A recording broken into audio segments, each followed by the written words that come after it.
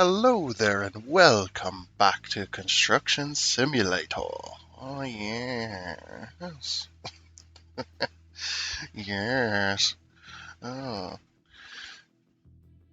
Yeah, we're going to be continuing right where we left off. I don't know where I am anymore. I have lost my damn mind. But yeah, we're going to be building some cool stuff today. Who knows? We're going to be following some contracts and stuff. Hopefully some story stuff and whatnot. And we'll be joined by our friend that joins us on every video so far. Anyway, hopefully that continues to happen. But yes, we'll be playing some more construction sim. That should be fun.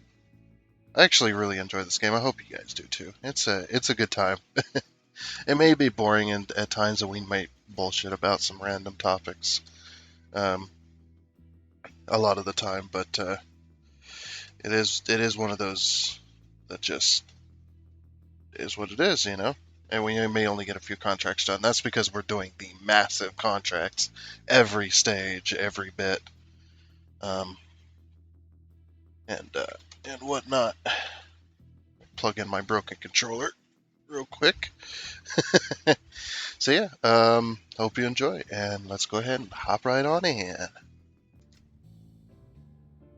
Man, I don't know what it is about the music in this game, but they did a good choice. The music is it's not something you expect. Definitely. Well, shit, there you are, my quest. What? I'm kidding. There's a person on there with the name Mike West. That is funny. Close. That's not the password. No, that's not the password. That's the password. There you are. I spelt it with a G, and then I put a M instead. It's Yeah. like, no, that's nowhere near it at all. Mm. Nice, nice. Also, my name is not on the building. Okay. It's on that building. It's flashing for some reason. It's weird. There it is. Mm.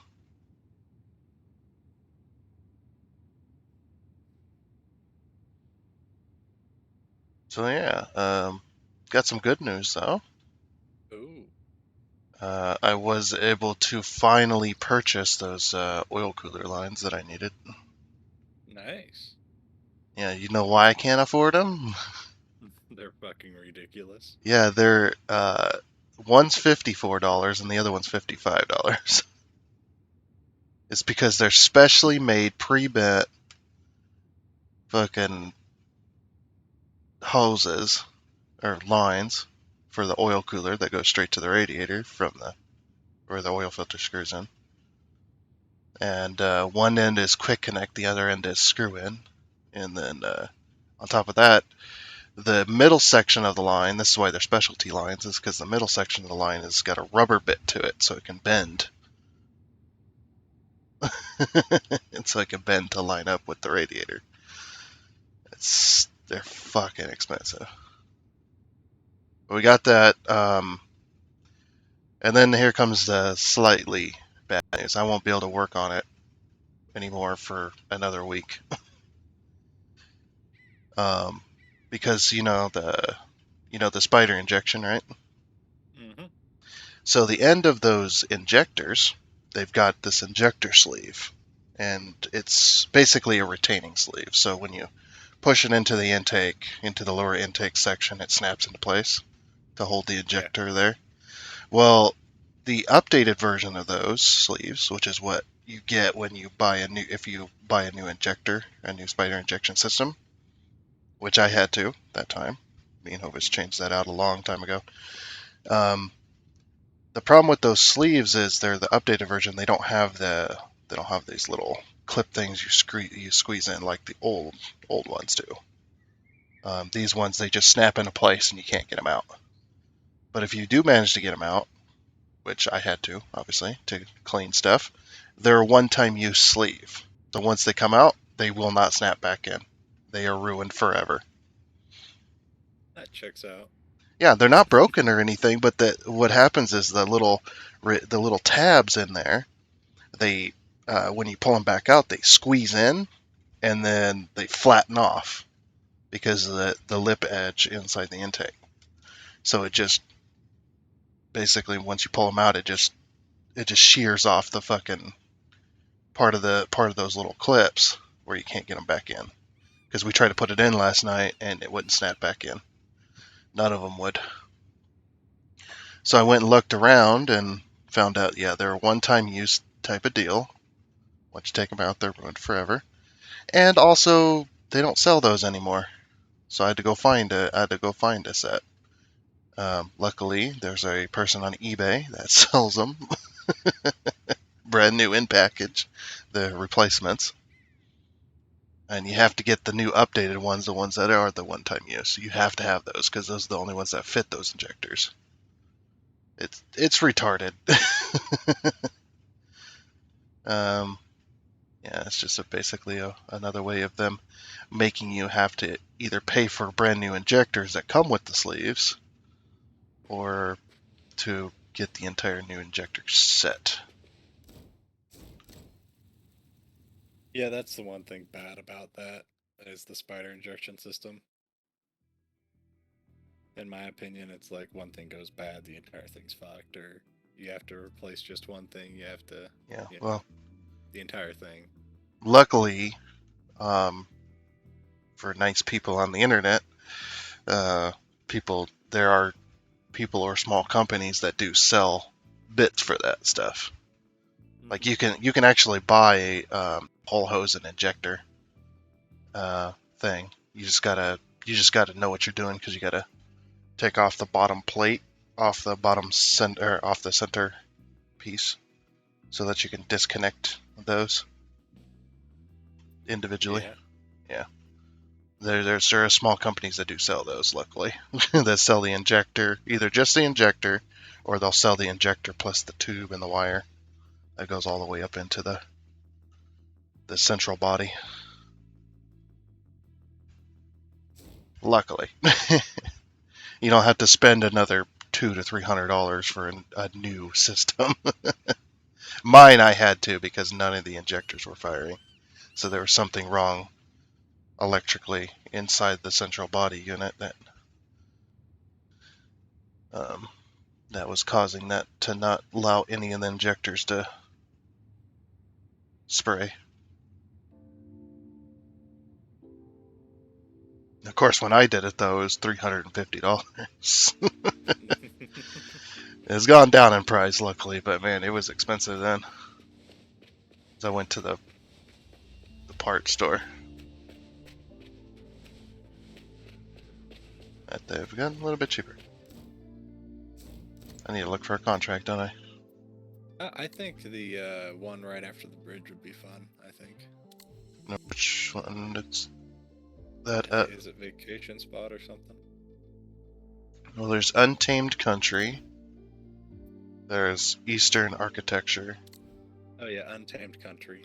That would be it. Yeah, because that's where they're gonna put the vacation complex. Okay.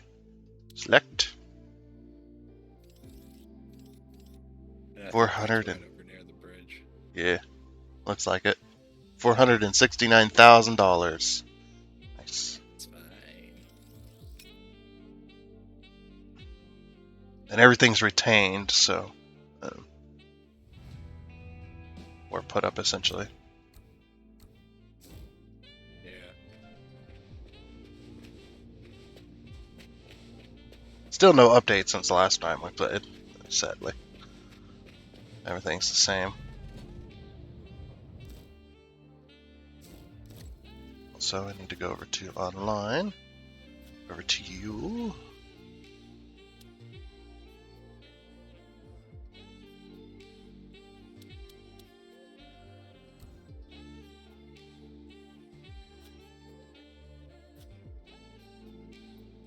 So you're our foreman, so now you can do whatever you like. Whatever you wish.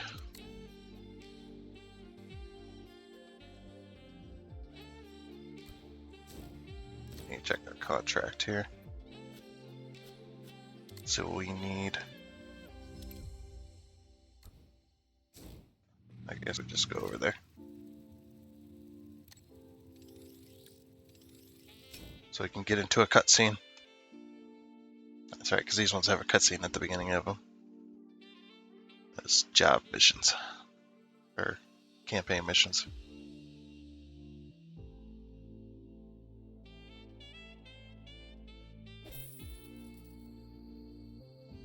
Oh yeah, look at our nice bridge. It's beautiful. Are you in the game fully? Yes, I am. Oh, okay. I'm gonna start this cutscene right on here. Every urban planner dreams of being able to develop new land and design it from the ground up. First, you have to prepare the area for the properties planned here. It's a forward-looking decision for the city to finally break new ground again. I can imagine that there will be more jobs for your company here once the site has been developed. Yeah. That's actually pretty cool. So we are getting new development stuff. Very nice.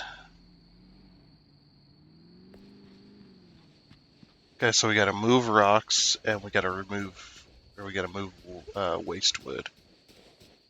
So, oh my gosh, this. Okay.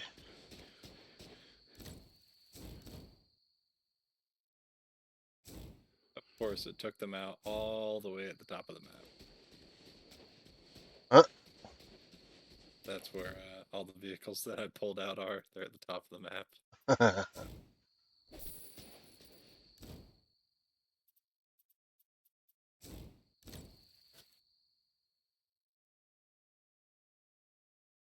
Man, it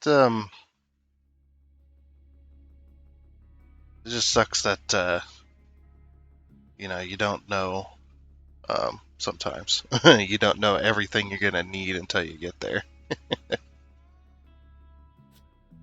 Yeah, that's what happened.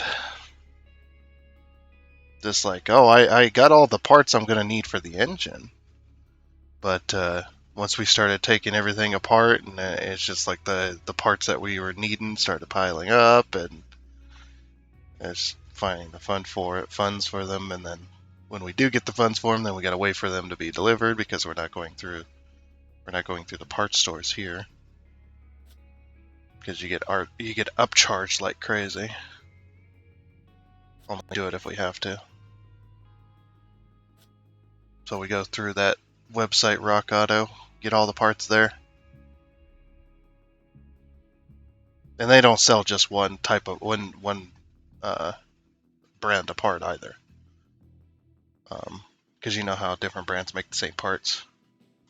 That site has multiple brands that sell the same part, and they also got parts. The parts catalog also comes in different categories, where they got the standard replacements, like OEM stuff, and then they've got the economic replacements and the premium replacements, the ones that are really expensive.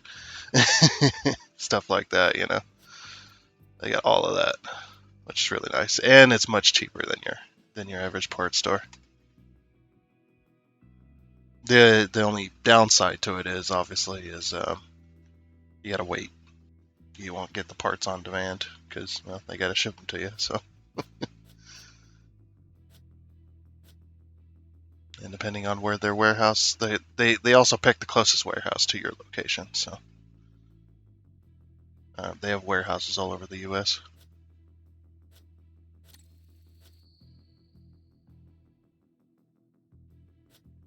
What am I looking for? I've already forgotten. I got on a tangent there. So yeah, all this is to explain why it's taking so long.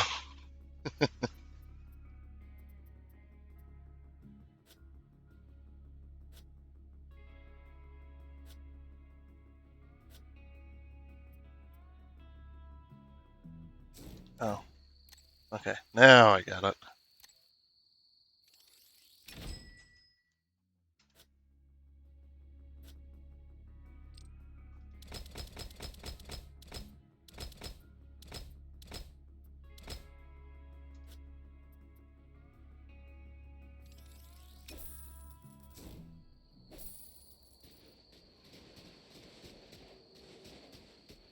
There we go. Well, they have a place for a big crane as well. Yep, that's one of the things it was saying that was going to be needed. Okay, cool.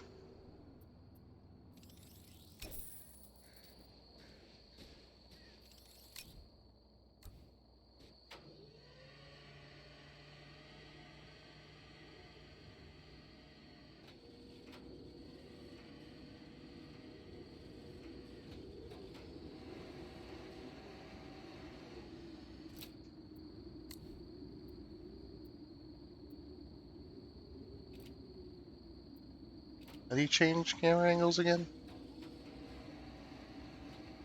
See? I need to go to hook cam.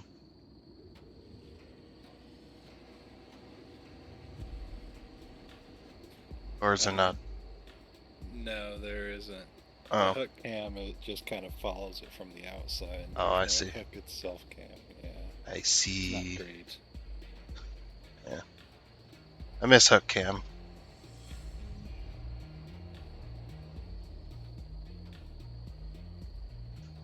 If they haven't done that on the big cranes, why don't they do that? And a freaking wireless camera stuck on the side of the hook. Seriously. If they don't do that, I don't know why they wouldn't. We absolutely have the technology to have a wireless camera all the way up to the cabin up there.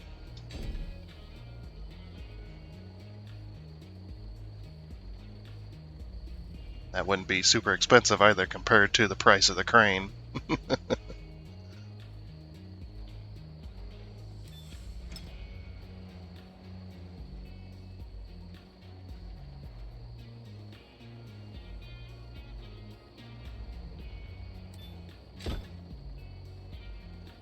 Yeah, if they do, that's amazing. Because that'd be a really good idea.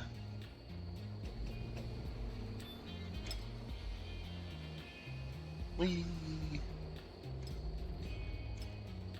Yeah, I think it's just they probably think, why do we need to have a camera when there's going to be people down there hooking it up anyway? Well, right, but You know, spotters per se. yeah, I mean they got spotters and everything, but it'd be it would just be so much easier for the crane operator themselves, as well as you'd have less accidents because, well, the crane operator knows where the hook is at all times by being able to see where it is, rather than kind of, just relying on everybody else around them. Because not everybody's competent as a spotter. Oh, we got an excavate? Yep. I for sure thought it would have been like flat, like level. No. It wants this excavated. And I pulled that out and I put it at the top of the map along with the dump truck. So I'll bring the dump truck down and we can try and make as much money as possible. Yeah. I'm also gonna pull out the wheel loader too, because that's always a handy thing to have.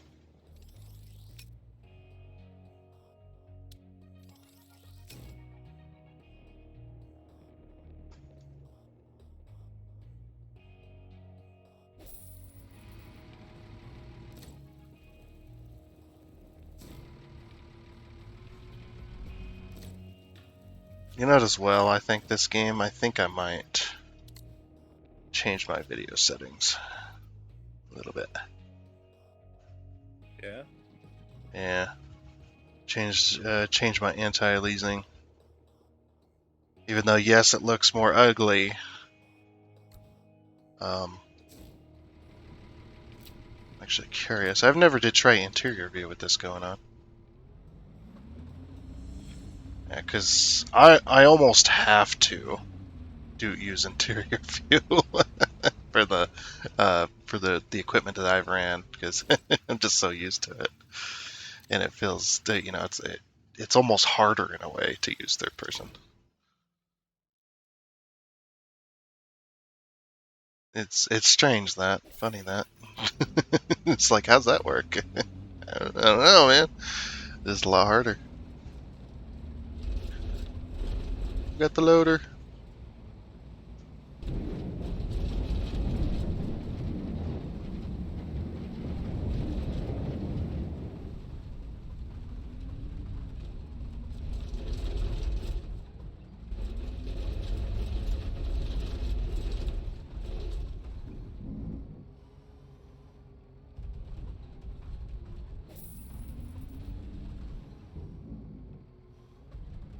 Yeah, it's gonna be real bumpy, and these vehicles, they do not like off-road to begin with.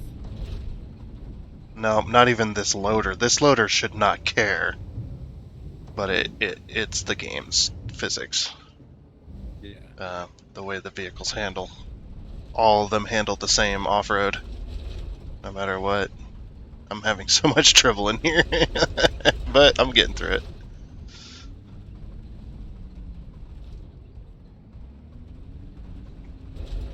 Get this corner, this back corner here.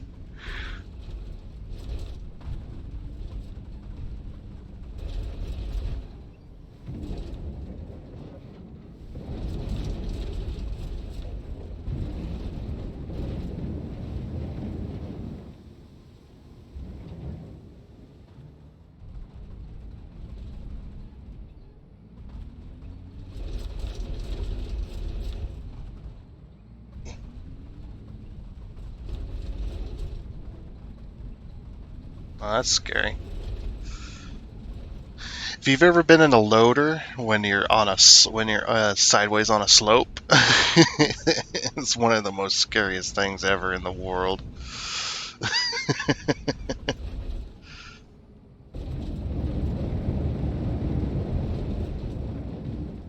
Just because you feel like you can topple over at any moment.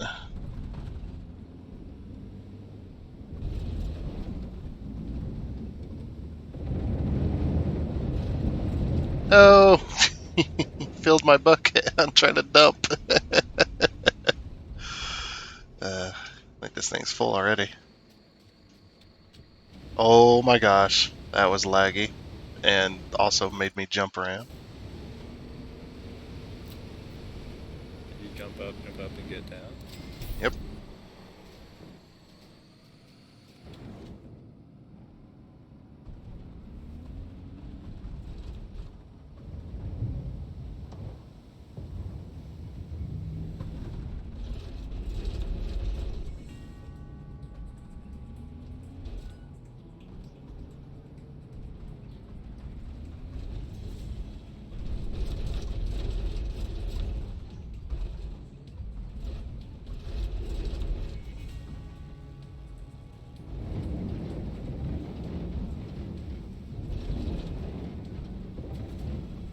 Why does it keep emptying my bucket?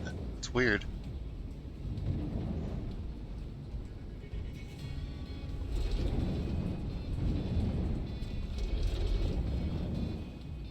Yeah. Oh man, we gotta go low. Nope.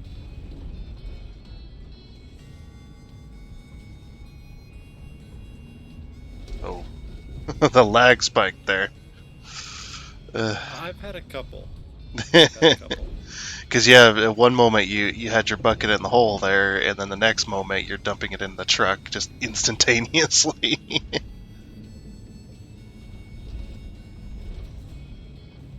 I think it needs dumped again. Yeah, this thing keeps filling up. Like immediately. Which is good. I mean, we're making $4,000 every time we gotta empty that. Almost 5. That doesn't seem like much at the one time you do it, but that does add up.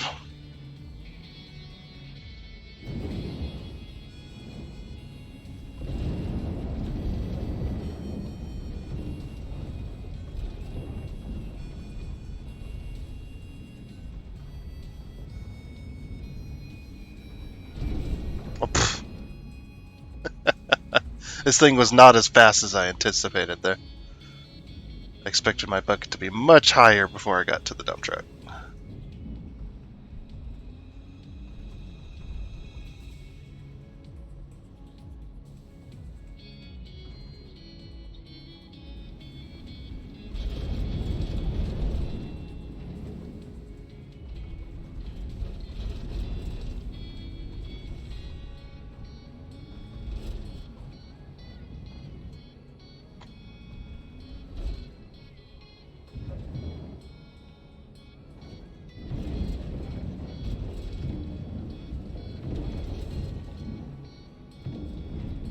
I can't empty anymore.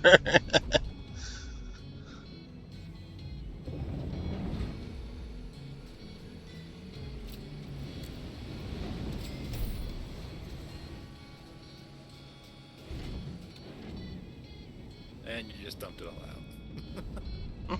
I only had a little bit in my bucket left.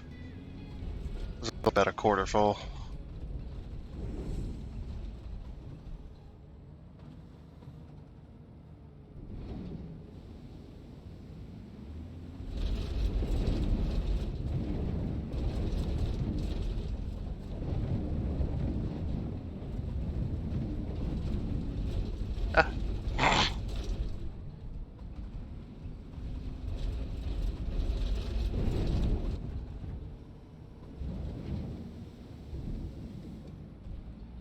Whoa! You see that flashing? All the lag. Yeah, the freaking world just started flashing. It's like somebody was flashing the sun.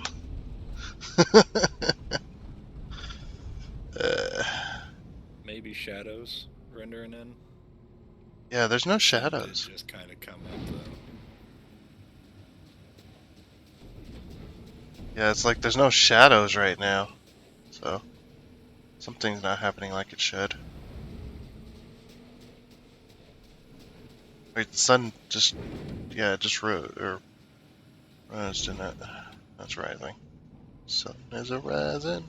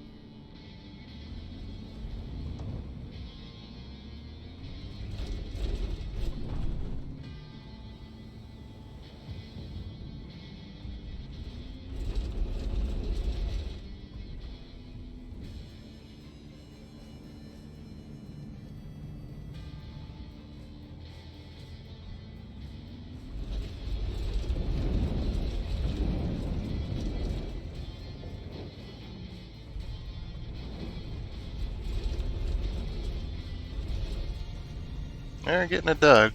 It's sure And taking. now it's like the sun went down. Yeah, what the fuck? Yeah, there's definitely something happening here. That's not supposed to be.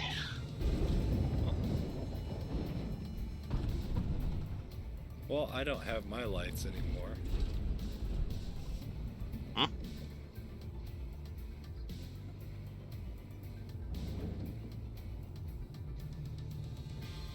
There's definitely a lighting bug going on now.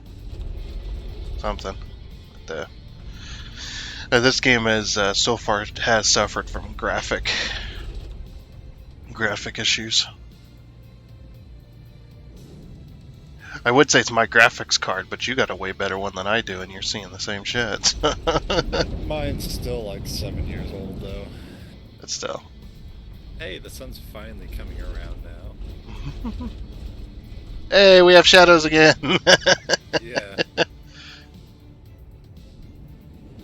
The game was not happy about that one.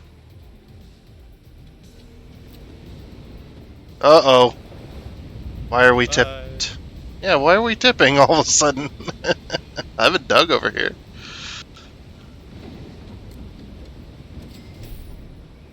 on, I gotta level this thing out.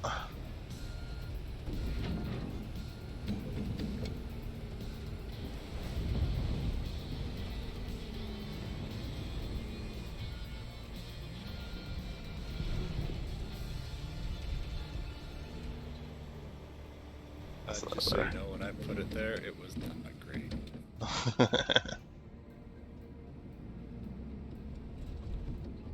Oh, you're digging her.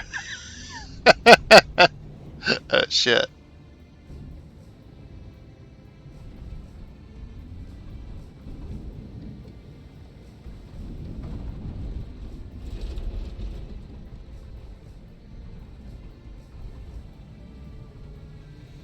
Been trying to make a ramp, essentially, so I can get down to the bottom there.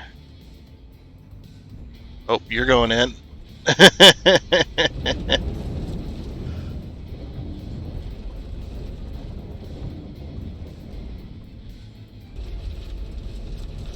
Well, I didn't want to, but apparently I did. Yep. Yeah, the FPS keeps dropping, like horrendously right now, and I do not know why. Maybe it's mirrors that's causing that one for me, because I am in interior view. Let's see here. Try turning off the mirrors. Maybe the mirrors are very, very unoptimized.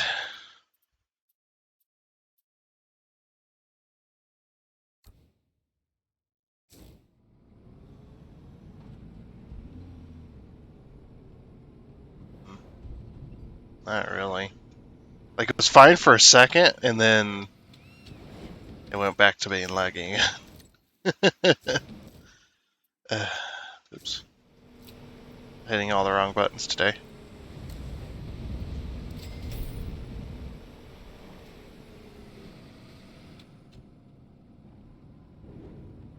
So it's not the mirrors. It's got to be something to do with the shadows then, maybe, huh? Maybe the shadows are really fucked.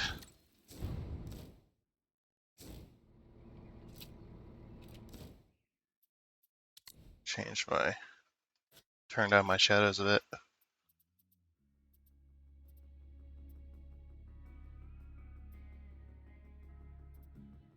Turn that down to shadow resolution 1 instead of 3.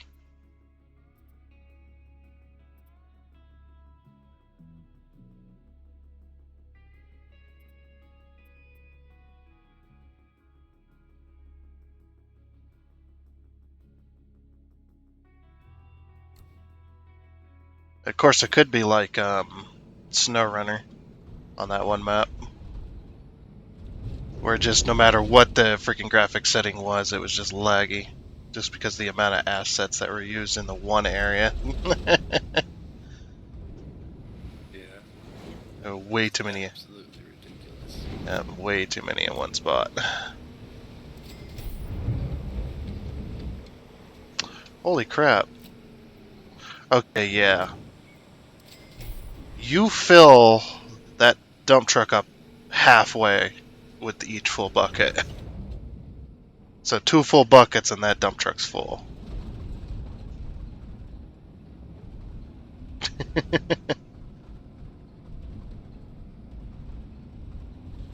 That is pretty crazy. Trying to dig out this one corner back here.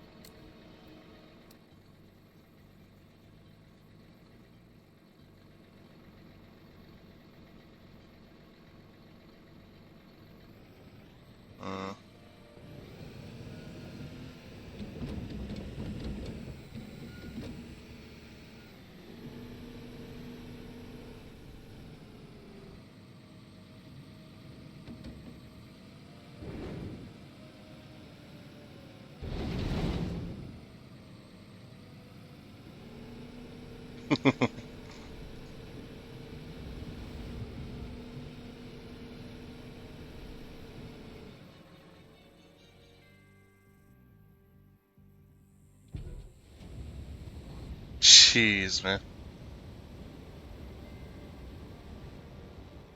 So I moved and pissed it off a little bit. Yeah, it looked like it.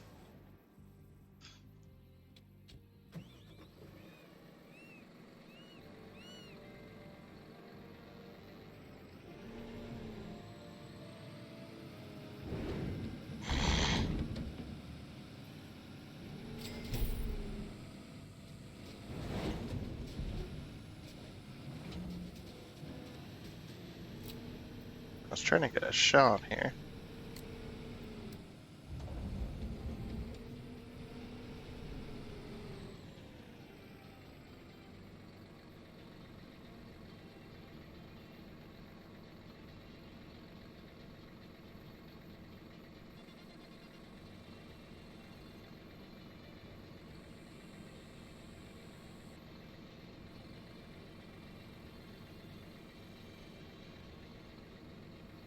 You okay over there? You just gotta. Yeah.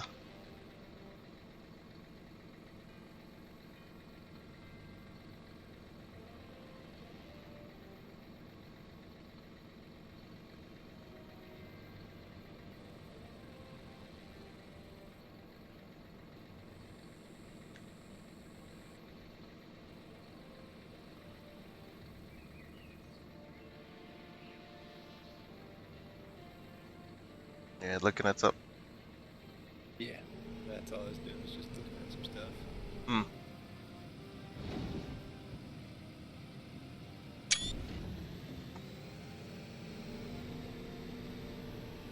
Of course, my. These controls definitely are terrible.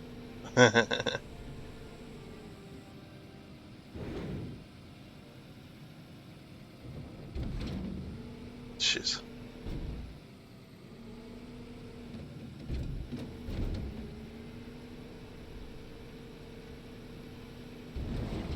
I'm gonna dig on the right side of you one more time. It's like as soon as I went to I was gonna take a photo. As soon as I went to do that, my controller decided to go left all of a sudden, and I'm not even touching it.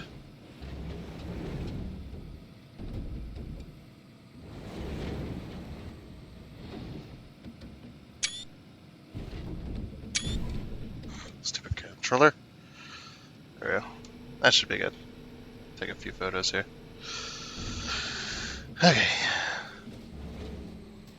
So I thought, 3 cats in a hole would be a good photo.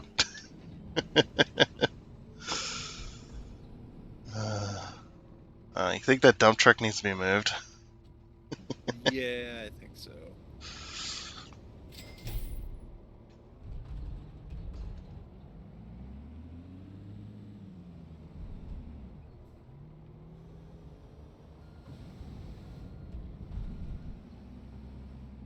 I'm also currently stuck.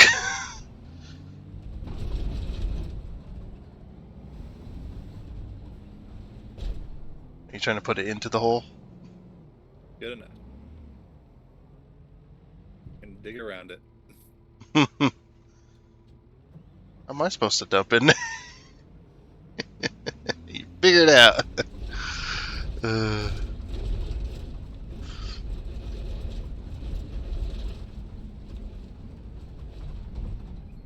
I think you're stuck there. You have put yourself into a excavator-sized hole.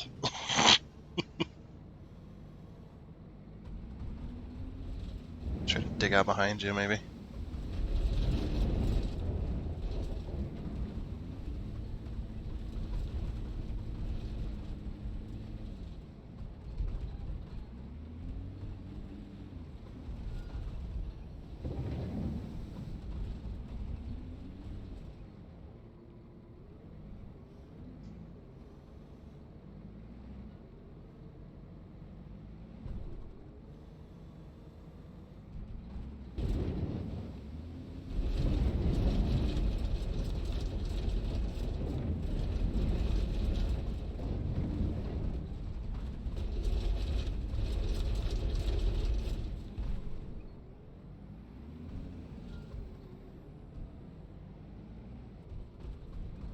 I mean, I can still reach some places that need, digging. Or not. Or not what? Yeah, you're having a hard time turning. Back end is getting stuck on the ground.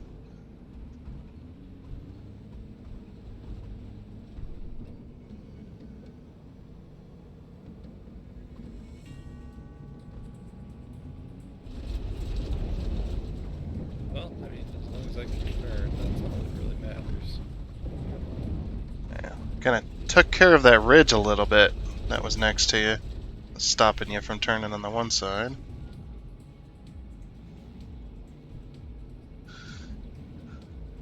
I mean, there's still a ridge there, but it's not as tall anymore. I'm just gonna dump into a little pile here, up here, for now.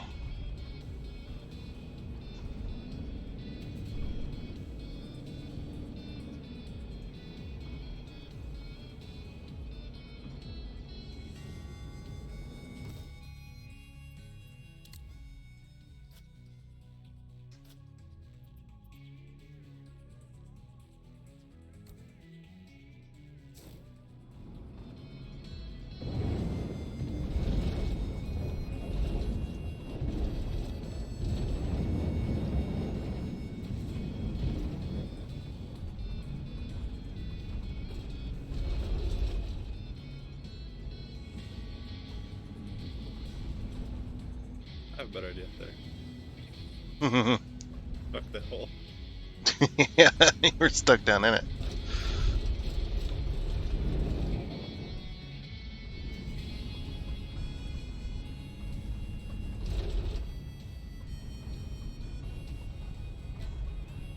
Oh, bye. Okay, yeah, that works too, game. I reset, and it's like, okay, I'm gonna start. Okay, I'm just gone now. Alright, I think we'll restart the game entirely, I think. Oh. You're back in. That was quick. I was gonna I say. tell it to, I click yes when it says, do you want to rejoin? And Yeah, it's just like maybe we'll get a little bit better frameage. yeah. We'll be right back. You can go ahead and end it and kick me out, that's fine. Okay, and we're back. Yes. Hopefully things are much better now. Yeah, I wouldn't have thought it was screen space reflections that was causing some issues, but definitely has brought some of the frames back, turning that off. Love it. And my game can look but decent again. You just won't have this reflections, which is fine. I mean, it's not like it rains or does anything special like that anyway. And I can be in first person. It was so weird, like seeing the screen space reflection just kind of leaving a trail as the reflection moved around on the machine. It's just like, what?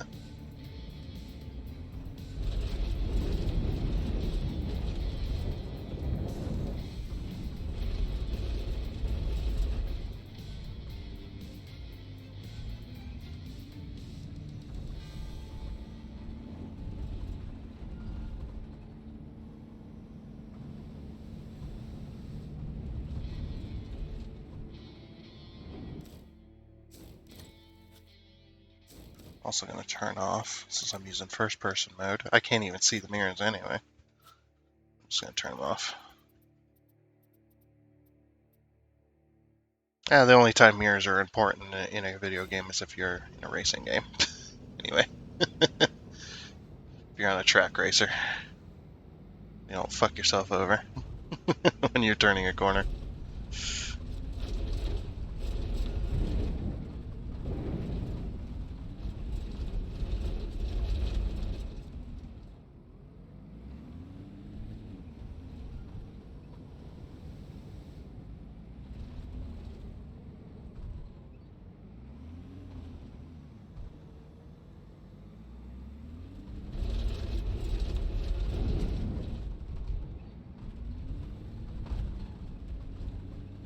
Until they get the graphics optimized here.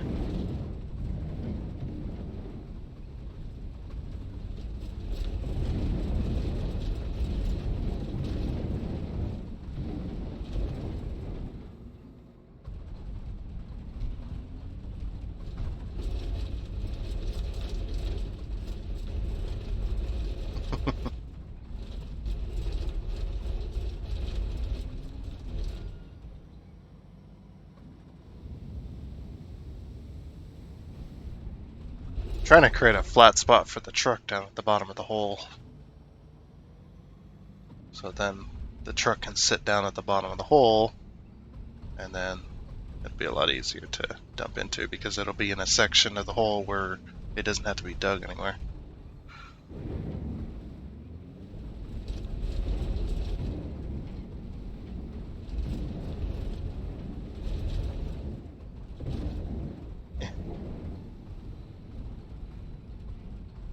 Dig.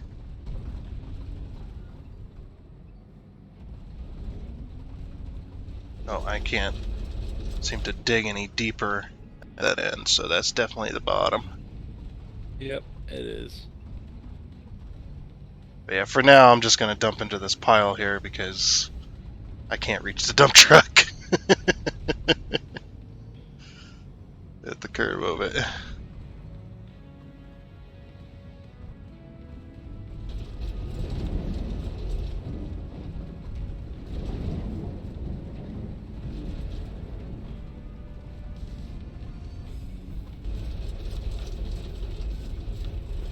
Want to see a dump truck go jumping around? Oh, I did did anything. It did it a little bit. I mean, your back wheels are definitely not sitting on something level.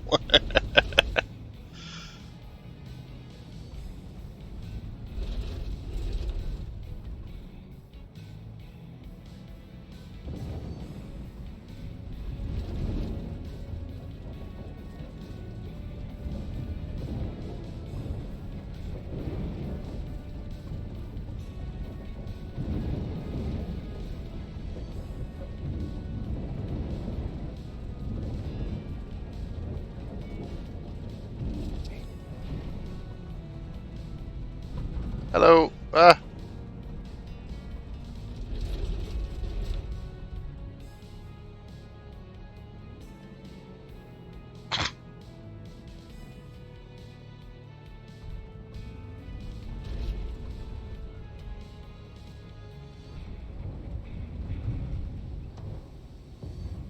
Hey, I can reach the dump truck again. Just where it was, I couldn't even get to it just because of how uneven the fucking terrain was around the damn thing.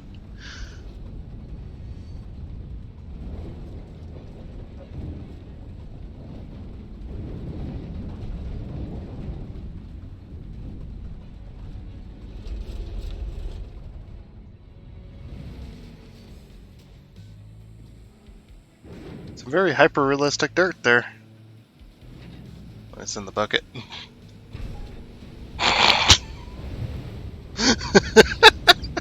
Every time, man.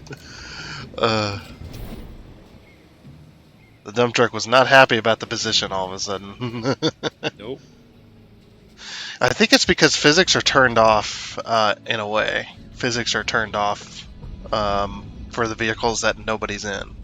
They turn off the physics for them, and then as soon as you get in it, the physics they turn back on, and the truck goes, "Oh, I'm a little too low into the ground there a little bit. I shouldn't be here. Let me push the model out of the ground, or put the model where it's actually valid to sit for the game," and then it just freaks out and throws it.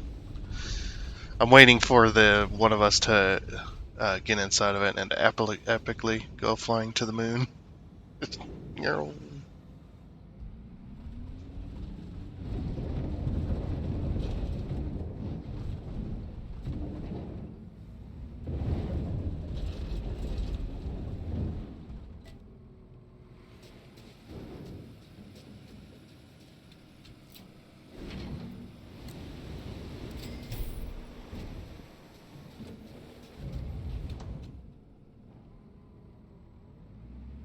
Start getting rid of my pile over here that I had stacked up.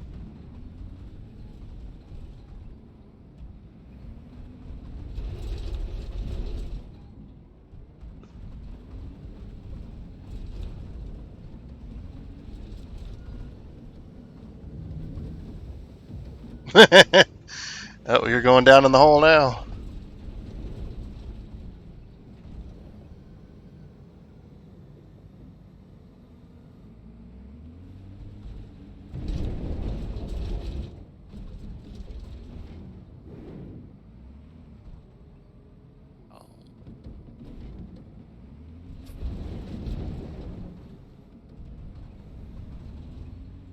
almost need a third person. We're filling this dump truck up so quick.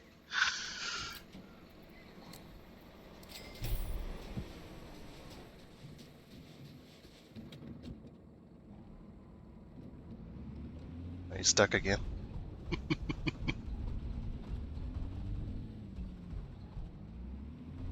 It happens, man. There we go.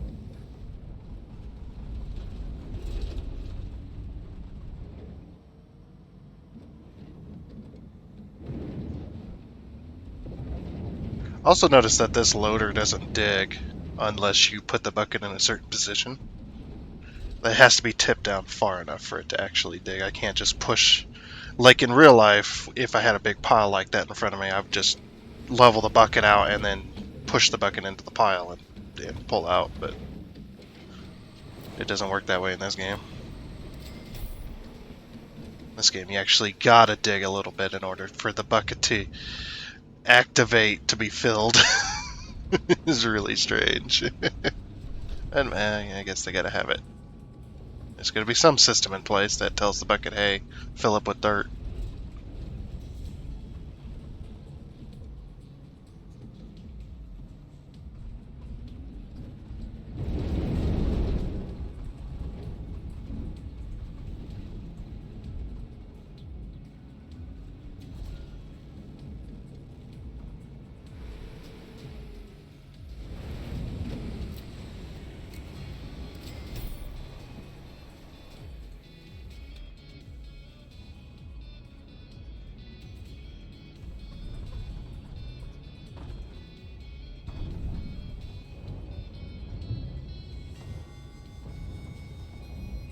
Nice.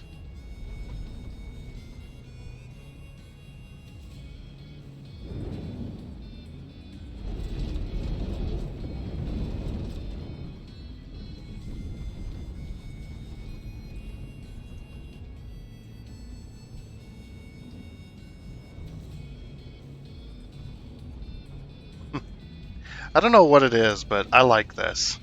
This is fun to me. Just digging a hole in the dirt.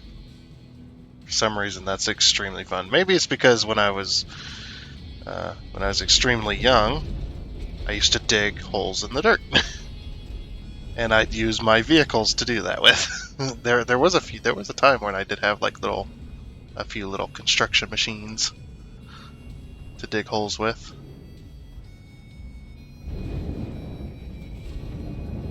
It's definitely something I did, and I'd make holes, and then I'd make like little quarries, or I'd make like little race tracks in the dirt or stuff like that, and then race my cars around. My little Hot Wheels. Maybe that's why I like digging in the dirt so much, just because I used to do that all the time. And then when I got into middle school, I actually got pretty smart about it, and I started making like tunnels and things. And I'd use little sticks to prop up the dirt, and I'd have like a little water bottle in my pocket to add a bit of water.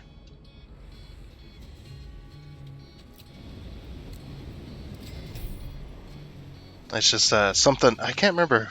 It was somebody in my family that taught me about how to make tunnels out of dirt and stuff like that with water, and then that's all I did. Dig holes and make little tunnels and things. Like, all you need is a little bit of water and a few little twigs, and there you go. You make a little tunnel. That supports.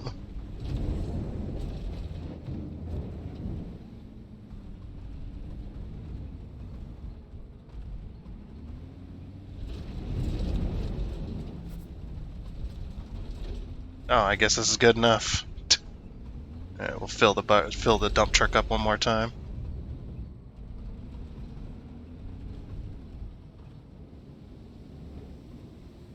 Make all that money. Yep. You know, if you were really low on cash, you probably could have a hole like this, like digging, and you could probably dig almost infinitely. I mean, there would be a point where it'd go, no, you can't dig anymore. But You could actually make a ton of money doing this.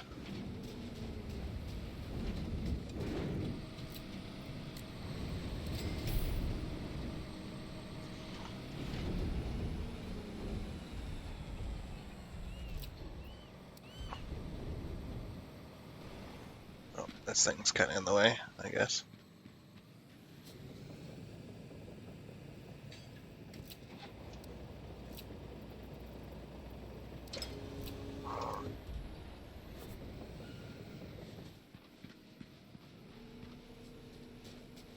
Oh, that's a lot of sewer components. You want the big crane or the mobile? That's not a terribly large amount of them. Well, no, but I'm assuming we're gonna need more than just that. Yeah, I'm thinking there's probably going to be 2 or 3 sets. Yeah, whichever it is. I bought a lot of them. I don't know if I bought 7, but I definitely bought a lot. I was not paying attention. I just bought everything I needed. It's just like if we have both. If you want to lay them down. Oh, if we can both do it. It's as fine. well. Yeah, that's what I meant. As well. I was like, I'll just be on this side of the hole. I should be able to reach clear across the freaking construction site with this thing. I was just like, well, which crane do you want to use?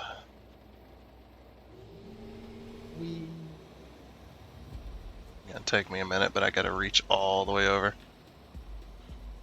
But, oh yeah, there goes the crane acceleration. Go!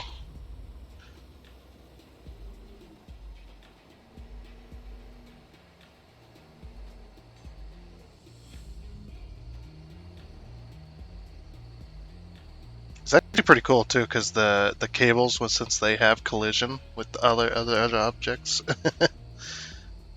Oh no! I can't reach. No.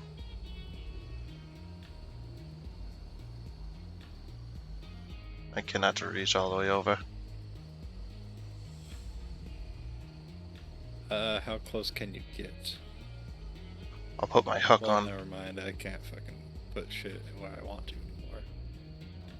Oh no, can you? Can you like move it? I just needed I think I could place them on the ground. Yeah, if you could place it just a few feet this way.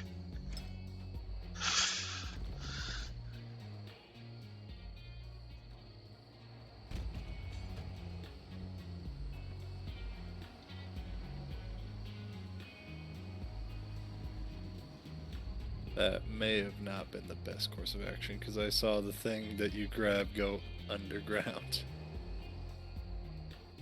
The thing you need to grab. Yeah, the little symbol on top.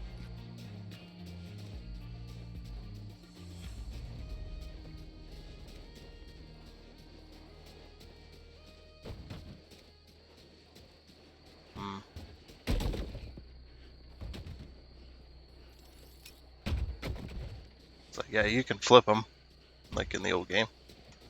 Okay, that's good.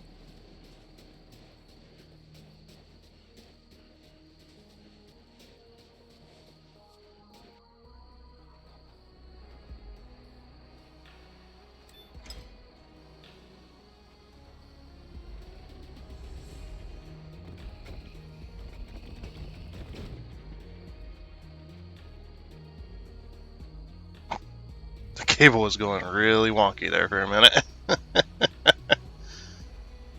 Like, what the hell?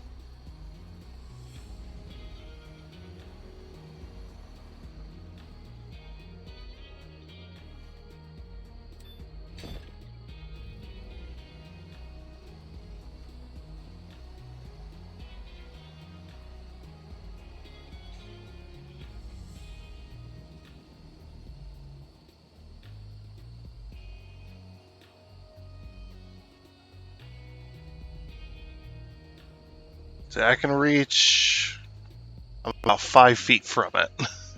That's as far as I can reach. So close.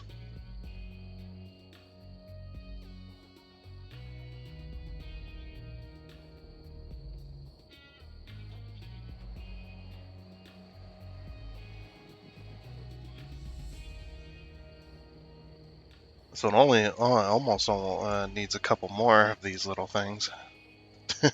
Couple more extensions. I need extensions for my crane.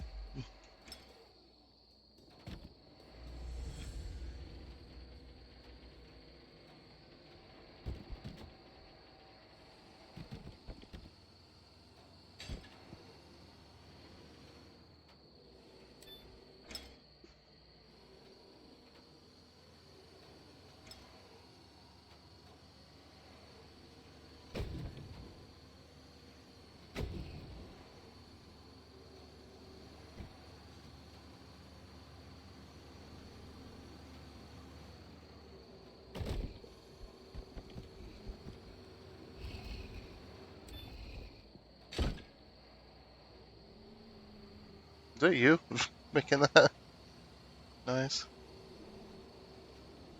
Maybe. Sounded like somebody was breathing through their teeth there for a second. It was really strange. It's like, what the hell?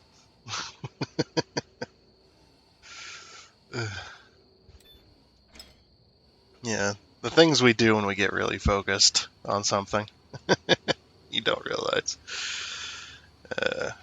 And you end up doing something. And it's like, and then you watch it back and you're just like, what was that? I must have been really focused because I don't remember making that noise.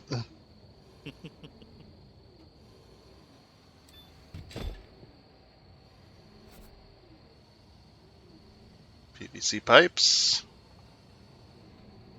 Let's get out of the way. I'm probably going to have to unpack them if I had to guess. Yeah, I would think so. Get my crane out of the way here. Where does it want these? Right next to the sewer stuff.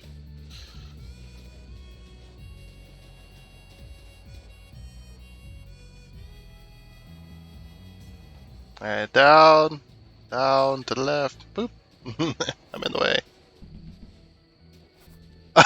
You gotta pick up the individual pipes and place them. That's funny. Oh, these are the hookup to the individual bathrooms, probably. The individual bathrooms, showers, sinks, toilet. Yeah, all that little stuff. Yeah. It makes sense. Because it looks like we're hooking directly into the main sewage line here. So.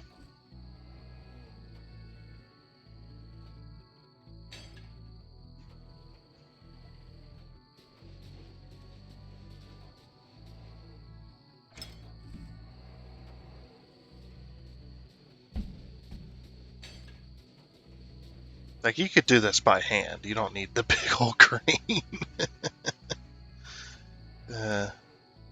I guess they don't have a mechanic where the person picks it up. Fill the area with soil. Oh. Well, there goes all the money that we made. Yep. But hey, it was a good thing we sold it all. Yeah.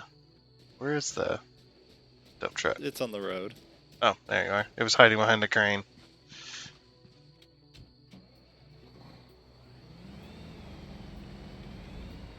If it allows just to dig the mounds around here, you could get that dirt.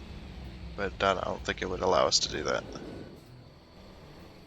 Maybe? I'll go give it a shot. I have a theory. If it allows me to dig these piles, then that's free dirt. There's tons of it around here, so I don't have to spend money to fill the area.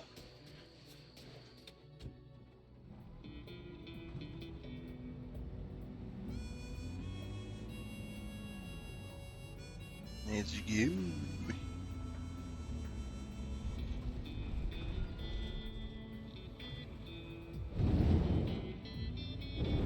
Oh, yeah. Look at that. Beautiful. I can just dig the dirt.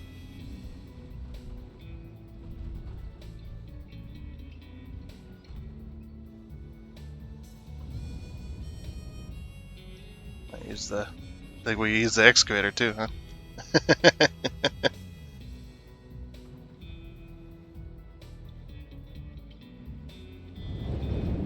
Like a penny pincher. Too long. I'm like a penny pincher though. I'm like anything to save money. Oh, I would probably do that as well. I'd probably like see if I could find somebody that needs to get rid of a bunch of dirt for real cheap that I, can buy from them, or if they just want to give it to me, that's fine as well, just to fill up a big hole. Because I wouldn't, there'd be no way that I would have a construction company that would be multi-million fucking dollar company. It'd be a little one. No. Plus, yeah, there isn't demand where we live for construction. Not really. Every now and again there's a big contract, but the biggest one recently was the old folks home that time. Just about 6 months ago, I think, is when they started that project. Oh, yeah, that fucking place. Yeah. Jeez. Yeah, that's supposed to be the new old folks home. Yeah, it's a bit of a joke. Yeah, I know. I have somebody that stays there. Or I know I think we actually talked about this last time. Probably. Well, when you play this game for hours and hours on end, and you have tons of episodes on it and stuff like that, you tend to talk about the same subjects a few times.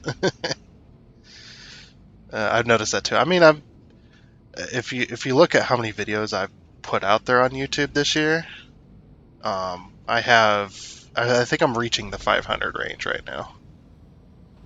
That's how many videos I've put on YouTube so far. So I wouldn't be surprised if there's a few topics that have been talked about ad nauseum at this point. Once, twice, 3 times, 4 times, who knows how many times. Yep.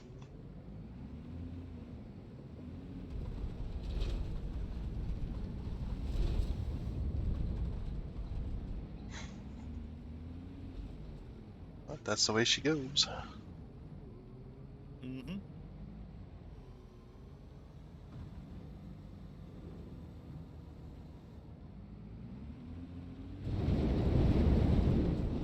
I mean, I could definitely see, though, once I do have the money to afford to for really good like editing software and stuff like that, I could definitely see myself making less videos than I do now, because I'd be putting a lot more work into them, so that it's going to take a lot more time.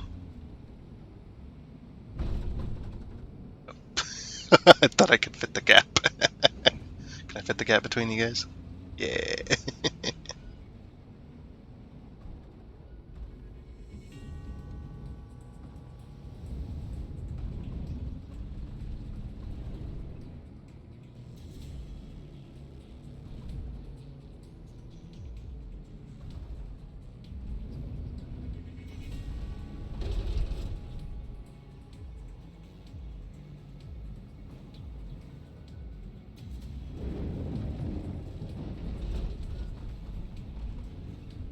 Takes a little bit more time to do it this way, but free dirt.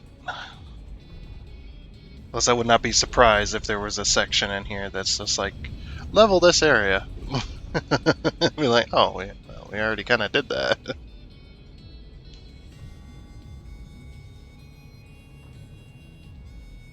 I do love how the traffic's using the bridge, though.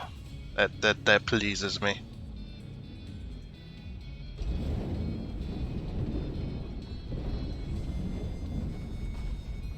Because it really feels like, you're actually doing something. You're changing the world. Or the game world, anyway. Yep.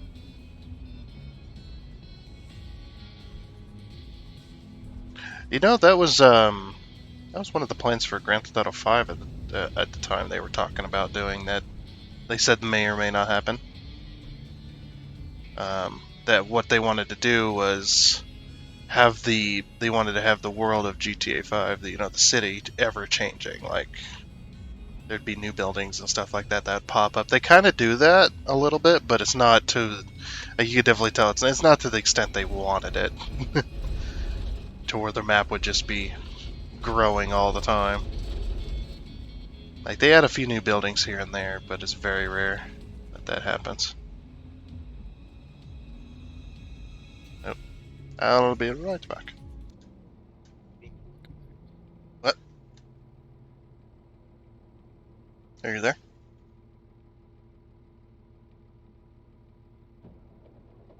Hello? Hey. There you are. Yep, it's Kool-Aid time.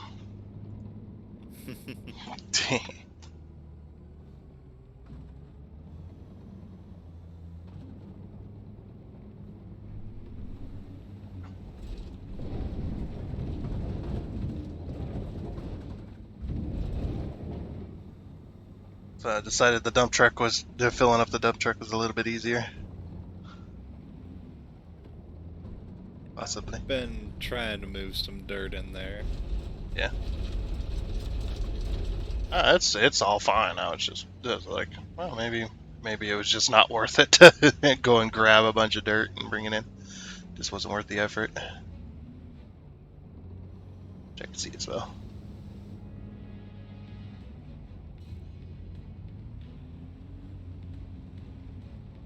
Yep. Went and got some mixing stuff for some Kool-Aid. Thought it'd be a good chance to do that. Get some of that going. Yeah. I do need to turn on my window fan though.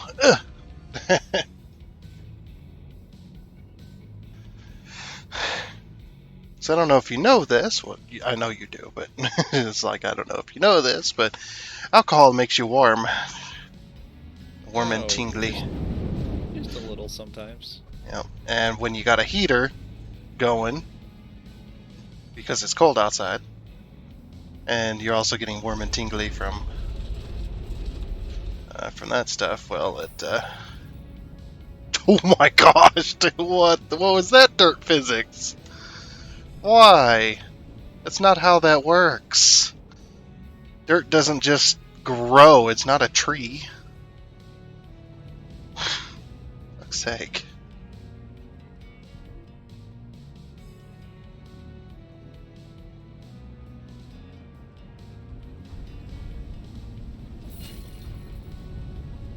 I have progressed a milestone, apparently.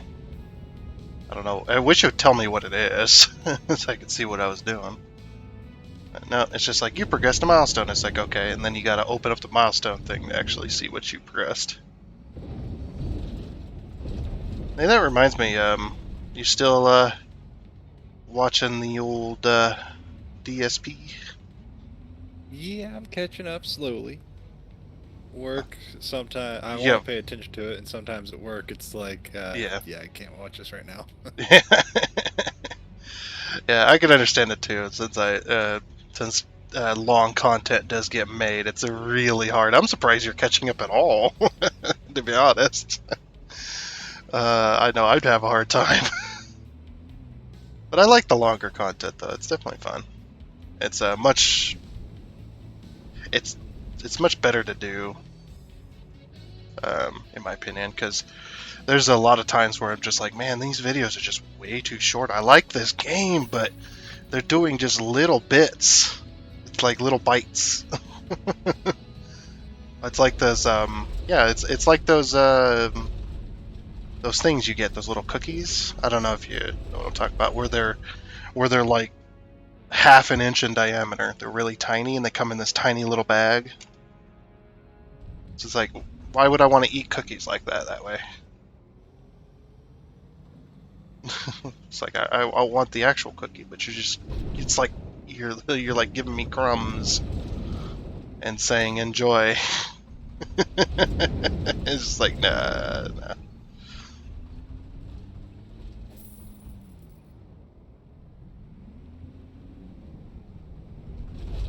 It's like, at that point, I might as well just not eat them. Because you don't get just one little bag. You usually get like a little box that comes with like several bags. And it's like if you're going to eat like that, there's no point in eating just the one little bag. Just a little bit of a good thing, so you might as well not do it at all.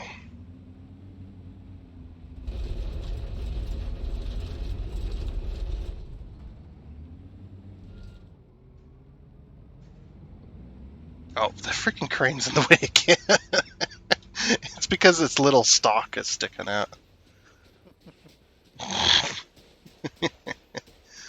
He's poking at the hole there. Jeez. Put that back in, man. Got work to do. Oh, now we need the big crane. I'm actually gonna. I think I might move this. Reset. I'm actually gonna move this over near the materials instead of being on this side of it.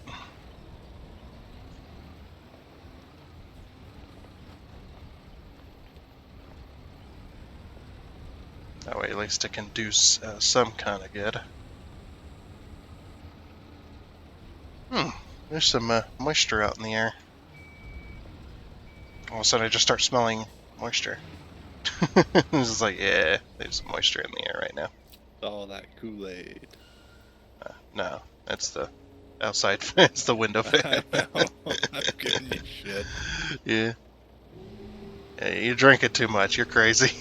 It's not winter. What are you talking about? Yeah, it's not. It's just fall. Yeah. Yeah, something glorious happened today. I went from, just going to work to, holy shit, I need to put on a coat. Yep. That was fucking ridiculous. It was just like all of a sudden it's just warm just out of nowhere. It's just like, oh yeah, 80 degrees, here you go. It's fucking fall, man. What is this 80 degrees shit?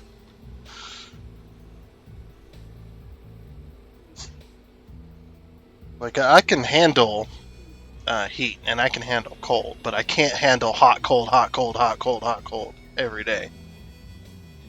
Fucking shit gets ridiculous. But that's the way it is. When you got the worst of both worlds, We get down below freezing and we get up to triple digits. We're right in the center of both worlds there. So we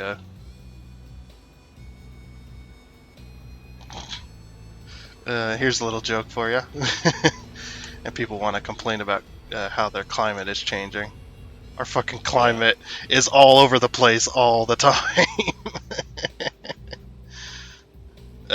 We get everything. So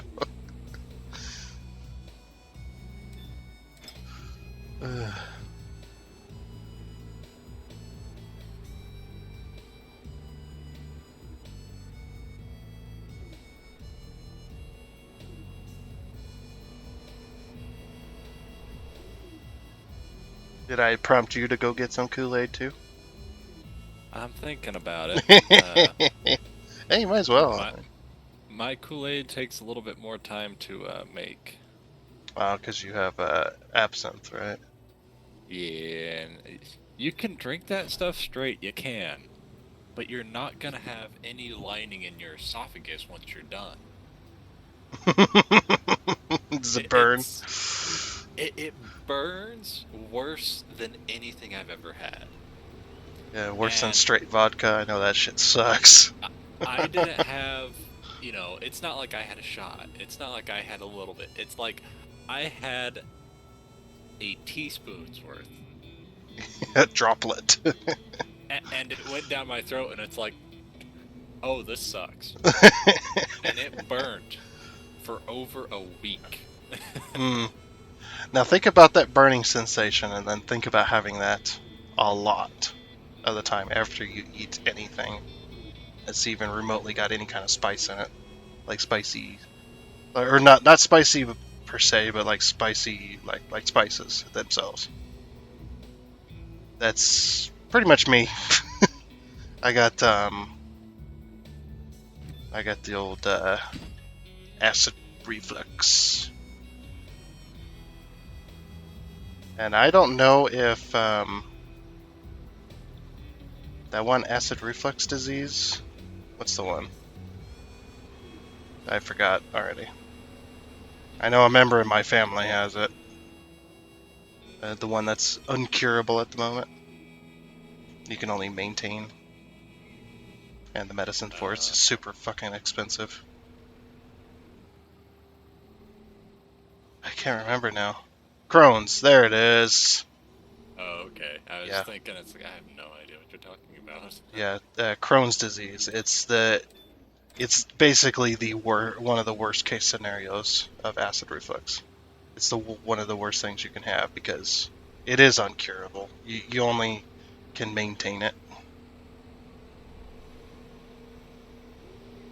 And the medicine to maintain it is fucking outrageously expensive. And half of the brands that make that medication, which is very few, is experimental. Yeah. So it's just like you have no idea if it's going to help or not. That's how one of mine was. It was experimental. Oh yeah. For Definitely it finally went generic, but it was experimental. Now it's not experimental. But yeah, it took years for them to actually, be like, okay, yeah, it's good. And the best thing about it is, it's one you have to have a prescription for, which is all fine and dandy. But it's also one that's regulated by the federal government. Well, that's the same. It's one of them drugs. Yeah, that's the same with the Crohn's disease medication. It's very, very heavily regulated and then experimental, and then it's you're looking same with your medication. It's in the hundreds of dollars, and it's fucking crazy. And I don't know, but I got a family member that has that, and I have the symptoms of acid reflux all the time. Yeah. And it's pretty damn bad sometimes. Like, it gets really, really bad where even like the over-the-counter stuff for acid reflux doesn't help in certain situations. And so, it's just like, do I have that? Do I want to find out? I don't know if I want to find out. Which, that shit sucks. So, yeah, that type of burning sensation, I know what that feels like when I eat anything, pretty much, that has like a bunch of spices in it mixed together. And it's miserable for hours, days, depends on how bad it was. Fucking sucks. I hate it.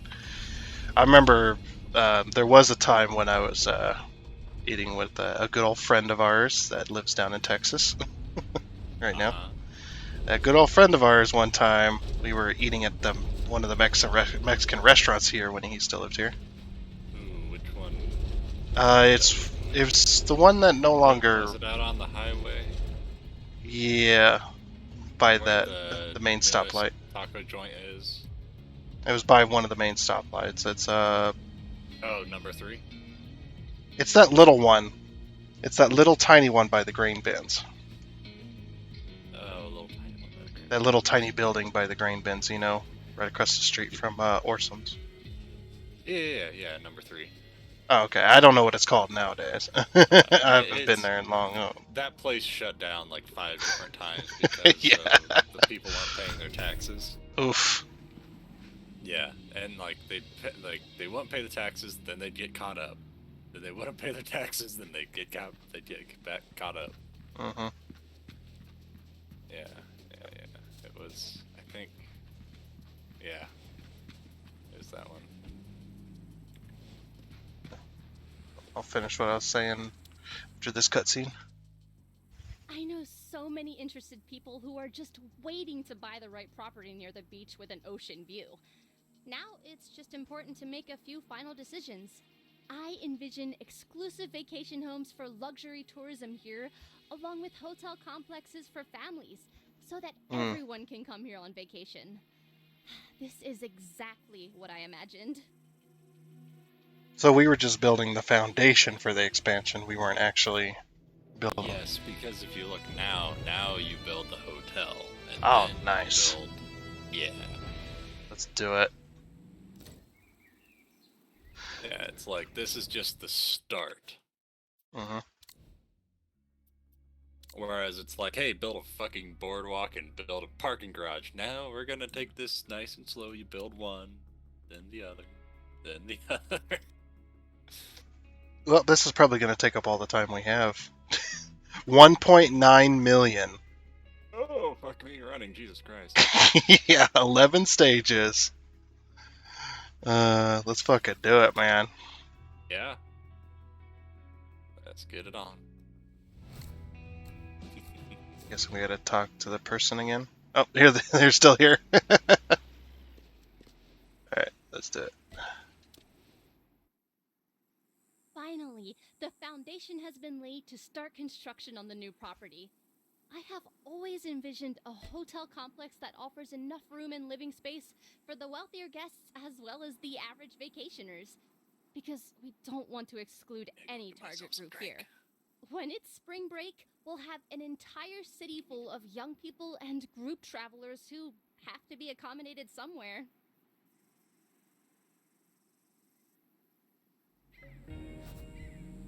Nice. Go buy the materials. Boop, boop, boop, boop. I need to go to the materials dealer. Enter. Job. A lot of materials. Oh my gosh, good thing I have money. Fucking hell. It's gonna cost a lot of money.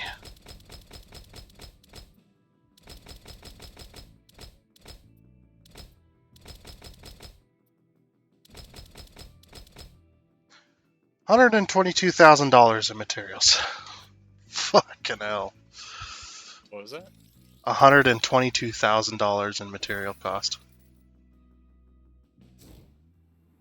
And there it all is. It looks like we can put a big crane down. Let's do it. Hell yes.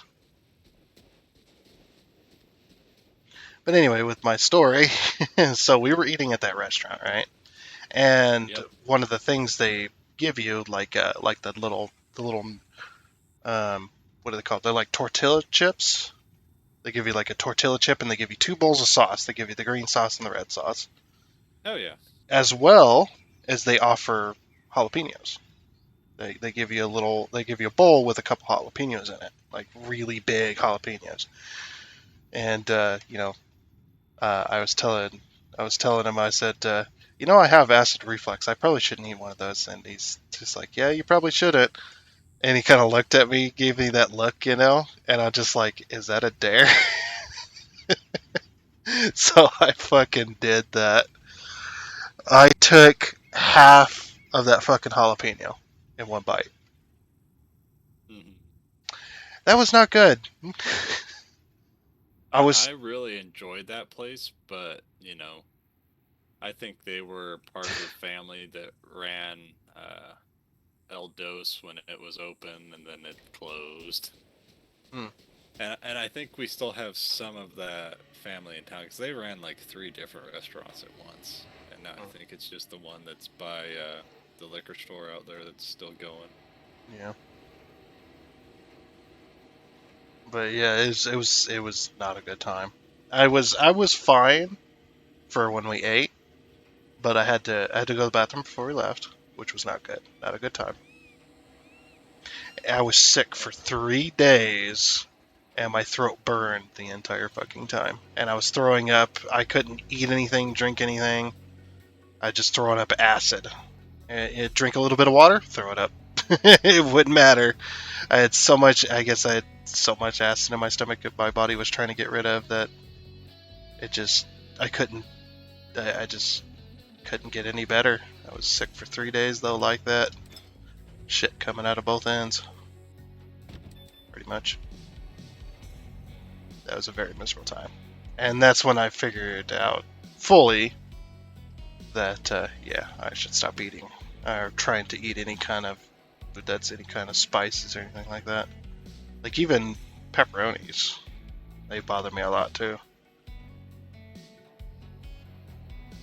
Can't eat pepperonis, can't have too spicy of what do they call it, like, it's not salsa, but it's like the other stuff. It's just mostly tomatoes. It's got a lot of spices in it and stuff like that. It's miserable.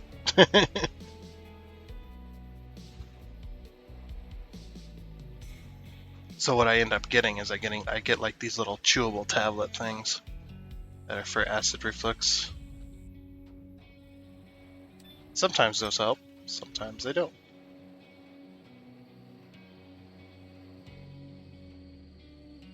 Yeah, I was gonna say Tums probably doesn't help you too terribly much.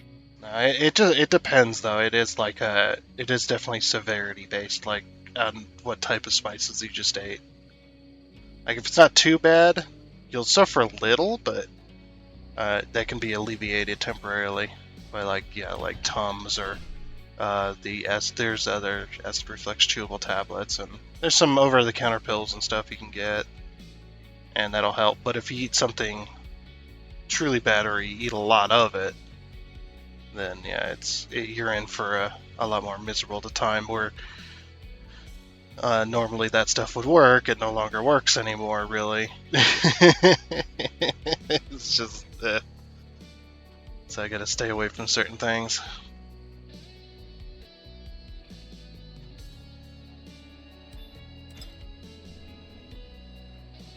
And yeah, it's more than likely. I mean, I don't think they ever said if Crohn's disease was hereditary or not.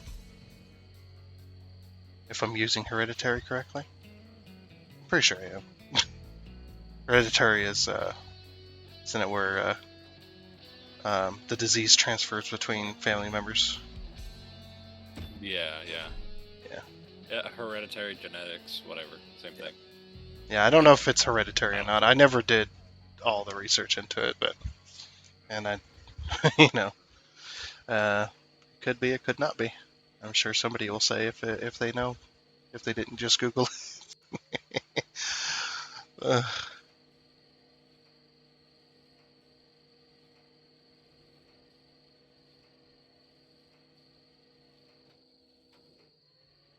Yeah, it's good though. Is there is people out there that do like this stuff that we do on Construction Sim. They like watching these videos. But the only reason the viewership is as low as it is compared to some of my other stuff is just because there's not a whole lot of people that like Construction Simulator, or probably even less so of anybody that knows it even existed. Let alone actually like it and play it, or like people who play it, like watching.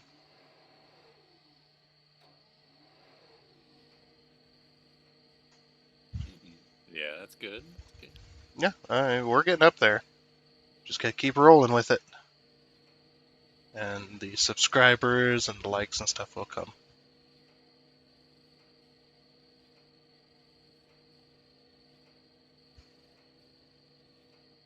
But I know there is one person out there that hates they hate when I play Phasmophobia.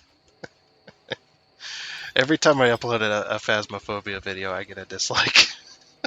Which is hilarious.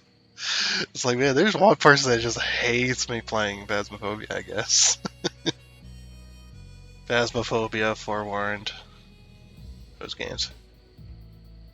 I don't know, maybe they don't like scary games. That's probably why. Either that or they don't like to play it. They don't like the way I play it. Yeah, lately we got a couple. We did manage to get a couple videos with the Jinx. Oh yeah? And his wife, yeah. last week. I was talking to her, and she asked me if I... Oh, you lagged out. Well, fuck you too, then. Alright, is it good? There you go. I was speaking quietly. I was making a bit of a dinging noise. You may have heard it. No, I didn't hear anything. But okay, good. Yeah, I guess just start over. Glass, think of that. Oh, okay. She asked me if I wanted to play some Phasma maybe, and it's like, oh yeah, sure. And then I got completely fucking distracted watching anime, and it's like, it's midnight. Fuck. Oh. Uh-oh. Because it's like, yeah, no, I'll play some, and then it's just like, I'm just gonna watch a couple episodes of 10 episodes later. Fuck. Completely missed. Yeah. This the last time I talked to them about their hours and such, it was pretty crazy. They're doing a lot of overtime right now. They have been for the past couple months. That's what, yeah. It's pretty much bullshit. Wow. Can I get you to pause and look at something real quick? Pause? Yeah. Pause what you're doing. Not the actual thing, but pause what you're doing, I meant. Let me put this down. Just hop out of the crane real quick. Okay. You don't have to put that down. Alright, look at the skybox. Yeah. The crazy stars. Somebody literally went into MS Paint, grabbed the fucking spray can, and just put colors everywhere. That's what that is. That's that skybox. It's just MS Paint spray can. And they drug it across the sky. I seen this earlier and I was just like, I didn't put much thought into it. I didn't know that's what that looks like to me, is just the MS spray can, you know, when you just grab a couple colors and just spray it across the screen. That is funny. That's all that is. It's so bad. It's so bad. Yeah. Oh, definitely. Fuck. It's awful.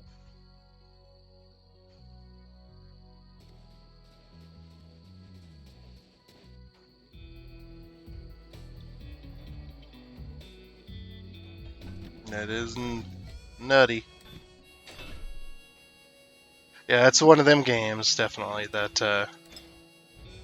the game can look really good at times, but as soon as you look at the skybox, it's like pixels. It's pixelated, or it's just really crappy. I remember seeing the clouds and the skybox for Mafia 3. Yeah. Oh my gosh, that was horrible. It was like somebody went into Minecraft and built clouds and a skybox. Nice. It was bad. Like, what the hell? The rest of the game looks decent, looks really good, and then there's that. It's well, like, what the fuck? Like, you see this, and then I think back to 2010, 2011. What games do you think I'm thinking of right now that have amazing skyboxes?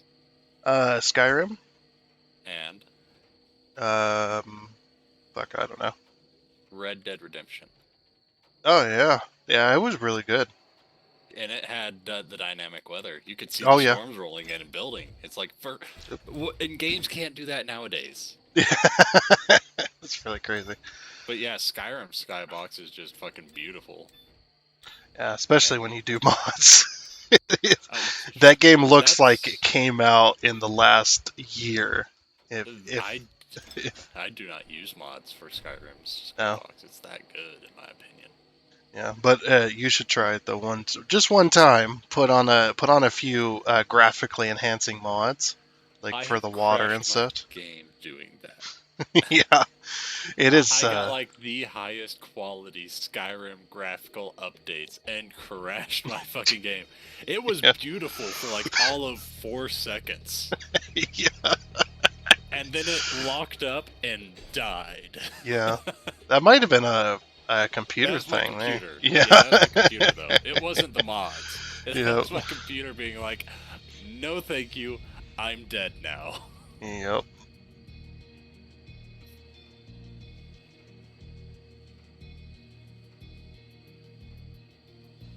I'm gonna be right back. I gotta clean up my not spoon.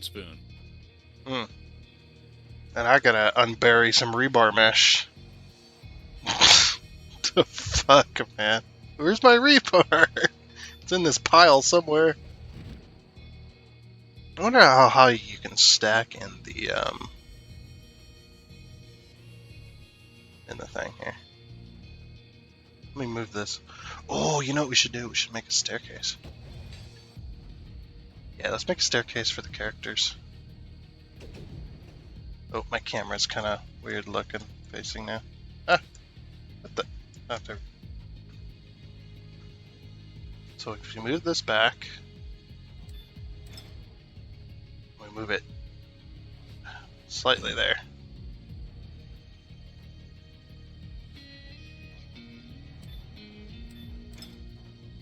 Put this one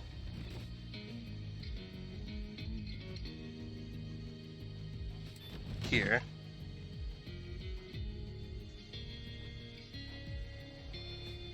But yeah,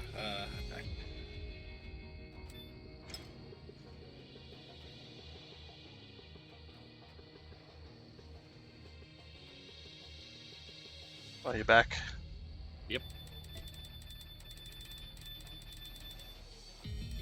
Yeah, I cleaned off the spoon because, you know, sugar, water, and then Kool-Aid. I don't want to leave that on the spoon. I mean, I've only got like 4 of them now. That's the one thing that with absinthe, it's oftenly mixed with a sugar cube. So they give you a spoon to mix it with, and every bottle I've bought so far has given me a spoon. Is it a very specific spoon, or is it just an ordinary spoon? It's a spoon with holes. Oh, yeah, so it's a very specific. But it looks like a fairy. What do you mean? Fairy? Like a literal fairy. It's got a stick with a handle with a fairy on the end. Because absinthe is also known as the green fairy. It supposedly had hallucinogenic properties and, you know, incited madness, and that's why it got banned for so long. But it doesn't, and people are just getting so shit-faced drunk that they thought they were saying things. Because you can't tell that it's alcoholic when you drink it, if you mix it with the sugar. So I could drink this not all day long, but I could drink it until I passed the fuck out. And it'd be like, I didn't even know I was drinking. Yeah. I heard that's also... Of course you get the buzz and everything, but you know what I mean. It doesn't have the kick like any normal. Yeah. I've also heard that that's very, very similar to, like, or that's very similar to, like, wine. There is people that can get drunk off of wine. They'll drink tons and tons of wine because it doesn't have that kick. It's just, it's like, oh yeah, wine's not that, it's not going to get you drunk, really, if you just drink a normal amount. It's just like, yeah, you get a little bit of buzz, kind of like beer, I guess. You might get a little buzz here and there, but it's very slow, so people tend to overdrink. And then all of a sudden, the next thing they know, they're in the blackout drunk phase, and they don't remember what happened that night. Takes a lot of wine to get there, but it can be done. That's also the same thing though with my rum here, my Kool-Aid.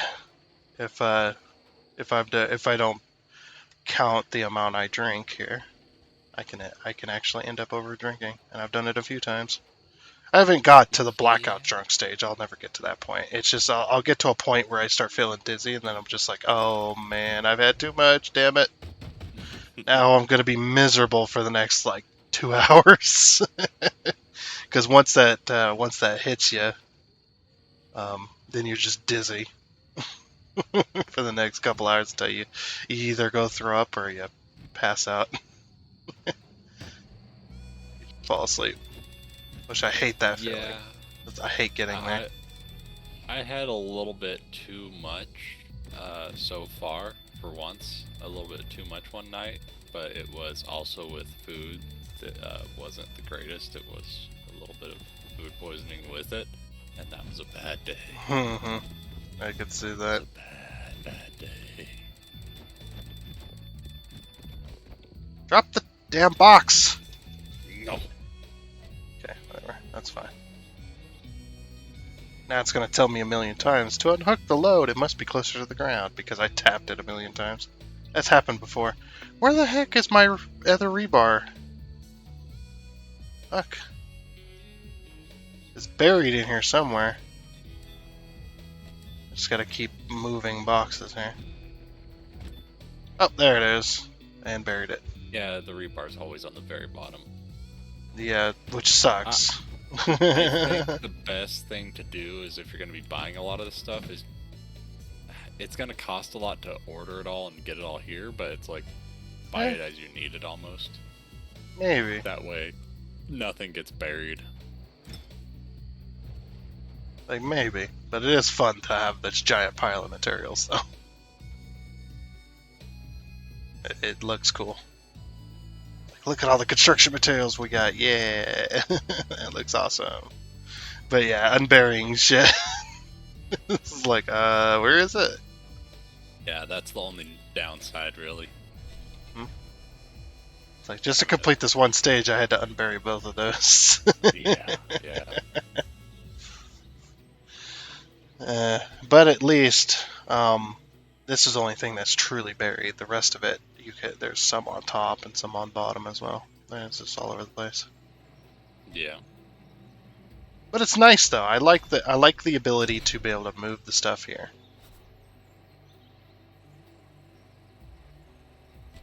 And I'll unpack it for you.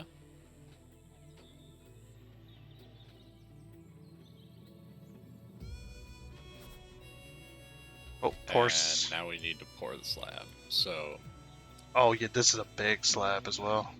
yeah, I'll just grab you the bucket. I need to find it in the warehouse. Yeah, grab both the big ones. Because we got two now. It's like if you can have them delivered, both of those. Then we can both pour.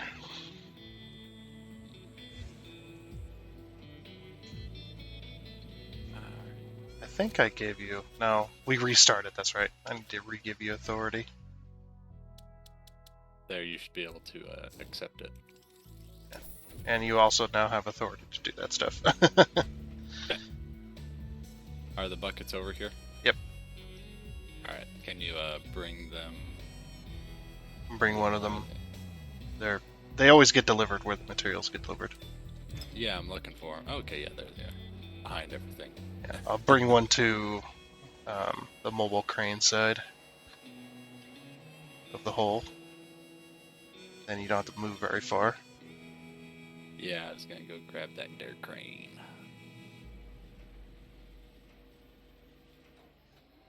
Okay, I'll put it in this corner. Yep. Perfect.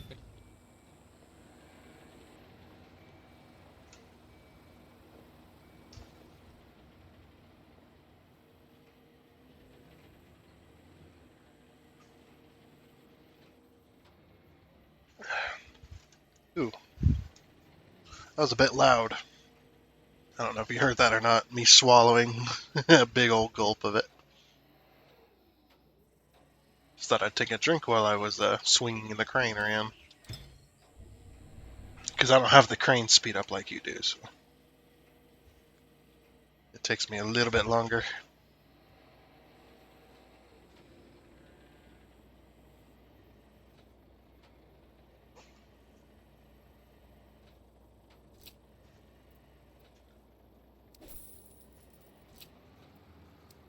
But I will tell you though, making these long videos is definitely a good time. I definitely love enjoying it. Yeah, I enjoy it. It's fun.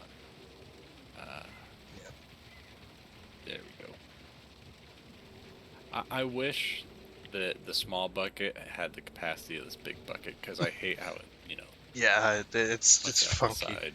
Yep. We've already done the little one. It was just like pour a little bit, fill, pour a little bit, fill, pour a little bit, fill. Pour a little bit. It's just like fuck, man. That is, man, that's miserable. Like, every 2 seconds you have to fill the damn thing. If that. Yeah, it was like, it makes sense though. I mean, it does make sense. Gotta give him that. That little bucket trying to fill a big area. It would make sense that it would run out almost immediately as soon as you open the hatch.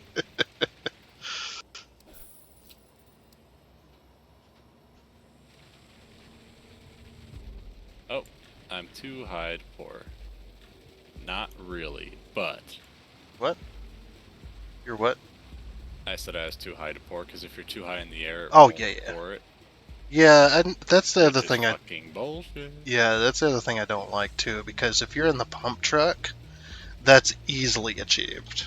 Because the way you have to move the way you have to move it around in order to pour in certain ways, you have to lift it up pretty damn high in order to get to a certain spot. So you often end up pouring at too high of a height. I mean, it makes sense, but there are some things that it's a video game. You need to leave it as a video game. You don't have to have everything simulated. But it does make sense, though, that concrete being poured from too high would catch wind and just blow with the wind at a certain height. I kind of am curious if it was more of a coding thing. Maybe. Yeah, it could have been. Because there is definitely a lot more here than there was in the 2015 version, which that wasn't, pouring too high wasn't the problem. Mm-hmm. But yeah, there is a lot more here, and the other thing we also got to remember too, that the more stuff they add to a game, the more resources it takes to run that game for the average user. If it's core mechanics that you can't change with options, then yeah, they got to be careful with that. I'll unpack. Yeah, we're probably going to do some more pouring. Yeah. Man, we poured that pretty damn quickly. Definitely goes a lot faster when you got multiple people working on one thing. Oh, we got to pour walls now. It took all but one of them. We're only doing like the basement, so I don't know what they're gonna put in the basement, but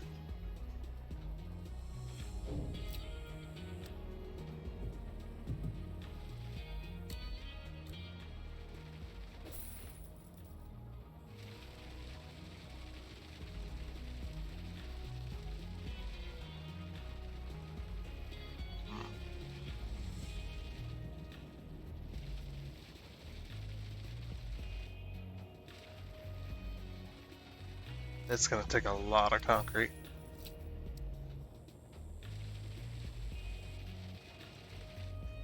Just to fill that one little section. Took me almost 2 loads, or 2 buckets. Yeah, I was just like figuring that out myself. It is nice though that I do have a little green dot that comes up that tells me where it says it's gonna pour, or a little, like there's 3 circles, but you got the one that's off the side. That's where the concrete's being poured. Yeah, I enjoy that. And we don't have to, kind of guess visually. I can kind of know it's gonna be.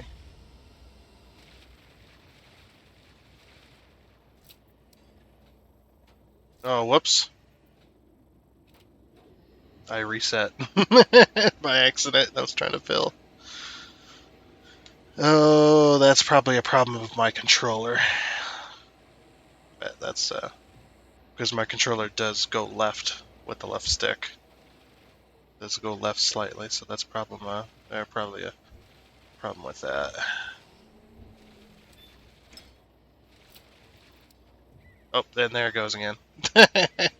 It lands on the fill, so I hit A to hit the fill of the bucket, and then it switches over to reset right as I do that. So then it just resets instead. It's annoying. But that's my controller. One of these days I'll be able to afford another one. It's just those $20 controllers from Walmart. The Power A, I think it's called, or something like that, or A Power or whatever it is.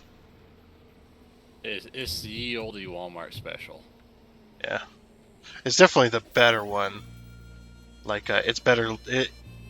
I would argue though, even though yes, it is cheaper and it's probably not built as strong as the Xbox controllers for the Xbox One and for the Xbox One for the well, it's for the Xbox One controller for Windows. The normal Xbox One controller doesn't work because, you know, fuck you, that's why.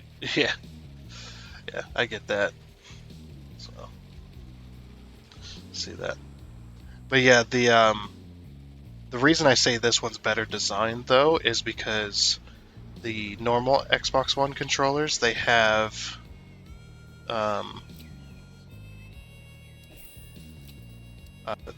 this it's a wired controller, but you can disconnect it to turn it to wireless. Okay. So all these controllers, they do have an ability to be wireless. For Windows One, you have to have the little. You actually got to buy a separate deal. Yeah, it's wired per just. Yeah, it's just wired, but this one can be wireless as well. This brand. But the problem with the Xbox One controllers is that little plug-in, that little port there. The cord end part of it that plugs into the controller, that is a little bit heavy. So what tends to happen is the port on the controller wears out as you use it. It just wears out over time. Oh, okay. So then you'll go to charge your controller and you'll plug it in, but it won't ever charge. So you'll have to hold the cord up to try and get it to charge because the port separates from the circuit board. That happens with my phone, actually. Yeah. Because of how I charge my phone, it hangs where it would plug in. It either is canted up or canted down. Uh-huh. And I have to jiggle the little fucking thing to get it to work. But yep, that's exactly I'm sure what it is. You know what phone I have? It's actually I don't. It's been a long time. It's the company that loves to fuck over its customers best it can. Yeah, you'll have to let me know at some point. Not in the video, of course, but because YouTube will tell on us. Like, did you know that this user is defaming your company? And then here comes the lawsuit. They can suck my dick. Yep. But anyway, yeah. I ain't got no money for them to sue me for. Yeah, they'll sue you, and then they'll be just like, well, that was a mistake. It costs more to sue this guy. Yeah, it's like, well, we're going to take your assets. Okay, cool. What assets? Exactly. I don't own anything, really, so nothing that's worth a value. I don't. Yep, nothing that's worth a value. I mean, really, I don't. Everything I have is rented or in someone else's name because I rent it, per se. Mm-hmm. Yeah. So what happens with these PowerA controllers is the PowerA controller is the company that makes these controllers, the cheaper versions of the console controller, and they make that also with the. It has the built-in. It has the drivers for that controller, so it works on Windows. Not only that, but there's this little box around that port where you stick the cord in. There's this little box that holds the cord in there securely, so it doesn't wear out. Like fucking fancy. Plus, yeah, these controllers are $20. You know what the price of an Xbox One controller is? that's made. Okay, so last time I remember buying a controller, it was like 60, 70 bucks. Yep, is it when I bought depends. mine. It does depend, but yeah, the average price for an Xbox One controller brand new is $60. It's like, fucking why? Uh,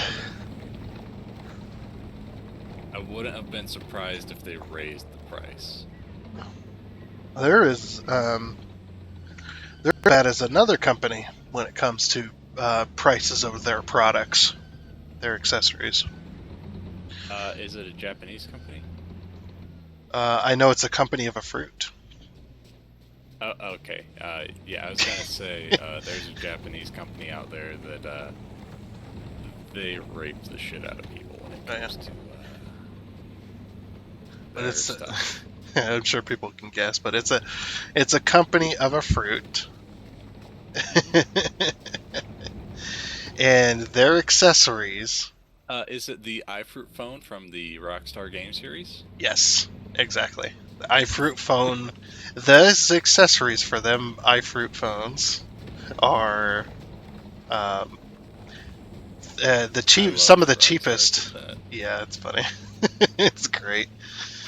Um, the the cheapest accessories, which would be a charging cable, is $30.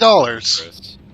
Yeah, fucking $30 for a cord that's about 2 foot long, and it So wears out within I'm months. actually, yeah, It I'm doesn't. gonna say my phone. I went from a iFruit 6 to a, I think it was iPhone 10. I love this bit, man. It's good. It was fucking stupid because what happened, they went from the charging block charging, I want to say it was like 1.4 or 1.6, fuck, I can't remember the number, Amps? but it went from a certain, not amps, it was like, oh, I can't recall. But, you know, they upped the amount of voltage it took to charge the phone. Oh. And then it's like, well, my phone then would not charge with the old accessories because it went from like 1.6 to 1.8 or something like that. Yeah, So when I they went from literally the. had to buy a new block just to charge my phone. Yeah.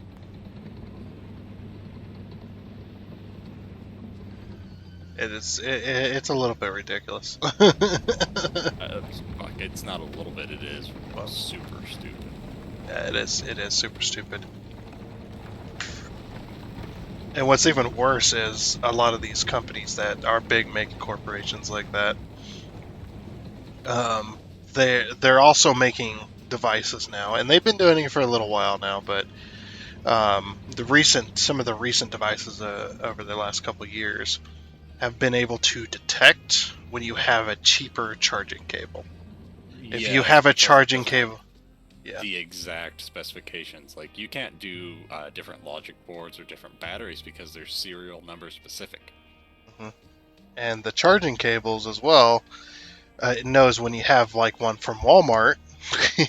It knows when you have one from Walmart, so then it charges, either won't charge at all, or it'll charge extremely slowly, so it's not even worth having, pretty much.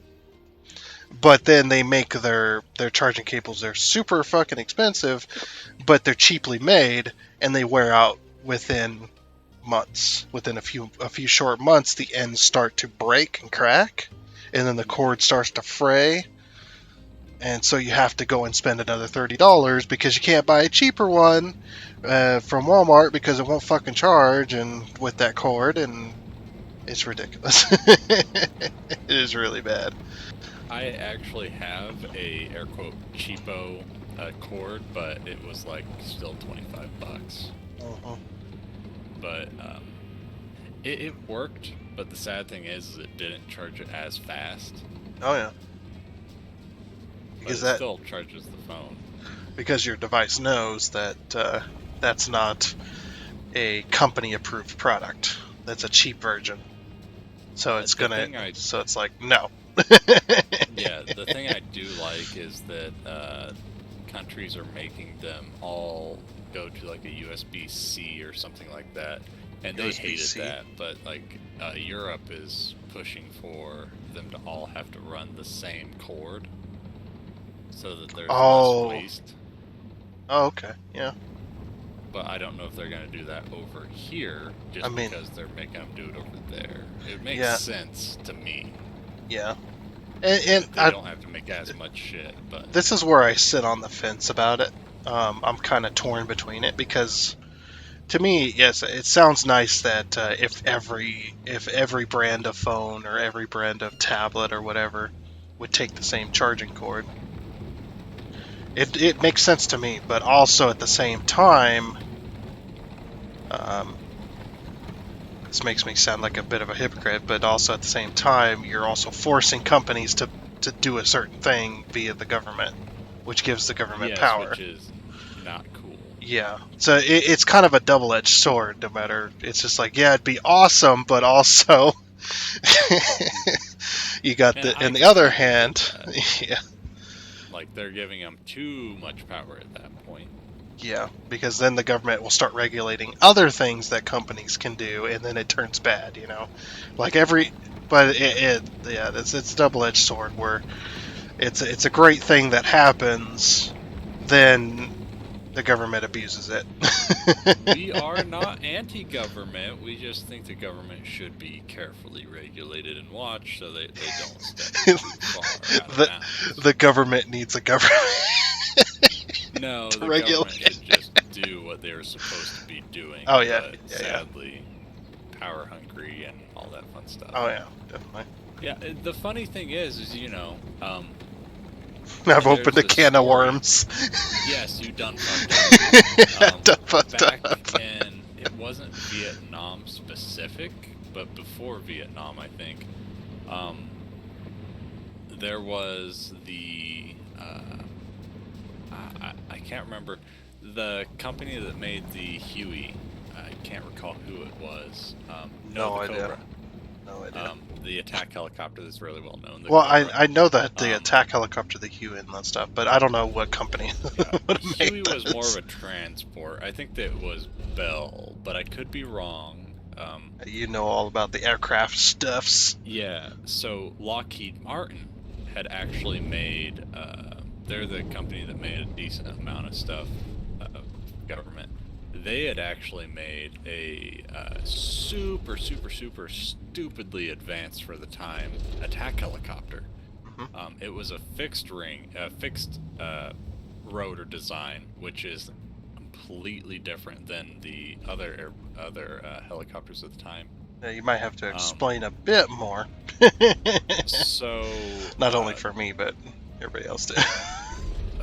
the non-fixed rotor designs, they could turn on their own to compensate for changes, whereas fixed rotors couldn't.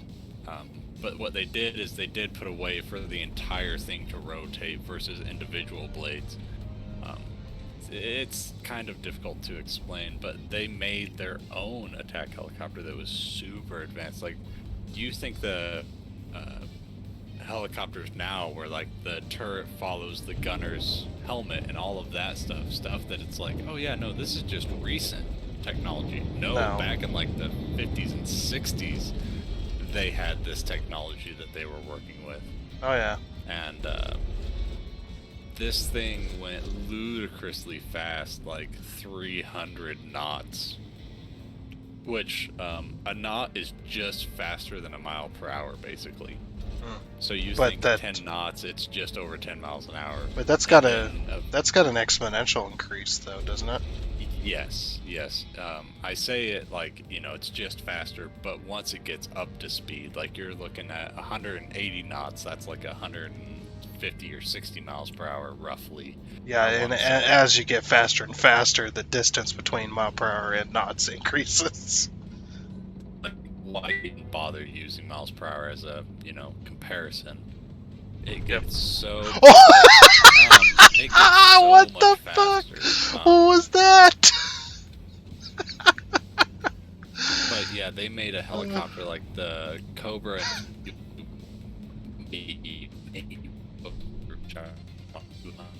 and think. I can't remember. It's probably faster than that. I'd have to actually look it up. You were definitely lagging. Yeah, just a smidge. This plane or this helicopter by Lockheed Martin, yes, they were like $10 million a pop at the time, which is a lot for the time period, but the technology and everything it, had to give was just leagues ahead of its time, and it was, what's the word? It wasn't like, it wasn't bad the amount of technologically advanced it was, where like you had the Concorde that was supersonic travel back in the 70s. It was a good technologically. Yes, it was like 10 or 20 years ahead of its time, but not in a bad way. And I totally understand that too. I understand why there are certain secrets that the government does keep from when it comes to the military and stuff, what they have. Well, the reason I'm saying this and getting behind it is because there's this thing called lobbying that the government does, or companies with the government does. And basically, it's just straight up corruption.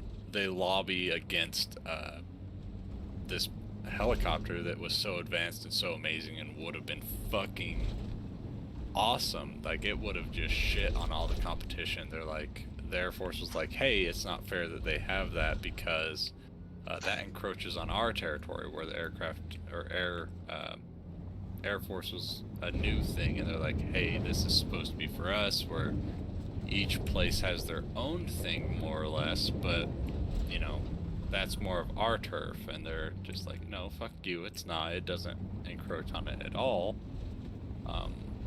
and they lobbied against it, which is just pure corruption, plain and simple. That's what lobbying is. It's just corruption. They paid them a ludicrous amount of money to say, fuck you, we don't want it. I could see and the that government might upset some people, but it's lobbying is plain and simple corruption. I can see them fight me on that. I can That's see them okay. lobbying against something. They're like, oh yeah, They this went is somewhere, they unfair. ate with them. This is unfair. You can't have that. And then that same government that said it's unfair, then that their opponents can't have that, they immediately go and use that. I could see that happening as well. But yes, this helicopter was like 350 knots. Ludicrously fast, ludicrously technologically advanced. Think fighting back in the Gulf War with technology from nowadays. It would have completely shit on everything they had. It would be so advanced that they would not be able to comprehend what the fuck was going on. That is basically what was going on there. And they lobbied against it because they didn't like it, and they paid them enough money to say, hey, we're going to stick with the Cobra and the Huey and ignore this fantastic piece of machinery that could completely destroy anything and everything that would go up against it, because they didn't pay us the money that we already had from this other person.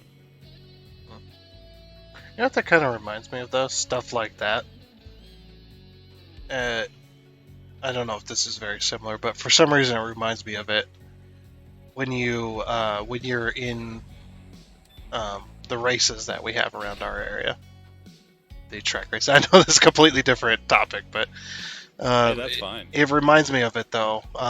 When you win a race, if somebody suspects treachery, they can call they can call your motor out, and oh yeah, they can claim you. Yeah, by definite or by the rules, you have to sell them that motor, and if you refuse, you get taken out of the competition. You're no longer. But yeah, you lose your win or whatever the fuck it is. It's still fucking stupid. they tear your motor apart, and it's like, even if it's a sealed engine, they can but can't claim your motor if it's a sealed motor. For like hobby stock, I know that much.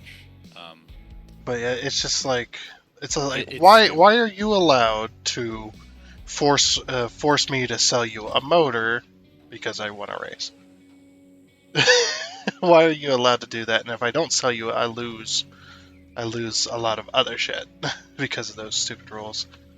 Yeah, and then it's like, well, your motor was claimed last time and you denied it, so you lost that win, and now we're suspicious of you. Yeah, and the thing is it's not claimed by, it's not claimed by the people, Organizer. by the organizers or anything like that, or by the people who run the race. Oop, I don't need one Joe of these. Blow and number fucking 234.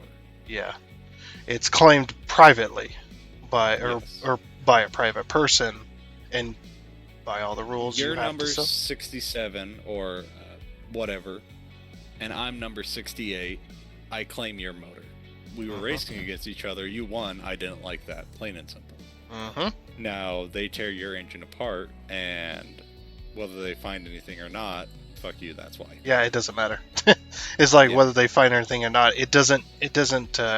Even if they found something like you were cheating or whatever, there's nothing they can do about that Mhm. at Yeah. that stage. They just have your motor. Plain and simple. It's just like what the fuck?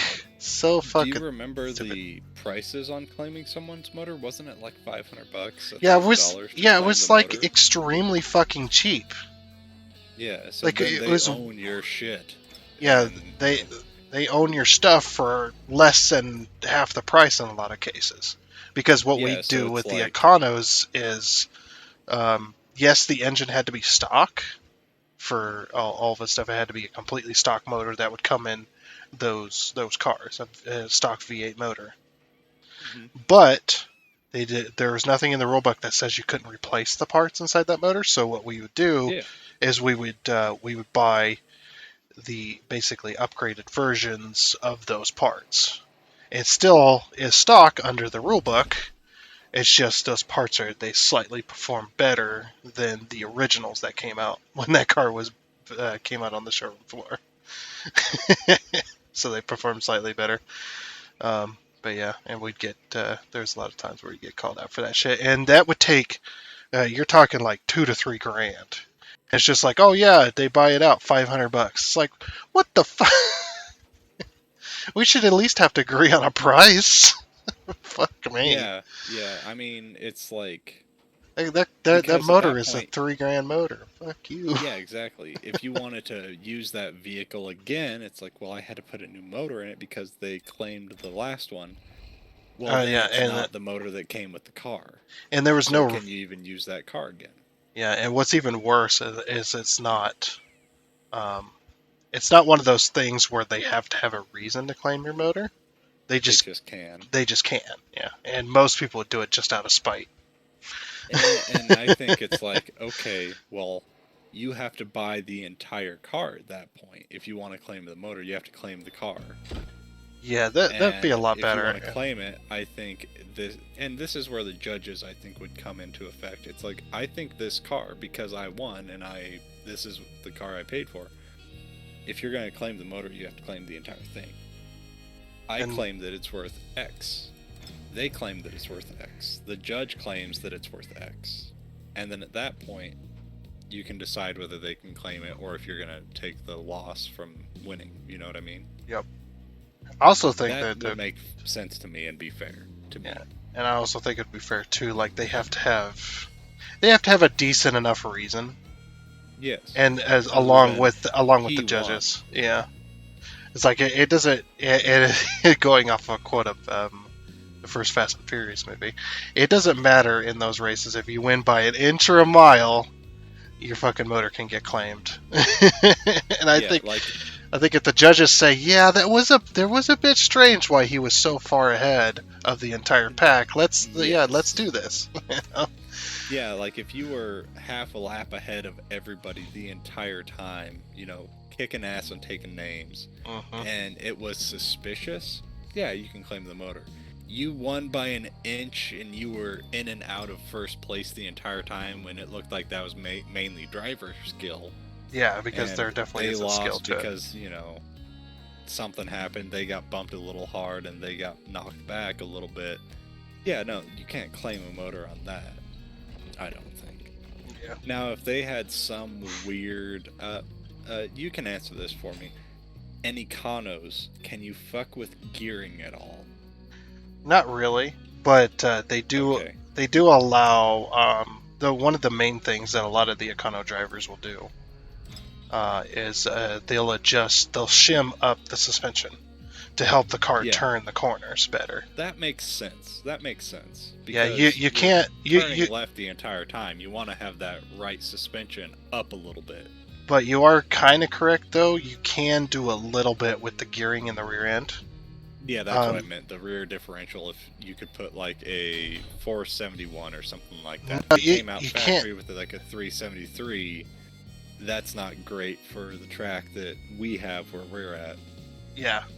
You can't do anything like that. You can't change. It has to be a stock vehicle. But the one thing you can do in the rear suspension, which we do constantly, we do for all the cars that we did, was we would put in a rear end that was locked. We'd have a locked rear end, so that you could weld it together yourself. Yeah. It it was so that you could basically, if you didn't do that, you would actually be screwing yourself. You'd be shooting yourself in the foot because you wouldn't be able to get the back end out. Mm-hmm. Because the dirt is, even though yes it is dirt and mud, it's so compact that you have to have a locked rear end in order to even get the back end to slide. Because you end up, there actually is a lot of traction if you listen really closely in them races. If you were to listen really, really closely or be really close to the track, you would actually hear the tires squealing, and it's on dirt. You would hear the fucking tire squealing because it's so compacted. So there's a lot of traction to be had there. So what we do is we'd weld the rear end or change the rear end to a locked one, which would be the same gearing. It'd just be a locked version. And that would allow you to get that back end out so that by the time you were done with the corner and you come out to the straightaway, your car's already going down the straightaway. It's already straight. And all you got to do is just drive straight. Shimming up the rear ends and stuff, or shimming up the suspension so that the car can actually turn the corners with minimal effort from the steering wheel and things like that. There are certain things you can do, but the car does have to remain mostly stock. You can't put like racing suspension in it. You can't put a racing motor in there. You can't bore out the cylinders to get more power. It has to be original, at least what the car would come with. And then they give you a little wiggle room with certain things, but yeah, that makes sense. If you're going to go racing, you want that locked differential. So it doesn't matter. It's like, this is stock differential. Can you unpack? Gearing. But I did put a spool or I did weld it together. That is understandable because if you're going to go racing, that's basically a necessity. Yeah, pretty much. You are shooting yourself in the foot if you're, racing with an open diff. Yeah, the only time you don't want a fully locked differential is if you're racing on asphalt or concrete. Yeah, and that's not something you do. These are dirt track ovals. Yeah, these are dirt track ovals. Can you unpack these as well? Oh, it wants more unpacking. Yeah. Yep.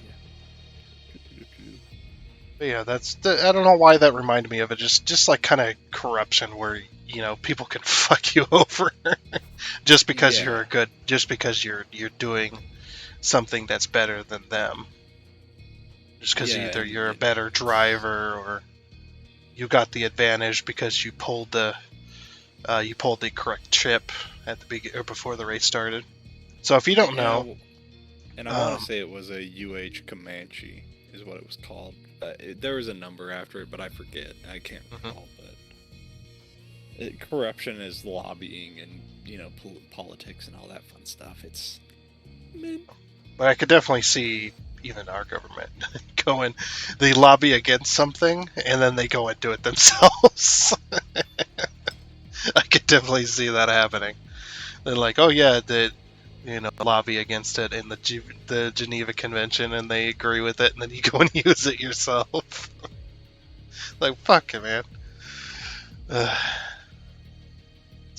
That's what it is. Geneva Convention. I thought was against war crimes. Yeah, but Hey. you could lobby against war crimes and then use it yourself. War crimes are not a great thing. Shotguns, as much as World War I really hated them, are not war crimes. Chemical warfare and burning people alive, not the greatest thing. But war is as war does. And people, they're gonna, if we're at war with somebody, we're gonna pretty much throw out the Geneva Convention. Everybody's gonna do that. It's just like, you know what? We need to do anything we need to. We need to do everything we can to win this thing. So we're just gonna fucking whatever. Fuck them. I don't know if I don't think I agree with that, but everybody's gonna do it. Anyway. That's a big slab. We're gonna probably need the other crane, I think.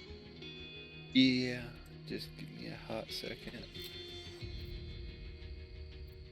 This is one hell of a resort. This thing's massive. Yeah, this turns into like a hotel, I believe.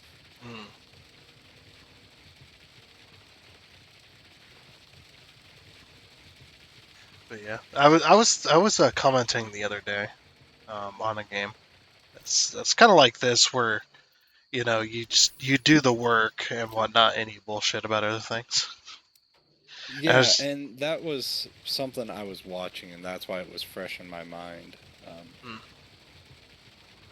I can't remember. I don't believe it was There's this guy that does a bunch of weird shit. He talks about cryptids and everything. I don't think it was him, because that's not cryptid stuff. It's more different. Mm-hmm. But, I mean, imagine a thing that is so technologically advanced that they would not be able to comprehend what they're even dealing with. That's a hell of an advantage. Yeah. But nope, they're like, hey, they're paying us more money because we make more money on this. So the pawns that are in the Army, the Air Force, they can play with the old toys and die because they're pawns to us. And I'm getting too far. Anyway. What? You lagged out there quite a bit. Good. That was probably best I lagged out at that point. I am not happy in any way, shape, or form with how they treat our veterans and our enlisted soldiers. Yeah, this was a huge topic last time. We talked all about that. I do remember that conversation. It's true, though. They throw them into these shitty combat situations, and they're like, hey, go have fun, go play. And then they just fucking die, and it's like, oh well, we've got more.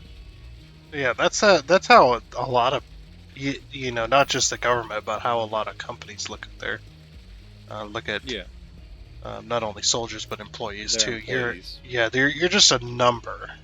That's expendable. Yeah, you're expendable. You're just a number. If you're working for a big corporation, that's it. Yeah. Money is the bottom line. They do not care about you as a person. Yeah.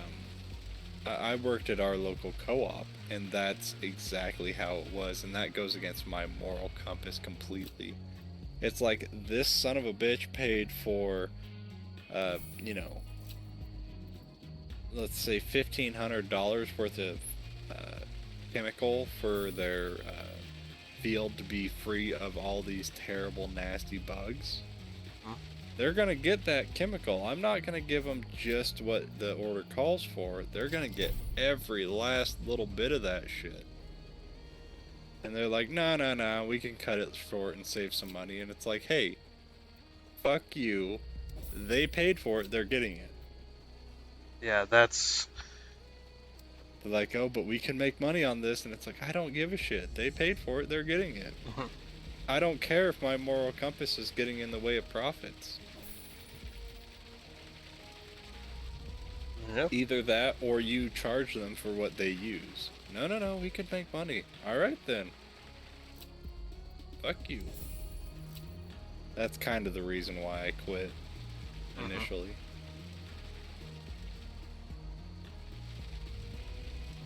Yeah, that's a lot of the mechanicking stuff too. Oh yeah, you've got mechanics that just throw parts at shit, or the corrupt mechanics that lie and tell them they need XYZ when they really That's not only the issue though. It's not just the mechanics. Somebody could have a perfect moral compass, like, you know, they don't want to screw anybody over, but they get into a place like a place that does hot, fast, super quick repairs, stuff like that. You know, where you're getting paid. What is it called? Flat wage or whatever. Oh, flat rate, yeah. Flat rate, yeah, that's it. Yeah, where you're getting paid flat rate and stuff like that. A lot of those mechanics, you may think it's a mechanic that's screwing you over. Actually, it's the company that's screwing you over. Maybe the mechanic likes it, maybe they don't. They have to be that way if they want a job there, though. Which goes against my moral compass too. I would never work for a place that forced me to screw over its customers. But yeah, it's a very, very similar deal there too, where it's just a lot of those mechanics, in order to have a job there, they are forced to upsell and stuff like that, because they're talking, a lot of those mechanics, they end up talking with the customer personally. And you really do not want to talk to the mechanic. Plain and simple. You talk to the guy Sales rep. that is telling you, the sales or service rep. They are the ones that are meant to talk to the people. You talk to the mechanic, they're going to treat you like a piece of shit because they've had a bad day, and, they've had 3 different fucking nuts break off and shear themselves deep into the head of the engine they're working on. They're tired, and they just want to, bash whoever's skull in that they're being bothered by. Yeah, it depends too, but I think it is mostly the companies that turn them people turn those mechanics into what they are.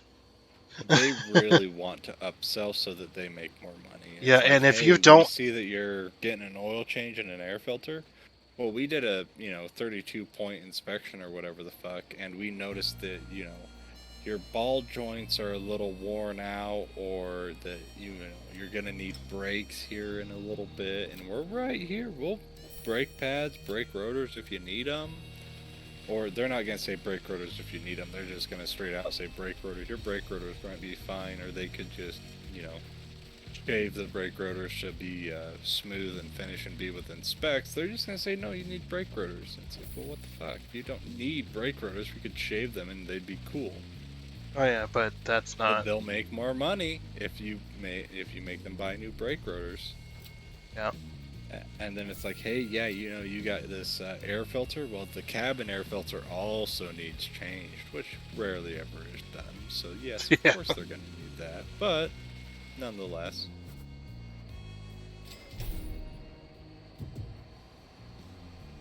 Nice. It is not kosher what gets done a whole lot. And it is not the mechanic's fault that it's done that way. It's normally the service manager that is wanting to force you to do that type of stuff. Yeah. That's the thing, too, though, is there's been a lot of... I'm pretty sure this happens on a regular basis, but from what I hear, people talking and stuff like that, it's like, if you don't behave at some of these places, if you don't behave the way you want to, the way they want you to behave, if you're talking to the customer and you say something that makes the customer think they can save money or whatever, anything like that, or maybe you do them a little favor and you're just like, I'm not going to charge them an extra $5 or $10 for this part. I got one right here. It's a little bit used and whatnot, but I can just throw it on there for free and not worry about it. You're cutting into the company's profit, and they're going to fire you. Like that. Yeah, they're going. Like that. they are straight up going to fire you. It's when happened. It's happened a lot, and it's like I'm not defending the companies that these mechanics work for. I'm defending the mechanics, but at the same time as well, there is a lot of mechanics that probably used to be really good mechanics. Would actually be truthful with people, but they've been with these companies for so many years. They get beaten down. They get beaten down, just like in the military. They get beaten down. They get trained to think a certain way, to act a certain way. The thing is, if they're flat rate, they get paid by the job. Yeah. And they'll stop giving them jobs to work on. Mm-hmm. It's like, oh, well, we got this simple little oil change that says it can be done in 0.5 hours. Well, if you're a good mechanic, you can throw that thing in the air, drain the oil filter, have it all done in 10 minutes. That 0.5 hour job that was 30 minutes, you did it in 10 minutes. Well, it's done, and you got paid 0.5 hours for 2. But there's also a caveat to that as well, to flat rate stuff. That it's like if you take too long on a job, you're only getting paid a certain amount. You're getting paid for what that job says in the book. Exactly. You're not getting paid for anything more than that. So if it takes 0.5, if the book says it takes 0.5 hours and you take an hour, you just cut half an hour off of your profit of what you can make. Those are only for the good mechanics. Flat rate to me isn't really fair because warranty flat rate is even worse, because warranty flat rate is like half of what normal flat rate is. It is bullshit. Yeah, it takes a really good mechanic in order to be able to make money off of flat rate. Yeah, my personal opinion is, unless you are that good of a mechanic, just say no thank you to flat rate and just work hourly. Because there's a lot of shops that will work hourly. Yeah, because if they're willing to work you hourly, and you're not the greatest mechanic, but they're willing to keep you on because you're a good enough mechanic to do the job, and they enjoy you being part of their team.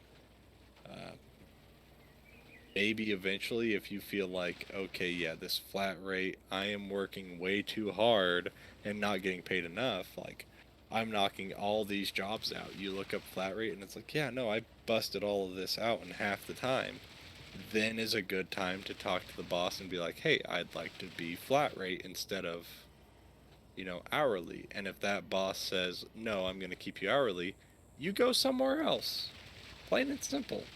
It's like you are making them more money. And if they're not wanting to pay you what you deserve to be paid, go somewhere else. Yeah. Work that job until you find somewhere else, but then tell them, hey, I found somewhere else to work. I'm worth more. You're not willing to, pay me what I'm worth. Goodbye. Yeah, I don't think I'd ever work flat rate because it's just because the way stuff goes for me when I'm doing mechanics, it never works out. It always ends up being something breaks, something fucks up. Yeah, it always ends up being the hardest job that takes 5 times longer than it should because shit doesn't want to fucking. It doesn't want to come apart. The fucking bolts are rusted. They don't want to come apart, or they break, and then you gotta sit there and fucking drill out. Even in the Rust Belt, like Michigan and up in the north, where shit just rusts together. Yeah, we're not in Salt Lake City. Yeah, we're not in places where that's a major issue. Yeah, so I feel even worse for them guys, man. It's like that one video that something or the thing that would piss Canadians off. Canadian mechanics. Oh yeah. Yeah, the guy, he goes over to the rotor. He takes off the brake caliper and he takes off the rotor. Just like that. Nothing. No problems whatsoever. And it's just like the guy that's a Canadian, he's sitting there watching the video, you know? He's doing like a little reaction thing. He's just like, what the fuck? It's like, that shit doesn't happen. I understand too, because I have been there with older vehicles where you're sitting there trying to take off a rotor after taking off the caliper and stuff. Exhaust manifolds are terrible. That too. Or just, you sit there and you fucking bang on it with a fucking hammer all day long, rust piling up underneath the vehicle, and that shit still won't come off. So when I went to college, we did, you know what I'm talking about. We did live work where we actually fixed people's vehicles. They weren't just, that's what I love. Joe Schmo down the road. That's what I loved about that college, was you actually were a full mechanic shop. You did work on customer vehicles. Yes. Which is amazing. I mean, the instructor would look at it and be like, hey, yeah, this is something I feel comfortable with them working on. Or he'd say, yeah, no, you need a real mechanic to work on this. Or he would do it himself, yeah. Yeah, it's like, I did a manual transmission out of a 1995 to 1999 Chevy Silverado pickup. Fuck, I might, as a side note, sorry to interrupt you, but as a side note, if this transmission thing doesn't work out on my truck, fuck, I might have you help me redo the transmission, because I got two manual transmissions. I got two of them that are the exact same. One of them has a few problems. The other one I don't know about because it came from a junkyard. If the junkyard one doesn't work out, if you're okay with it, mind helping me rebuild that transmission, put two and two together, two transmissions into one good working one, essentially. That normally isn't too bad. No, because it's not because I don't know how. It's just I've never done it. The only thing I've ever looked at is books and stuff like that. I know how my transmission works and what it takes to take it apart and put it back together, but I've never actually done it physically with my hands. So yeah, so the one since you've done that, you more than likely you worked on the exact transmission I have, because Chevy didn't deviate. We had to take the exhaust manifolds off, and every one of those 6 bolts snapped. Mm-hmm. Yep. It's like, most of mine did. Well, you know, use candle wax. That just goes right into those threads, and it loosens them up like nobody's business. And no, that does not. We used candle wax, and it did not do a goddamn thing. Who told you candle wax? What the fuck? The instructor at the time, he was saying, you know, that candle wax, it clears it right up, and you can take it out. And I'm like, that was second year, wasn't it? Yeah. Okay, yeah, that was not Kennedy. No, it wasn't Goodwin either. He was already gone. He was already gone. New fucknut. Yeah, he went to a... He's a BMW restorer now. Yep, because they offer him a ton of money to do that stuff. Oh shit, he's making a ludicrous amount of money. Oh yeah, that's why he went with it. And I loved Goodwin. He loves to do that too. I freaking... His thing was restoring, you know, European BMW type cars. Oh yeah, and yeah, he told us about that when I was in second year. He's like, yeah, I got a new job offering coming up, and I think I'm gonna take it. And we're just like, oh, you don't want to be an instructor no more? He's like, no, they're fucking offering me tons of money for this. So after this year, I'm gone. It's pretty great. He was a good teacher. But yeah, that second year instructor, I don't know who you're working with, but that guy, no, the fuck. He was newer than whoever taught you, because you had somebody that wasn't there anymore. Yeah, I had Goodwin and Kennedy. For Kennedy first year, Goodwin second. If we're saying last names, it's not gonna matter. Yeah, but it was good, because he was the serviceman who would, you know, give the jobs to the mechanics, and he was the biggest piece of shit for the people who did for like 2 years, because he treated it like a service center. So they never learned from a mechanic. They learned from the service guy. The service parts guy. Yeah. Yeah, I But remember he- hearing about that guy. He finally did. He was a good enough teacher when I went through. He could have been better, personally. My opinion, he could have been better, but he was still learning the ropes, because 4 years in, you're still learning what is and isn't good. Oh yeah, definitely. I understand that. He wasn't a bad teacher by any means. He, like, if you, like, talk to him, it's like, okay, yeah, no, I'll definitely help you. I did repair a grand total. Outside of college, I did one 6.4 liter power stroke. In college, I did two 6.4 liter power strokes. Uh-huh. If you think those are God's greatest thing on earth, you're wrong. But that's okay. You're allowed to be wrong. But there's probably a grand total of one person that thinks those motors are God's greatest thing on earth, because they go and explode at about 80,000 miles. Yeah, I'd say that's pretty good though. Diesel? Oh. Well, I was gonna say gasoline transmissions. Their transmissions usually you're looking at maybe 30 to 40,000 on the life of that before you have to do Then- anything to it. These diesels, the pistons crack, like they crack and get holes in the pistons. Yeah, they're not like The issue is ours. is there was a reason they were only around for 2 years. Ford needed a emissions engine that would work between the 6 liter and until they made a good motor. So they got this 6.4 liter, and it makes a stupid amount of power, and it runs great until it doesn't. And yeah, so the thing is to fix those, you need to get these. You need to spend about $15,000 on this brand new motor for it to work right.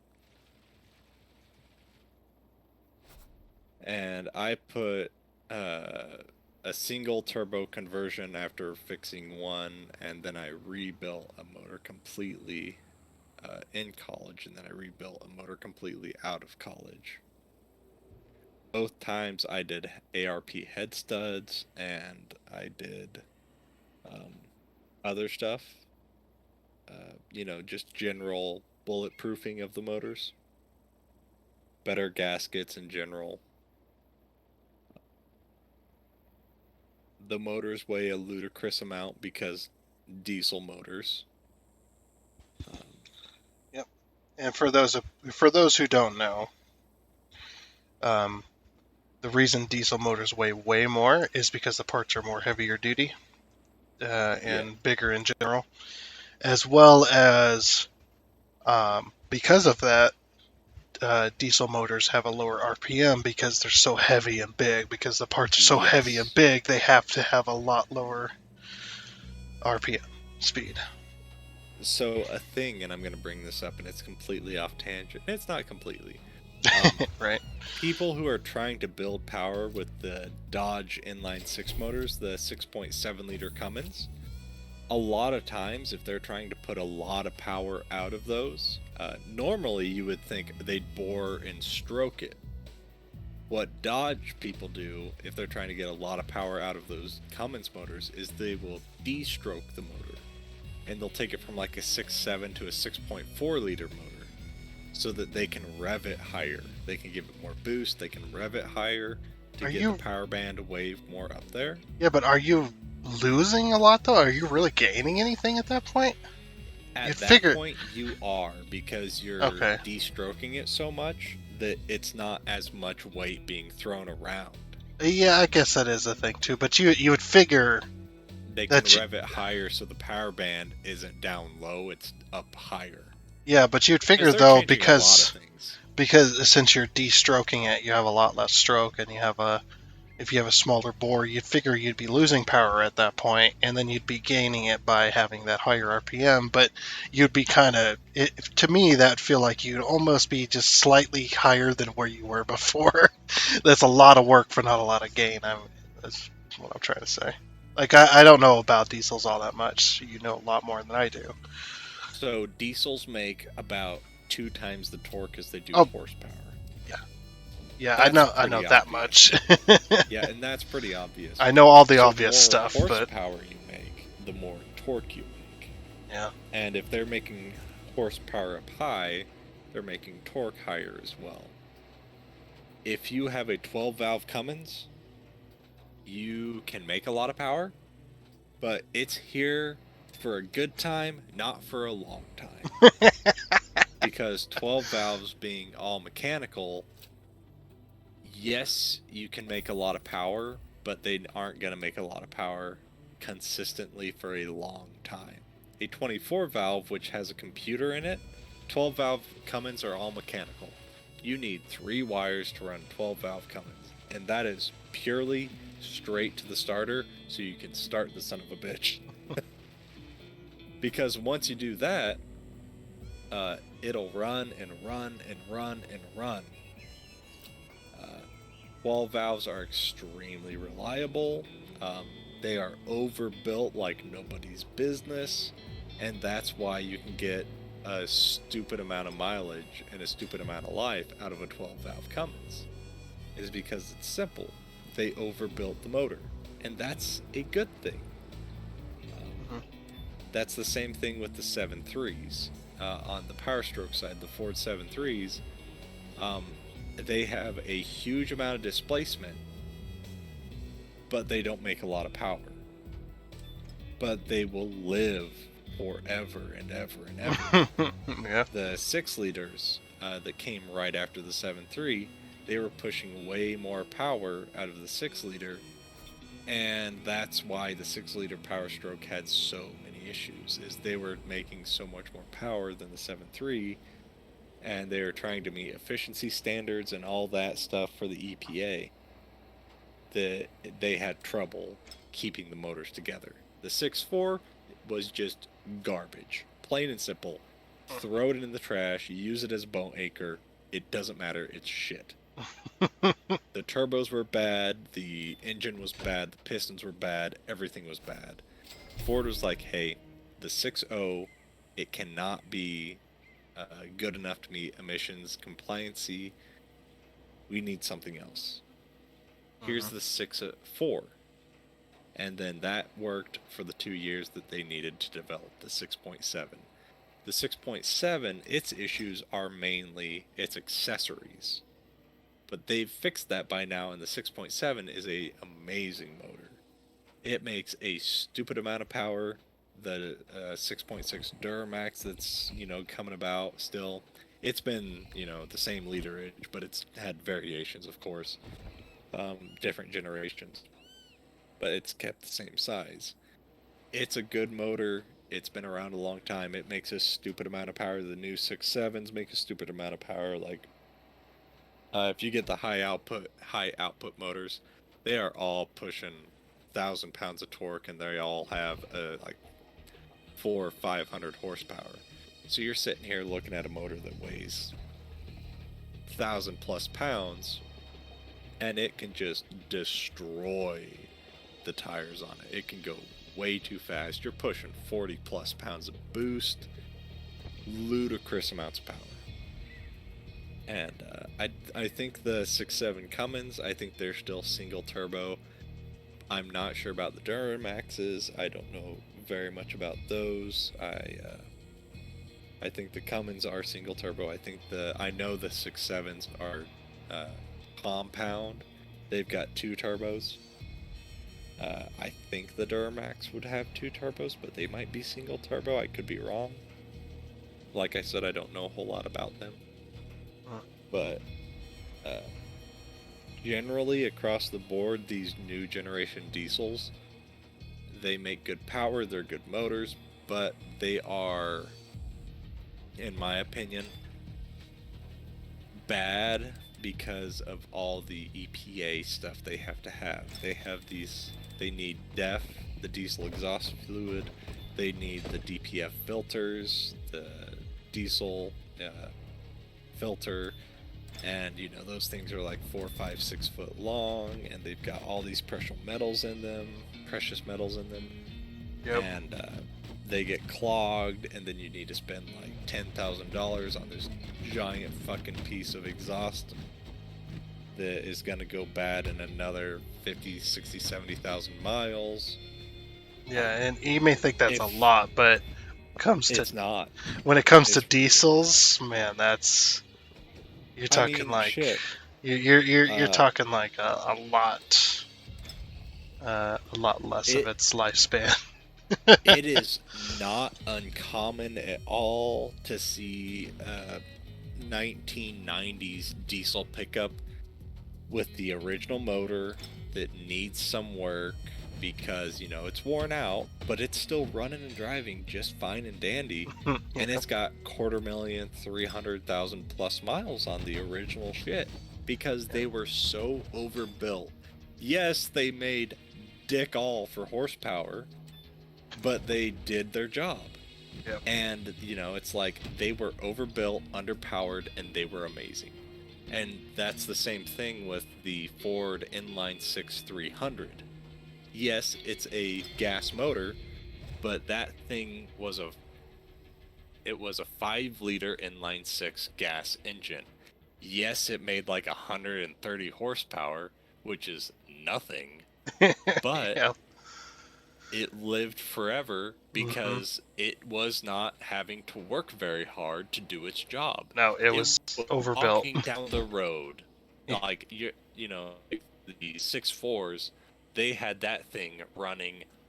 That motor was a sprinter, and it sprinted from A to B every single day of its life, and that's why it died so early. Whereas like the inline 6 Cummins, the 5.9 Cummins, or the inline 6 300 Ford gas motor, they walked every day of their life, so they Yeah, could yeah. do that every day of their life for years on end. Yeah, you're talking like a bodybuilder walking for miles.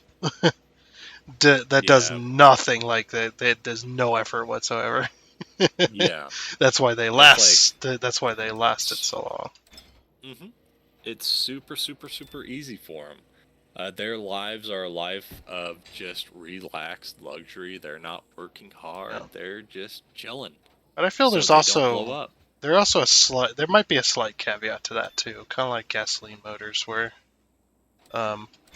it also does depend on who is owning that vehicle. Yes. And who takes care of it and stuff like that. Of course, how it's they treated. need maintenance. Yeah.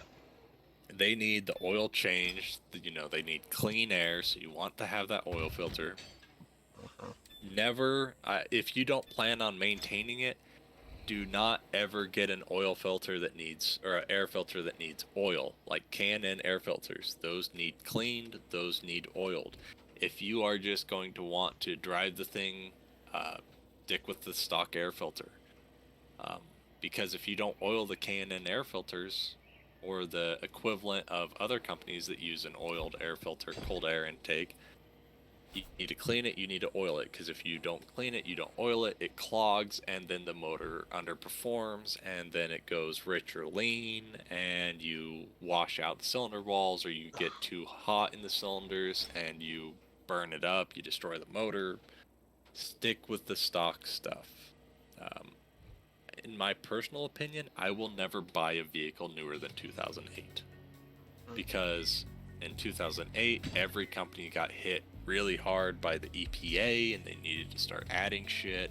Yeah. If I buy a new diesel pickup, if it's Ford, I will buy a 7.3 Power Stroke or older. I don't mind the 7.3 IDI motors. They are non-turboed. I don't mind the 6.9 IDIs, which came before the 7.3s. They are lower displacement.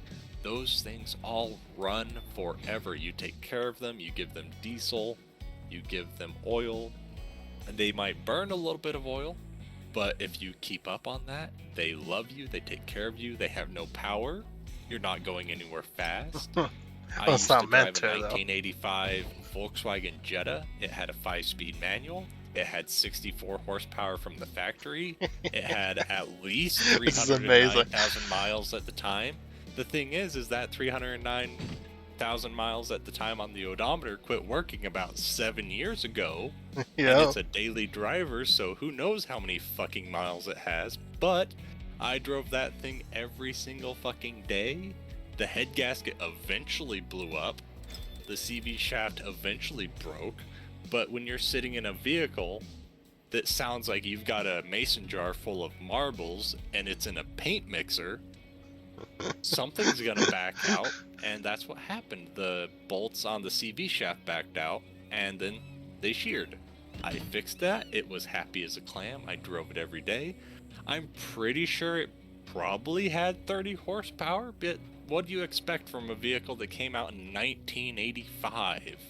It was jury-rigged to the moon and back to get stuff working, but that happens. My That's the- current daily driver is a 2002 24-valve Cummins. I did check. You never want to buy a 53 stamped block for a 24-valve Cummins. The issue with that is the casting numbers. And when I say 53, the casting number on the side of the block of 53 is a very thin casting. And what happens there is it's so thin that it will just eventually crack. And then the block is cracked, so the motor's junk. Yep. You want a 55, or there is also a block that was made in Mexico, I believe. It has no 53 to 55. It might also be a 56 series. The higher the number on the block, the thicker the casting. Mine is a block that was made in Mexico, where I believe those blocks have a long serial number on the side. It's a bunch of gibberish, I believe. And those are extremely thick blocks. They are very strong. And that's what mine is. Now mine being 2002, it's only got 116,000 miles, so I have over 200,000 miles. I feel confident in driving it. It's a, ye olde 5-speed, so of course I bash my head against the wall whenever I'm in traffic, because who loves going 2-3, 2-3? Because, and basically old pickups and diesel pickups, if you have a manual transmission, first gear is non-existent unless you are pulling a trailer. Yeah. The only time I ever go into first gear is if I'm slowing, like if I'm on the highway and I'm slowing down for a 90-degree corner. Because if I was to go into second gear, I'd be so slow that I wouldn't really have the power to pull through second gear, or because I'm like going like half a mile an hour, basically turning that corner. I don't know about you, but I'm pretty sure you're the same. But I drive my pickup truck like when I was driving it, because obviously the engine's apart. Well, it's mostly together now, but I drive my pickup truck like it's a glass vase on wheels. Essentially, that's the best I can explain it.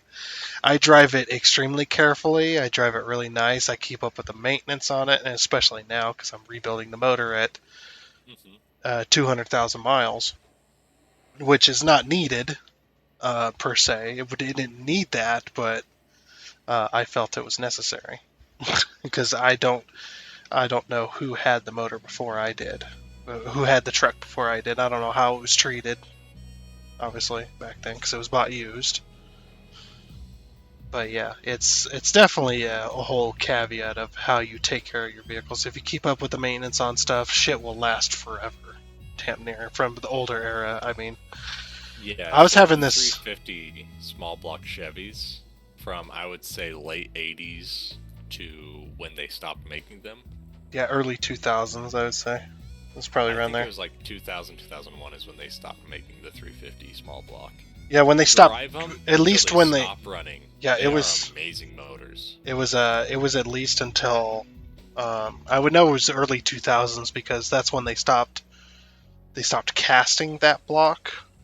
the way it was casted, because they did not change the fucking casting on those motors from the 60s and from You the could late. get a mechanical fuel pump. They just put a block on the side of they put a plate on the side of the block with a mechanical fuel pump. Yeah, they They're also like, fill in. Fuck it, it's there. They also fill in that little hole where the mechanical For the fuel pump, distributor. where for the mechanical fuel pump where it'd push out and it would push Yeah, that little that's right. rod. Yeah, they'd fill in that little hole, but that was it. You could still, if you knew what you were doing, you could still draw out the hole and put a mechanical fuel pump on a newer block. Because they did not change the fucking casting on that for 40 years. It was nuts. Even mine, 1996 Chevy Silverado, that 350 block has a casting where you can actually drill out the hole and you could put a mechanical fuel pump on that sucker because it still has the bolts or the bolt holes to screw in bolts. Yeah. It's just they just have a plate that bolts onto the side of that to cover it up. It's there. It just isn't used. Yeah, because they just like, no, we're not changing the casting. That's way too much money. Which, it's really awesome that they would do that, because it's just like you could take a newer block that might be casted much better than in the 60s. That might be casted in a slightly better method that would last longer, and you could still have a mechanical fuel pump put on it and be fine. Yeah. So, but yeah, them motors, they do it. You hear all the time. Oh, can you unpack these materials? I've been meaning to ask, but I keep forgetting. Yeah, I'm on the way over. But yeah, the motors. You always hear that term. Run it until you drive it until the wheels fall off.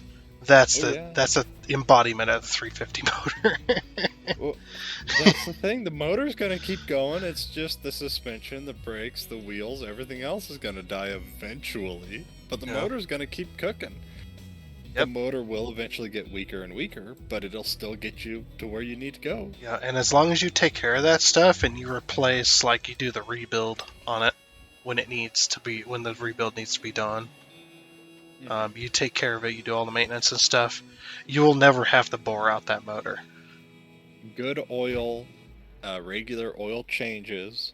Yep. Now, some people say you need to change the oil every 3 months. Or 3,000 or 3,500 miles or something like that.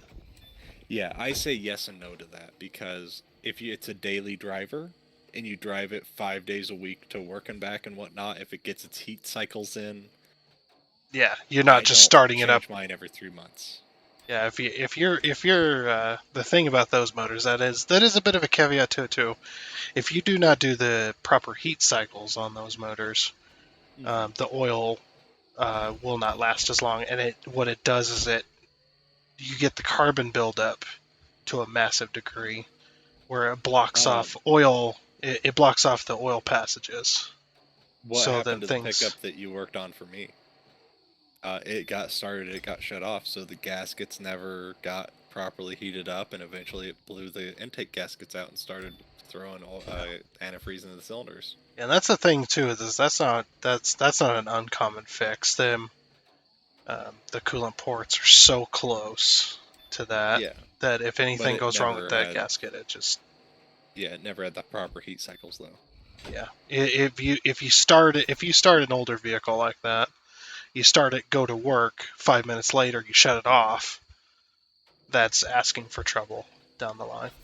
Yes, and that's the important thing, is if you work 5 minutes away from your home, fucking walk. Start your vehicle, let it run for 3-4 minutes, and then drive it to work. You want it to at least get mostly up to temperature, or else Oh, and especially with these newer vehicles that have direct port injection. You got more to unpack there? Oh, yep, I'm on my. If they have direct port injection, you need to have a special service for those, to where it cleans the carbon off of the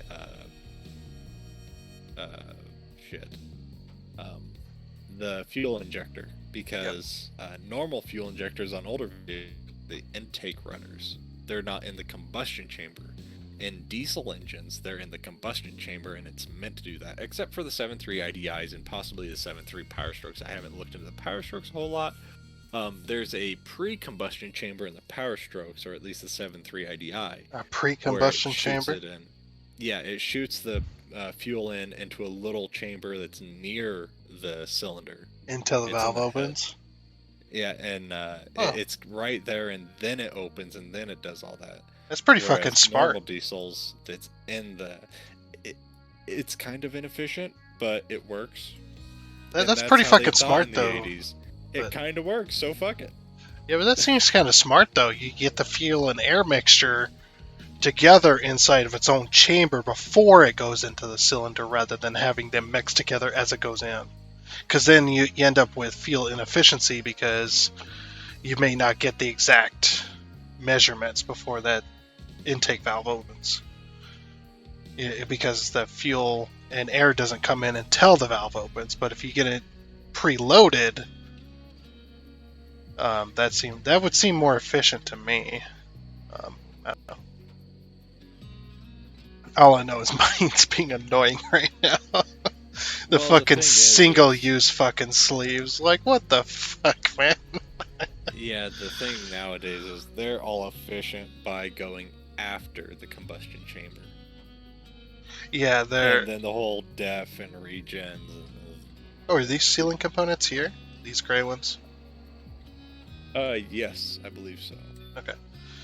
It's hard to tell, because it doesn't... The picture's not exactly telling what it needs. It's hard to tell.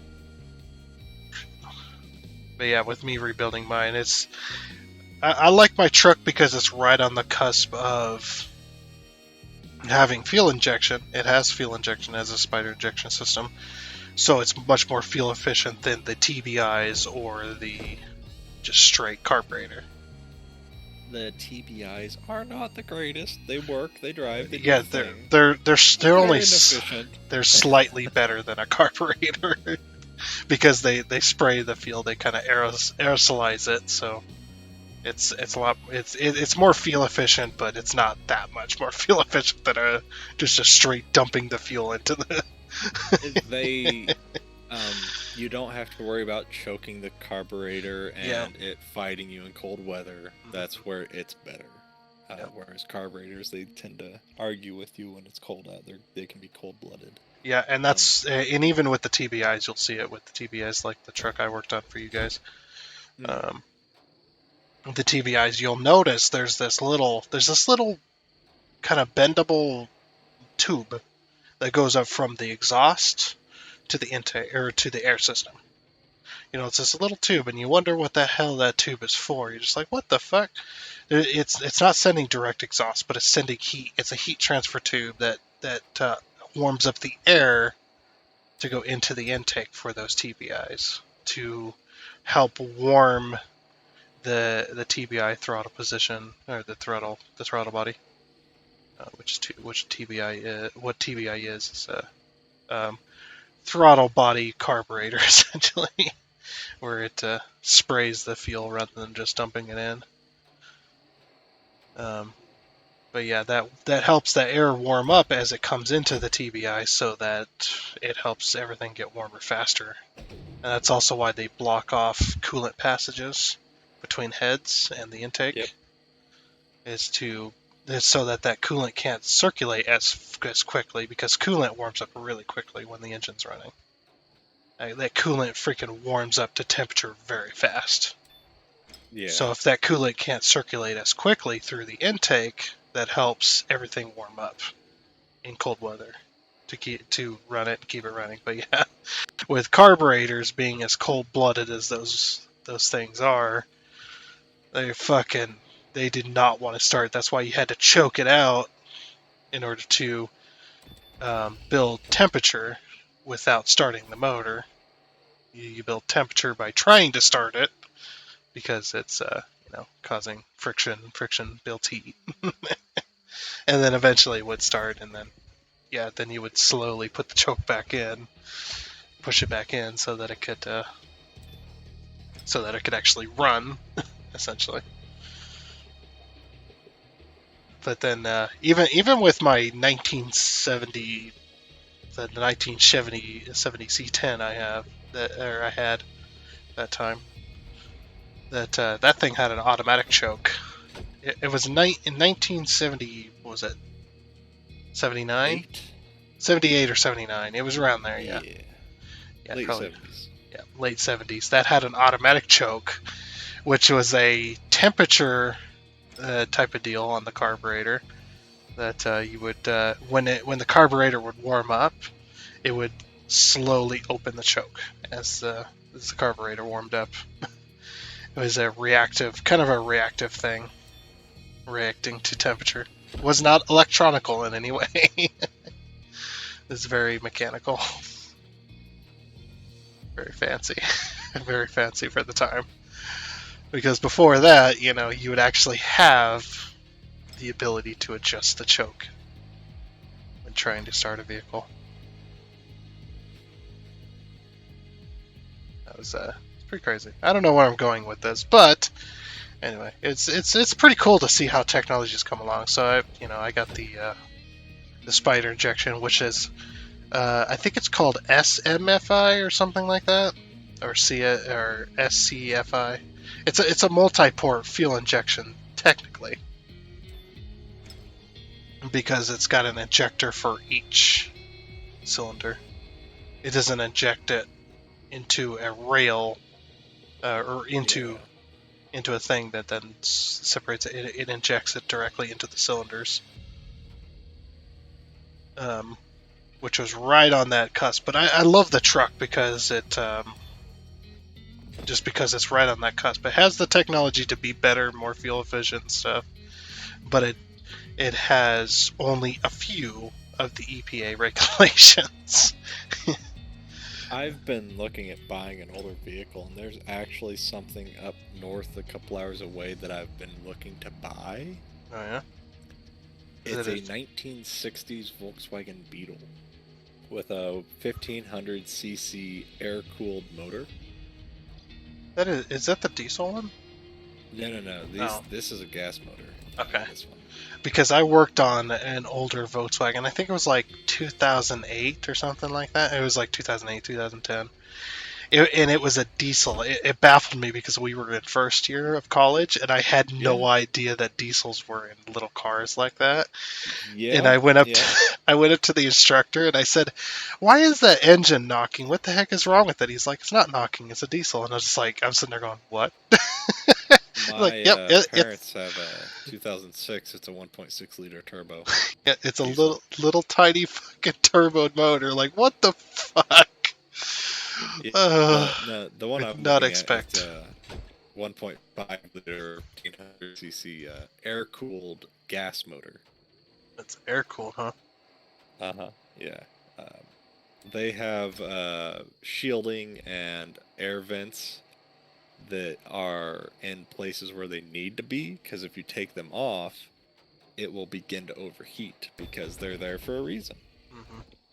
But you know how what I look like, and I would be in a car that's fucking tiny. Oh yeah, My dad used to be twice my size, and he drove a Volkswagen Beetle, so it's capable that I could fit in it. Because you're like 8 foot fucking tall. Nah. Only 6 foot and change. Only 6'4". Yeah, I'm like exactly 6 foot.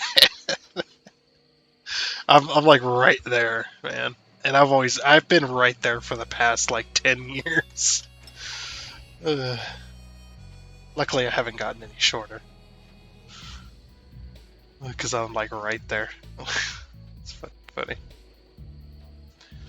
But it's yeah, and I've been looking at buying that. It's like, I've got the money for it. It's a nice one because all the others I've been finding are rusted out, or they call them projects. They are scrap heaps that could be fixed. Maybe. That is the difference. Yeah. I guess the whole moral of the story is always, if you're looking at buying a vehicle, and let's say you have like maybe $10,000 to spend, if that. And that's not very high anymore. That is not very. That's not much. Say, nowadays, you're lucky to find something that's not rusted out. Yeah, but always go for the older vehicles, especially if you know the person 90s. or you know Late them. 80s to 90s, I would Yeah. say. And yeah, definitely in the early 90s. Early to late 90s, maybe early 2000s. It does depend, because that's when they started doing the whole fucking everything's got to have this and everything's got to have that. A good early car for anybody, a good, like, say, first car for anybody, in my opinion, a retired police interceptor, like a Crown Vic. An early 2000s Crown Vic or mid 2000s Crown Vic. They're not terribly expensive. Yes, they're going to have like 100,000 miles or something like that on it. But because they were a government vehicle, they got the oil change when it needed it. They had the services when they needed it. Yes, they may have been drove hard when they were in use, but they were meant to do that. So they are going to be in good condition normally. When you go to buy one at an auction, you'll see if it's been used to pit somebody or it's been beaten up. But they are good, reliable vehicles. So I think if you're looking for a first car, a early 2000s, mid 2000s Ford Crown Victoria, good vehicle. Or if you're not into Ford, because there is that still infighting going on. The other thing Chevy, is the Chevy Caprice. Yep, the Chevy Caprice. Late 90s only. Like if you That's put the it, issue with them. if you put a Chevy, let's say they're exactly the same year. Let's say 1999, 2000. They're a great vehicle. Let's say 2000, right? Put a Chevy Caprice and a Ford Crown Vic right next to each other. 2000, the year 2000. They will be very, very similar. Yes, they are. And they were meant to be that way because, plain and simple, they wanted a specific type of vehicle, and that's what they got. Definitely. Were two specific types of vehicles. They were very, very similar, though. It's really funny. Like to me, at a distance, I would not be able to tell the difference. I'd have to get up and I'd have to see the badge, or like get really close to be able to see the lights. The lights are definitely the indicator. But nowadays, anymore, you can't tell what the fuck a vehicle is. It's like, is that a Ford? What is that? Is that a Chevy? I don't know. Is it a fucking Land Rover? Who fucking knows? They're all the damn same anymore. The governments have made the crash and pedestrian safety ratings on them so heavy that it's like, they about have to look exactly the same to pass. It's that's... the headlights need to be so tall, it needs to be so wide, it needs to be, Oh yeah, there's regulation on that too. It's like they all damn near look the same. Working for DOT, Department of Transportation, we had to put our signs, the way we put our signs up and stuff like that, they have to be at a certain height. And they have to be at a certain angle to the road. All that stuff is because of those regulations. Because everybody has to have their headlights, they all have to be at a certain height, they have to be angled a certain way in order to catch the reflection on those signs so that people can see them at night. Since we felt that side of things, then you look at the mechanic side of things, that a lot of the vehicles look very, very similar because all the lights have to be. They all have to be at a certain height. They have to be seen from a certain distance. They have to be seen from a certain angle. Everything's just, it's so regulated. Like, I understand it, but it's still crazy to me. That's just like, that looks like a Chevy Blazer. That looks like I don't know if they make Chevy Blazers anymore, to be honest. No, I don't believe so. But that looks like the Ford equivalent. What is it? Ford Edge or Explorer? Explorer, yeah. The Ford Explorer. Then there's the Land Rovers. Then there's the Nissan. Nissan started doing SUVs as well, which they almost look identical to everything else. But yeah, they kind of have to be. It is kind of crazy. Yeah, like if you look at the brand new Ford, Chevys, and Dodges, it's like from a distance, it's like I have no fucking clue if you just get a glimpse of it. Yeah, if you look at it from a distance, it's almost like they're one and the same anymore. I mean, they're all building the same motors, pretty much. They're all building the same pickups and stuff like that, and I guess nowadays, to me being the older school mechanic and stuff like that, and to you as well, I'm sure, is you no longer can have the argument. In my opinion, you can no longer have the argument of whether a Chevy, Dodge, or Ford is better nowadays with the newer vehicles that are coming out or have came out within the recent years. You can no longer have that argument which one's better because they're all equally, in my opinion, they're all equally bad.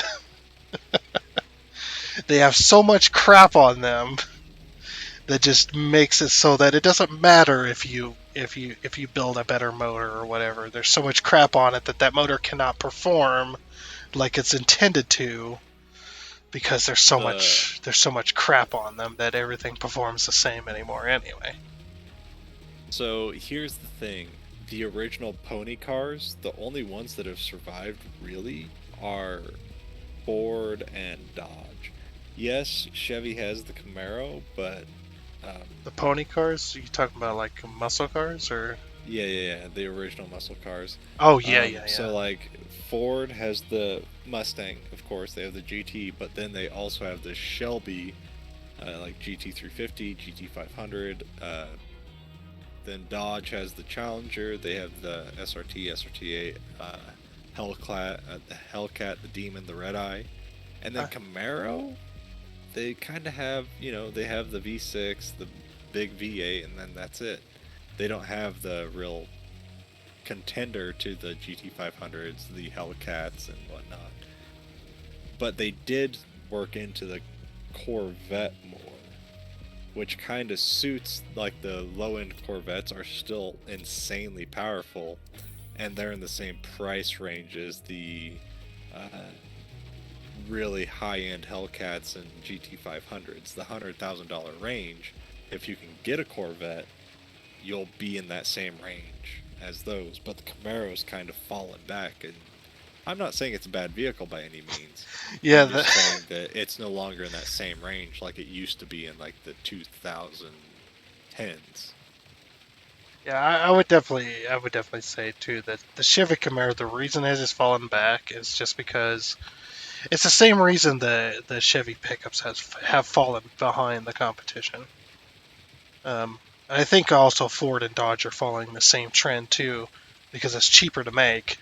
Is a lot of the pickups and stuff, the muscle cars, anything just about has either an inline 4, an inline 6, or a V6 motor. The V8s have been damn near completely built out of the competition. There's no more V8s. They're just they're becoming obsolete. The issue with that is they need to meet emissions. Yeah, exactly. And V8s just can't. Are not easily meeting the emissions. No, so what's been happening is Dodge has said, "Fuck you, we don't care. We're buying like all of Tesla's Tesla. It's a e-vehicle, so they're selling all their tickets. Let's just say tickets. I can't remember exactly what it's called." They're selling all their stock to be able to, share non-emission compliant vehicles. Dodge has been buying all of that and using that for the Hellcats and Red Eyes and all that fun stuff. Because those are not going to meet emissions in any way, shape, or form, obviously. Yeah. So they're buying those tickets to allow themselves to build those vehicles.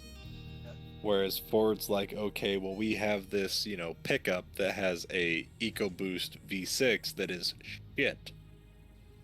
Or, they've got these Power Strokes that they detune to the point because the 3-liter Power Strokes were amazing.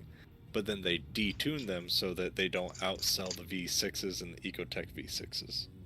Yeah, and it's all the government's fault. I mean, it's kind of the company's fault too for going along with it and having to go along with it. Like if say Ford, Chevy, and Dodge were to come together and say, okay, we're done with this crap. We're done with government regulations. Screw you guys. We're gonna build what we want, and you can just fuck off. If they were to all come together and do that, they could definitely make a change and say, and the government would have to cow down or would have to bow down to them because they're the ones that make the vehicles. If they, if all those companies say, fuck you, we're not selling any more cars. Nobody has any more cars. You guys are done. The government would have to do something, right? But yeah, the government regulation is so heavy, especially in the U.S. But, to make a, like you said, to make a V8 compliant with the EPA regulations, to make a V8 compliant, it costs more money to make that compliant than it is to build the fucking motor. So a lot of these companies are saying, screw it, no more V8s.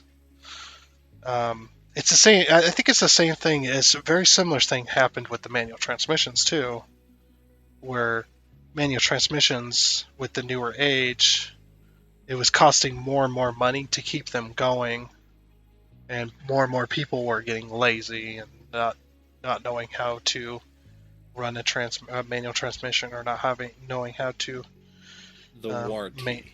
maintain it stuff. And the warranties were. They couldn't afford the warranties because people didn't know how to drive them, and then they're like, we're not going to warranty it because you blew it up because you don't know how to drive it. Exactly. And then the government regulation. Yeah, and then the government regulation on top of that too, where it's also easier to make a vehicle strictly automatic instead of having two different variants for automatic manual. Yeah, and anymore, if you were to get a manual transmission nowadays, it would cost you a ton of money to get that kind of option, to be able to have that option. And a lot of companies have kind of turned away from it, to even having the option even available anymore. Same with the V8s. It's like no more V8 variants. It costs way too much money. We can't run our companies this way. We're just gonna have to build V6s. But I think they could definitely make a change if they would just say, "Oh, screw you guys. If you want to be this heavy on it, screw the U.S. We're gonna sell it elsewhere. Where we can sell our vehicles." The government would definitely have to make a change at that point, because we make a lot of money off of exporting American-made vehicles as well. Yeah, a lot of them go to Mexico, the South, and Canada. Less vehicles really go anywhere else. Yeah, now if you Chevy knew, does have Holden in Australia, which is the same difference.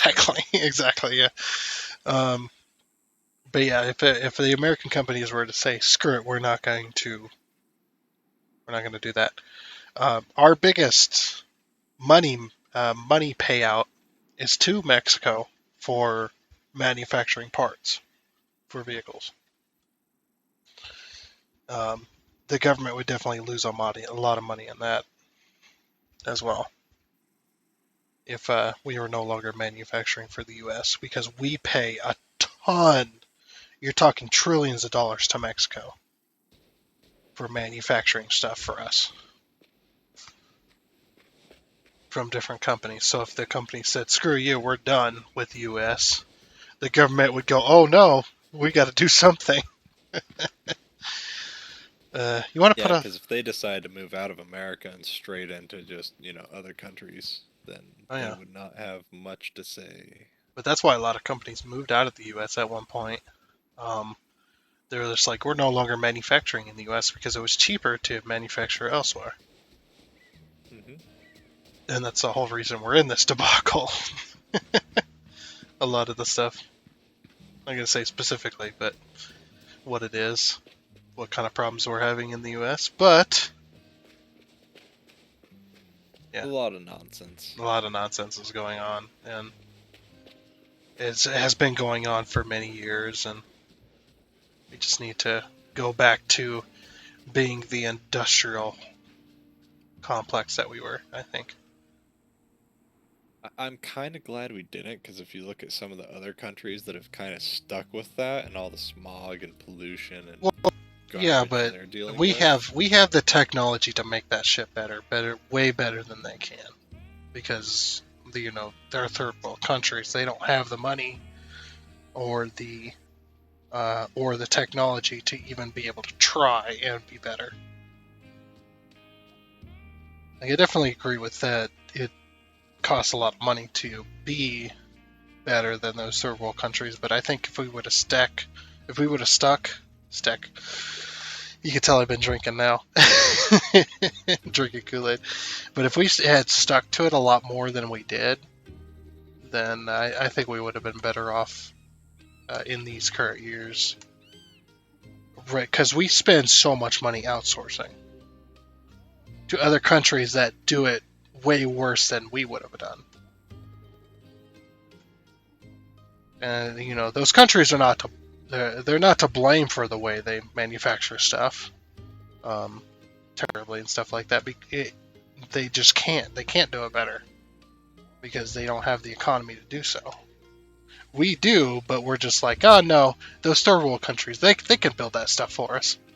They'll build it cheaper. We don't have to pay people. XYZ. A lot of bullshit. Yeah, a lot of bullshit. It's stupid. Yeah. Rough. And that's also why the exact reason it doesn't matter what company you're for cars. It doesn't matter what company you go with.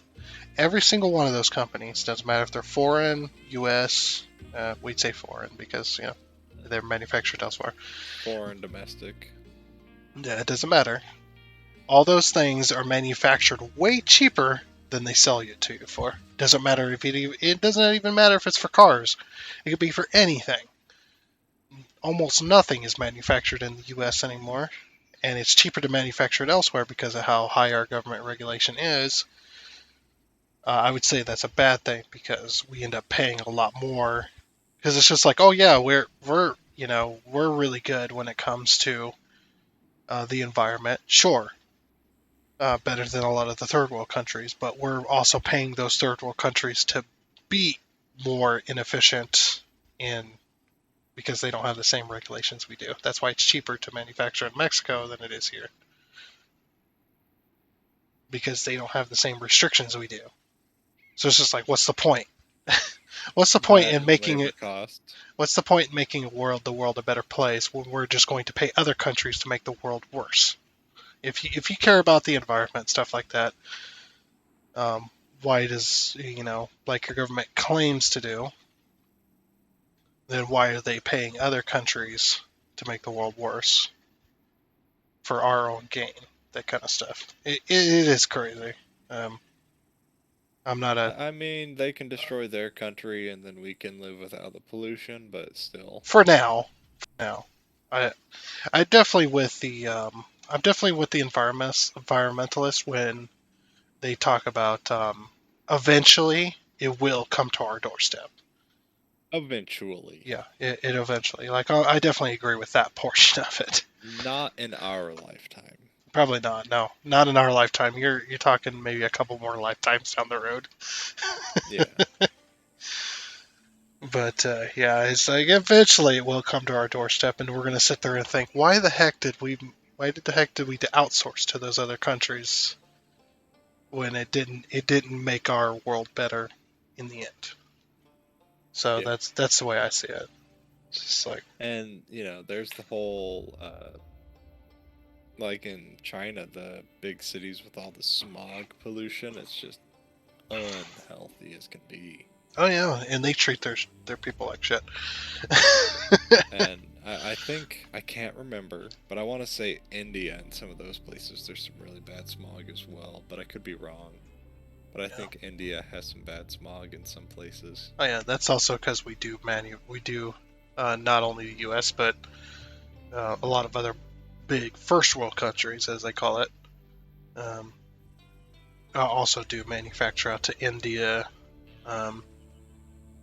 and Taiwan, stuff like that. We do rely on a lot of other countries to make stuff for us. And it's not the greatest, but it's what they decided to do. And, Yep. There you go. But you know, And it's here, one of those things. If we wanted to make it ourselves, it would be so much more expensive. but at least then at that point we'd be making it ourselves, and we'd be, if there's any blame to throw around at that point, there's blame to throw on ourselves. That type of stuff. Taking responsibility rather than putting it on other countries to do it. Yep. Anyway, where's those manufactured walls? I am looking to pick them up right now. Oh, okay. We're gonna take a few second pause break here. It's pretty funny. I don't want to ever talk about politics on this channel, but then when it comes to certain games like Construction Sim, It SnowRunner, just kind of spills out. yeah, it just kind of spills out. It's fine, you know. But it's not talking about our politics, it's talking about world politics. Yeah, not only that, but also, I know you're of the same position. That it doesn't matter what your politics are. You're allowed to be wrong. I'm allowed to be wrong. We're all allowed to be wrong. We're all allowed to be right. It's whatever it is, you know. There is no, we're not arguing in politics for the sake of, or for the sake of like religion, because a lot of people do turn it into religion. That's why I don't like to talk about it, because people have such strong opinions that they will go out of their way to make your life a living hell because you think differently than they do. Me, you could think the most horrible things in politics that we have today, the most horrible opinions. I may not like it. I may not care for it. I may think you're a horrible person for thinking that way. But I'm not going to go out of my way to make sure that you're not allowed to say that stuff. I'm not going to go out of my way to make sure that you're ostracized on my channel. Free speech is a thing. Free speech is my goal. But that also depends too. If the laws we have currently on the books, if you're going, if you're outright attacking somebody with speech, I'll be against that as well. Like if you're going out saying you're going to kill a person, if you're saying I'm going to kill this person because of that or whatever, I'm going to kill them, whatever, open threats, I guess is the word. Then I'm against it. That's a little bit different. You're openly threatening somebody. Yeah. That's different. But everything else usually is free reign. If you say a bad word, oh fucking well, somebody will get over it. Exactly.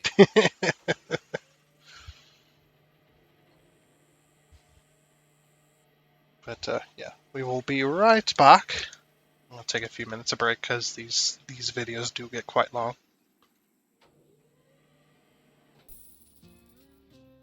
And I am back. Welcome back. Yes. I tell you, I think I'm done with the Kool-Aid. Oh yeah? Yeah. Just a little bit? Just a little bit. This is my last. I got like a half a glass left. That's definitely it. But yeah, I went to the bathroom and I stood there for quite a while. Just stood there quite a while, just making noises into the toilet. No, I was not getting sick, if that's what you think. But I was just standing there going, And I'm just like, man, this is taking a while. Fucking hell. This is taking too long.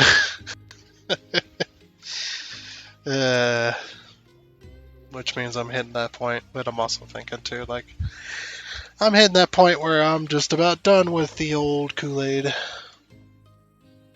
Yeah, I've had one glass of absinthe.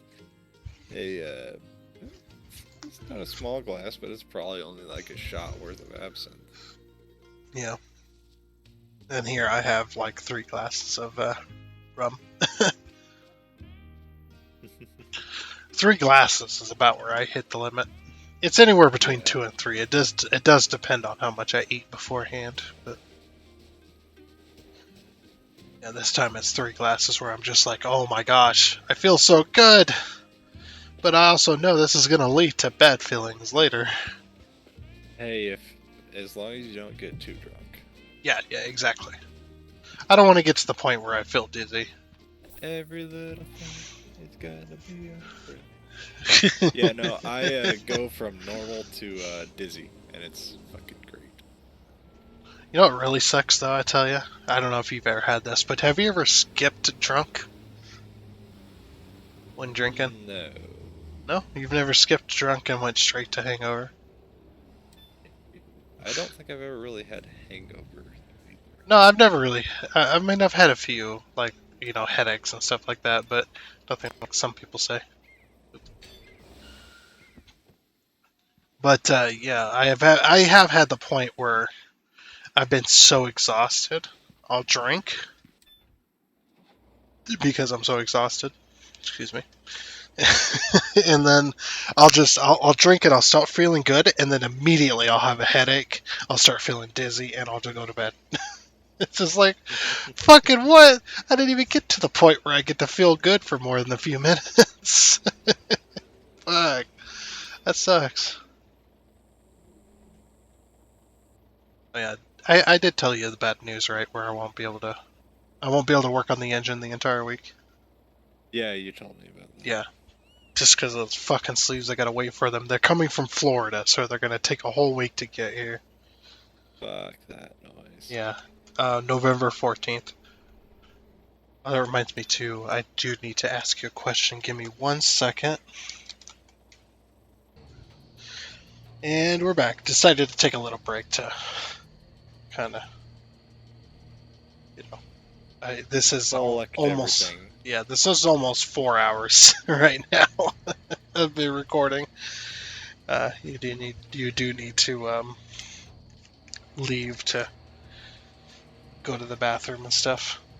What? Bathroom breaks? Nah. I think if I could, I really do think if I could, if I had the technology to do so on my PC, I would definitely stream instead. On YouTube, of course. Because I do, I would probably stream Twitch too, but only as secondary. Kind of like what I do with Rumble and YouTube. YouTube is my primary, because that's where most of my audience is. But Rumble is a secondary, so if I was to stream, YouTube would be my primary streaming service because they offer 70/30. Twitch used to as well. Yeah, Twitch used to. It still does. If you're a premium member, you'll still be 70/30 for now. But as soon as the new year starts, you're going to be 50/50 like everybody else. But the only way to get 70/30 on Twitch at the time when they were offering that was you had to be a certain popularity or whatever.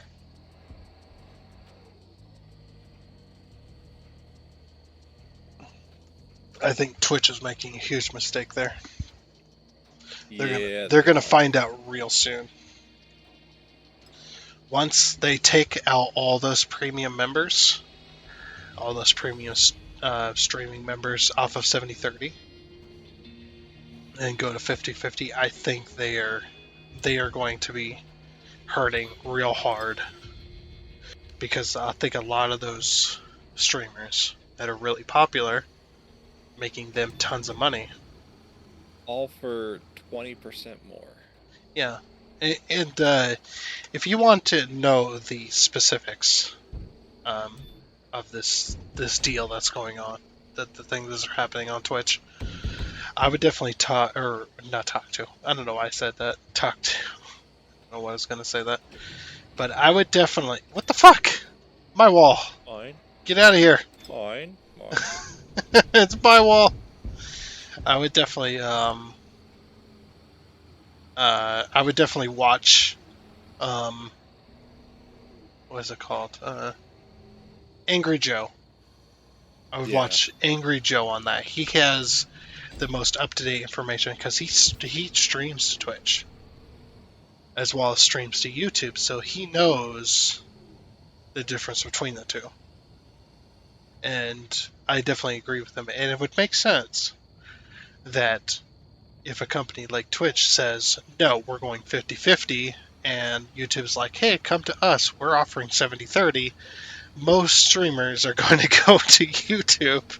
Yeah, it's like, hey, everybody who watches me, I'm going to be on this website that's no fucking different and much more popular. Yeah. Okay, see you there. Yep, exactly. And I also have, you know how my feelings are on YouTube. You know how my feelings are as it is as a supposedly free website. It's supposed to be free of everything, but it's not free of politics or whatever. You know how my opinions are on YouTube, but YouTube is not only a lot more popular, but it's also been around for a lot longer. 07?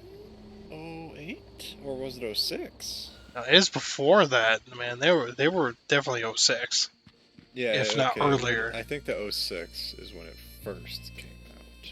Yeah, and some of the very first YouTube videos, as if you look up YouTube history, some of the very first videos on YouTube were cat videos, videos, animal videos, something like that. If you look at Rumble, Rumble also has right now their most popular videos on Rumble are cat and dog videos, animal videos in general, but mostly cat and dog videos. So I'm a kitty cat. and I'm dance. Exactly. But yeah, that shit is right now on Rumble. The most popular videos are cat videos and dog videos, animal videos in general, which is hilarious because it's really cool. Because back then, when YouTube started, YouTube was not a thing for me because I was extremely poor. So we were working off of Windows 95, Windows 98 in that era, and we were working off of AOL, America Online, and we were working off of Netscape. Netscape was the common browser, as well as AskJeeves was one of the things, and all that shit. Yahoo was a big one. Yeah, every time you fucking get on the internet, you have mail. Fuck. Neat. Goodbye. Yeah, you're sitting there going, fuck, I gotta go through hours of mail now. For fuck's sake. It was such a good time. But, yeah, back when YouTube started, I had no idea YouTube existed until 2008, 2009. Yeah, I didn't know about it until a few years after it was a big thing. Yeah, it was just like, I had no idea about it, and people were putting YouTube videos out on cats and dogs.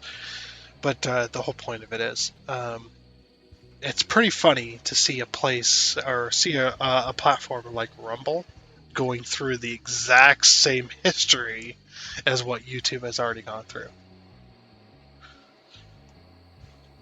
And I know, if you know anything about Rumble,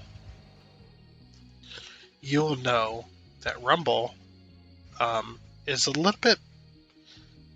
you think of YouTube as politically driven. Well, Rumble is also politically driven as well, on the opposite side of the political spectrum. But here's the thing about Rumble. The Rumble will not regulate speech outside of the law. That's their whole thing. That's their whole thing. And that's probably why a lot of people hate Rumble.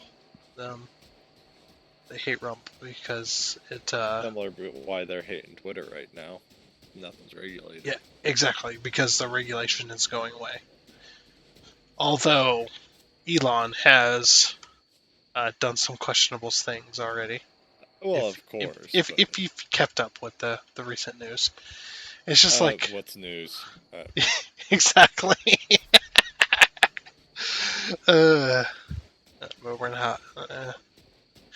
It's I don't it's. pay attention to news. Oh, I pay attention to the. I've been paying attention to the Elon Musk thing with Twitch.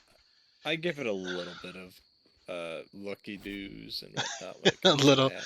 a little bit of looky loo. Loos. Yeah. Looky loos.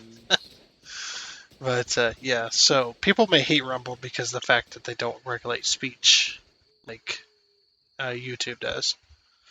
Also, they will not act outside of the law of anything, even copyright. So that's the thing with YouTube is YouTube acts outside of the law on copyright. They do a lot more than the law requires when it comes to copyright stuff. Yeah, they I understand. slam you. Yeah, it's you get railroaded really hard when it comes to copyright. You are exposed to the full extent of the law, as well as anything past that when it comes to copyright. Rumble does not. But the thing about Rumble is it's just like YouTube in a way. That there's the good sides and there's the downsides. So Rumble will go anything outside the law of free speech they will not regulate. Within the law, they will regulate free speech within the laws we currently have on the books. But if it's not on the book, they will not go outside of that. YouTube goes outside of that, goes further beyond free speech, stuff like that. But also on the same thing, YouTube has a bunch of conveniences that makes YouTube better than Rumble.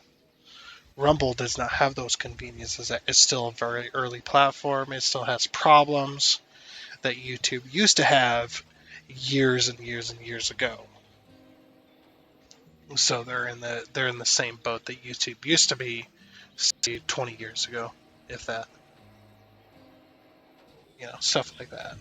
It's really funny though. My whole point is it's really funny that Rumble is going through the same things that YouTube used to when it came to problems and issues that they would run into. Like Rumble right now doesn't have playlists. They don't have playlists for your YouTube channels or for your Rumble channel. So in order to get around that, what I've done is I've created multiple Rumble channels, all under the same user, because you can create infinite Rumble channels under the same user, but it's all under the channel of Whitestone Industries. So if you look at Rumble, if you were to watch any of my Rumble stuff, or if you're watching on Rumble right now, which this is not going to get uploaded to Rumble, so I don't know why I said that, but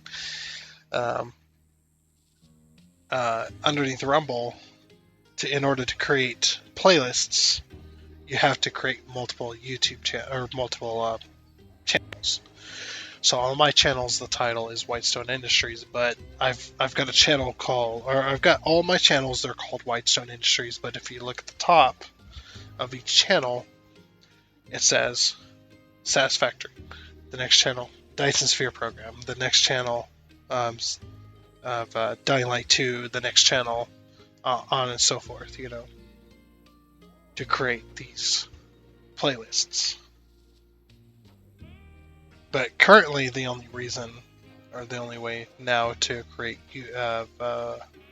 playlists is you either got to do it the way I'm doing it, or you got to pay for the Rumble premium stuff, which they're will give you some kind of playlist, stuff like that. But I guess my whole point is everything's got their downfalls. Everything's got their ups and downs, stuff like that. But obviously YouTube is on the certain side of the political spectrum, and Rumble's on the other side. I guess my whole point is to not let that fool you. If you're on Rumble, which you're not going to be watching this video, you'll be watching this on YouTube, of course, because this video is too big. Rumble's a 15 gigabyte upload maximum, which depends on the video quality. I can upload onto Rumble. I can upload 5 hours of Factorio, but I cannot upload 2 hours of this game, which gives you a kind of a perspective of how they're running things right now. But also on Rumble, if I play a little bit of music that's copyrighted, and I say a little bit as in I play a few minutes of it, I don't try to play the whole thing to make money off of it or anything like that. Oh, yeah. On Rumble, I won't get copyright striked for doing that because they recognize immediately that that I have changed the content of that music. I play a little bit of the music, but I'm talking over it, or I've only played a little bit of it to make a meme or anything like that, right? YouTube, if you do that kind of stuff, if you play Shit, you can't hardly play any music. It used to be like less than 30 seconds, and now it's like 5 seconds. Go fuck yourself. 5 seconds, yep. 5 seconds at the limit. If you play 5 seconds, 99% of the time, the YouTube algorithm will pick that up as copyright, their system, and they will basically tell on you. Essentially, they're like a tattletale. They will tell on you to the other companies. Bye. Yep, I got popped. You got popped. Yep, I'm coming back. How dare you? How dare you get popped? But yeah, it's just like, what the fuck, YouTube? Why are you telling on me? And then you gotta sit there, and then I was talking about this in one of my other videos. It's like the copyright stuff for YouTube is so strong, right? The policies and stuff, the way they run things, is so strong that if you play a 5-second clip of music that's easily recognized by the YouTube algorithm, you got to apply for an appeal to that copyright, right? And they might get around to it eventually. Well, not only that, but so that copyright stuff, if you get a copyright claim on your YouTube channel and you fight against it, if you miscategorize that appeal, or you do not explain your position in a perfect way, like this was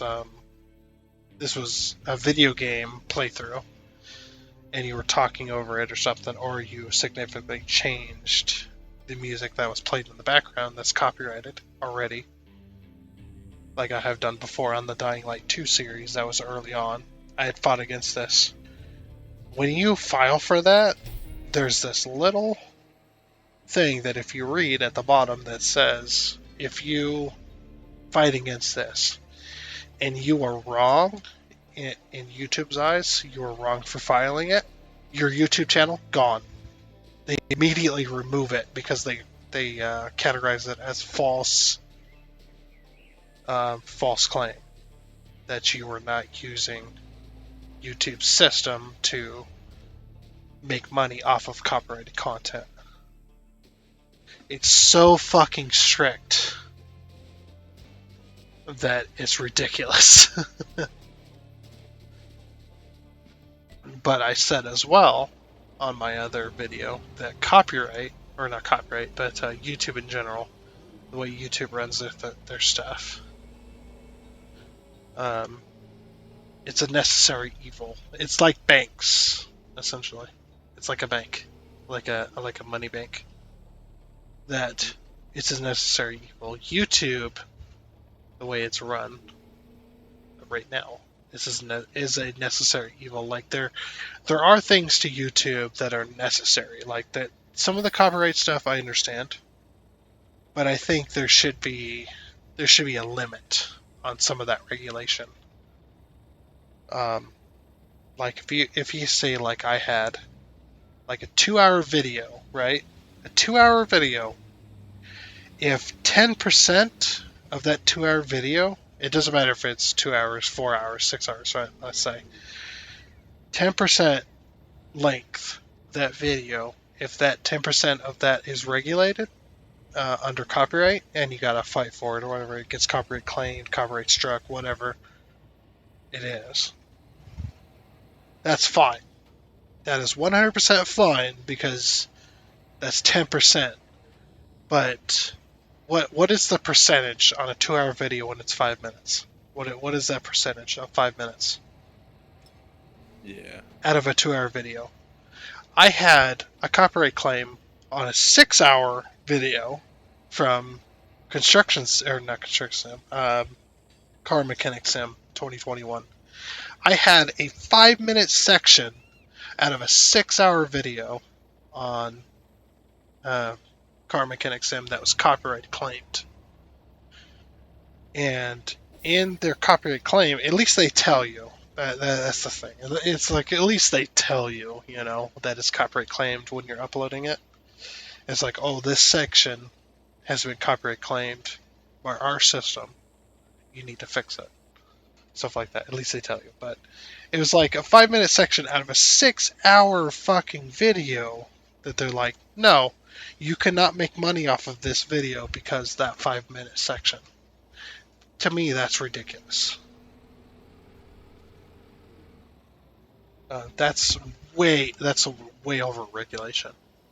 But at the same time, there are people that are going to make videos on a song, and they're going to try to get that video monetized at the same time. You know what I mean? Yeah. So I understand the system. I understand the way it works, but it's way too strong. I think it should be percentage based. In my opinion. I think I brought this up last time, but PewDiePie, he made a song, and then somebody copyright claimed his song after he literally said, hey, anybody can use this song. Yep. Anybody can use this song. It is my song I made. Anybody can use it for any reason they want. And then somebody copyrighted claimed his song on his channel on behalf of him. And it's like, no, they didn't. I didn't want this copyrighted at all. This is for anybody. Yeah, and that's not one single user doing that either. Like and they would not be able to do that. It's YouTube's system that does that. That's YouTube's system that does that. It's way over. Like I always talk about, Rumble not going outside the regulation of the law and stuff like that when it comes to copyright. If you look at the U.S., and how it handles copyright. U.S. is one of the most regulated places on the planet when it comes to copyrighted material. We have the highest laws when it comes to copyright. I'd say second behind that is probably Britain, or the British. They have the second highest, I would say, when it comes to copyright. I understand the law and stuff like that, but YouTube goes above and beyond when it comes to copyright. I understand why they do some of the stuff they do, but it's also like, what the fuck, man? Like, why? Why is it so fucking heavily regulated like that? Like, I don't understand. I understand why the laws exist, but that's why the laws exist. You shouldn't go outside the law on that and go above and beyond. And that's the good thing about Rumble is they only go what the law protects under copyright. They don't go above and beyond. If you're clearly making money off of music that somebody else has made under the copyright law, you will be removed from Rumble. There is no second chances, essentially, for that. They even tell you in their whatchamacallit. They even tell you in their agreement plan, if you're going to monetize a video, which Rumble gives you the option to monetize videos on your behalf, they will monetize it, but you have to agree to it, stuff like that, which is really nice. But yeah, you have to agree to monetize that. If you're clearly making money off of that, then you'll face punishments within the bounds of the law, which is quite, which is really good. I understand that, but it's just like YouTube just does go beyond. They go way beyond what they should. Their system goes way beyond that.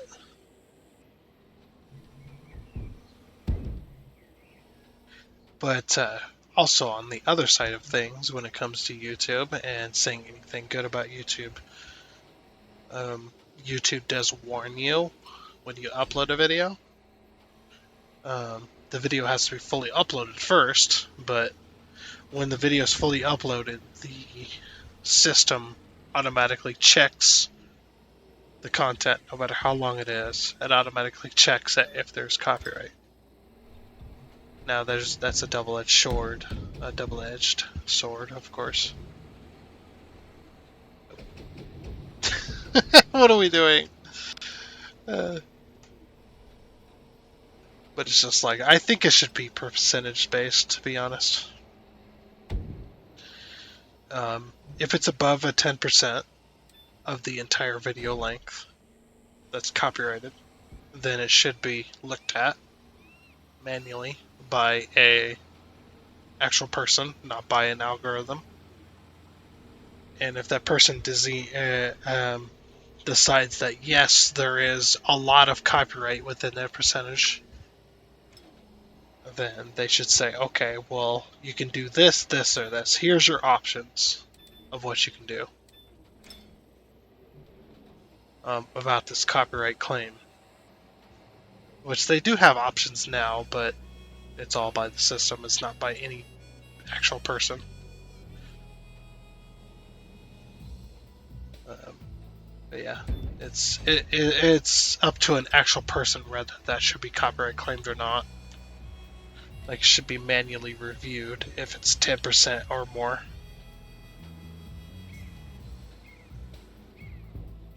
But I've been copyright claimed for way less. Like I've said before, if you're a small channel like me, like right now, I'm a small channel. I'm a noob tuber, as I call it. I am a noob tuber. I'm new to YouTube, essentially, even though I've been uploading videos since 2009. Those videos I've only been consistently uploading since 2020. When you're doing that kind of stuff and you get a copyright claim, if you're not making money, sure, it's not a big deal right now, but when you start making money, you become a YouTube partner. You're into the YouTube Partner Program. Those videos that have a copyright claim will not be able to be monetized, pretty much, in any way. Yeah, I could understand that. So I have to remake. So what I did, and this pissed me off greatly, but I did it anyway, was because I was on a construction sim, or not construction sim, it was on a car mechanic simulator video. That game has manual saves and automatic saves. So I was able, in my position, I was able to remove the progress that I had made within those 6 hours, and I had to re-record the video with no music on. Sure, it was extremely annoying, I will say that. It was just like, what the fuck, why do I have to record 6 more hours? Because that's the Saturday mega episode stuff. It was just extremely annoying because of a 5-minute section. There was no getting around it. I was just like, what? Why? Which pisses me off greatly. That's why in most games nowadays, I've learned to always look at the very first video that you post. You cannot look at copyright and stuff like that.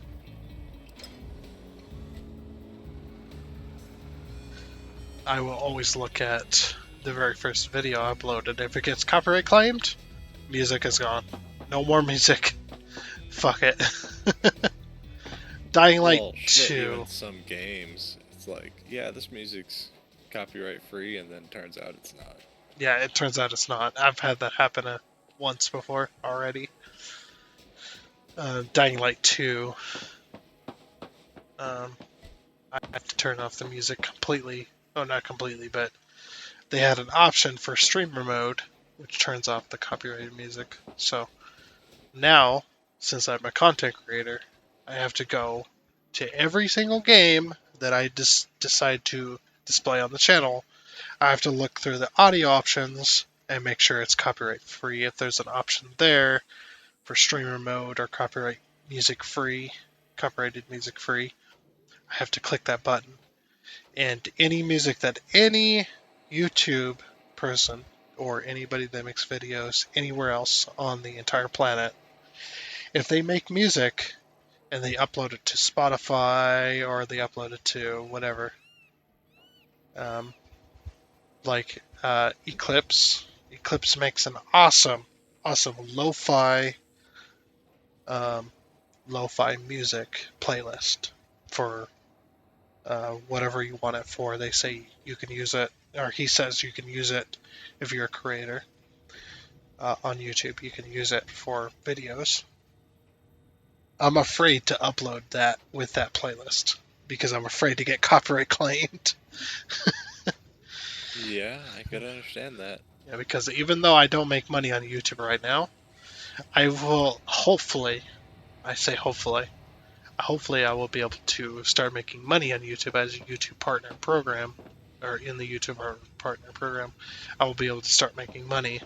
And if I have videos that have copyright claim, doesn't matter if it's copyright claim or copyright strike, I will either not be able to make very much money off of that video in particular, or I will not make money at all. Just depends on the copyright claim or copyright strike it is. So I need to be very, very careful now anymore about that kind of stuff. It's a little bit crazy. I'd say a little bit crazy. It's very crazy. It's very, very insane right now. But it is the way it is. Yep. It's a bit outrageous. Yep. And that's why I upload to Rumble though, is because at some point my Rumble views and stuff. If you look at Rumble, like I've said before, Rumble acts like YouTube in the early 2000s. Rumble right now relies on the Rumbles, which are likes or views, and relies on views or likes or dislikes, and then so you got Rumbles, and then you've got the anti-Rumble, the opposite of Rumble, which is if you hit the plus icon, that's Rumbles. If you hit the minus icon, that's minus Rumbles, which is likes or dislikes on YouTube, just like the exact same system. And then they have views on Rumble, the Rumble website. So between those two, those are what decide how much money you make on the video. Between those two, that's how YouTube used to run. It still kind of runs like that, but you got to meet a certain criteria, which I understand. You got to meet the certain criteria. I understand that, why they have that, so they're not paying bots account They're not paying a bot account for a very small amount of views and subscribers and stuff. I understand that.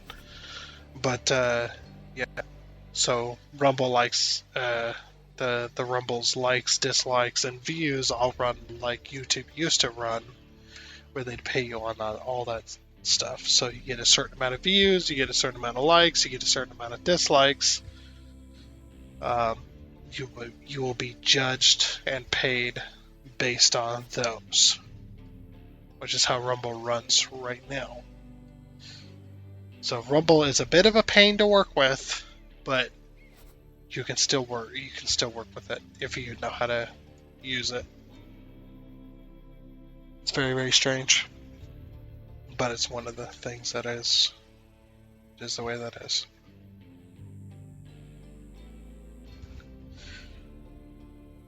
But people may I'm thinking that people may judge my channel based on because I have a Rumble link in the description of every video.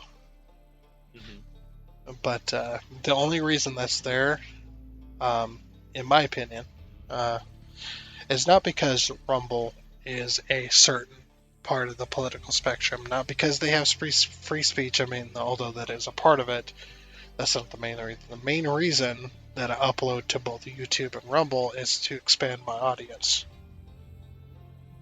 Is so that, and I've explained this before in a previous video, if you watch all mine, of course, which most people don't.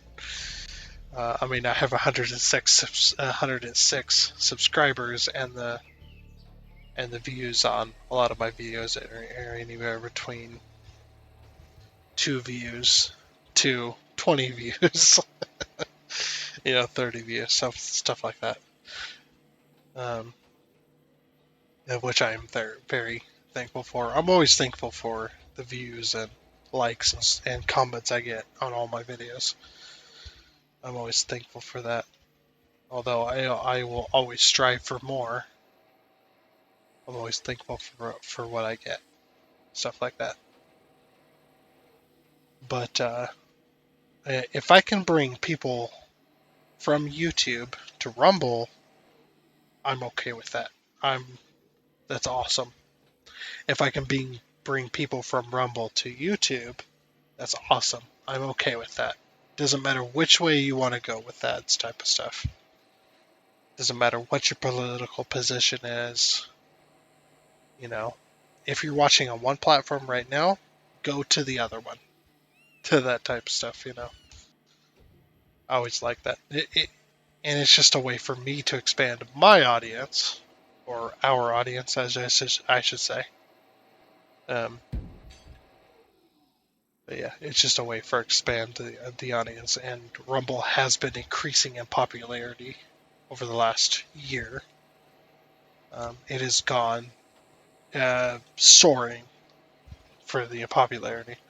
So I'm hoping that me being on Rumble early allows my 400 and some odd videos that have been uploaded to Rumble to start actually making me money.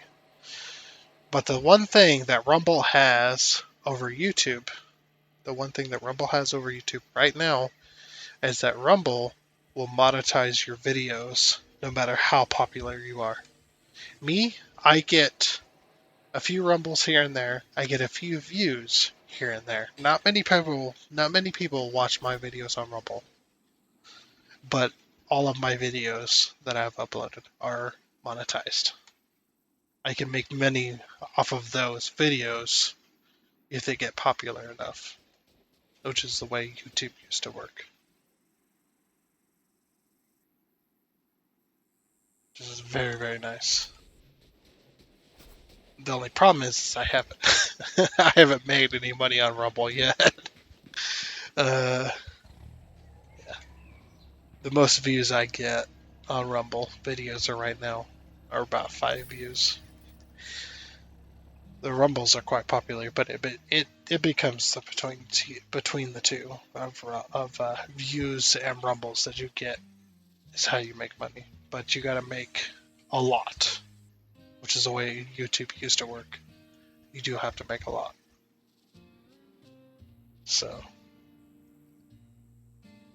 it's quite crazy, but if I can upload to both platforms, eventually one platform will kick off and I'll be actually making some kind of money other than doing it for free, right? Like I am right now. But I also understand that the videos I'm making right now aren't going to be as popular as maybe the future ones may be, because I'll get better at making videos altogether.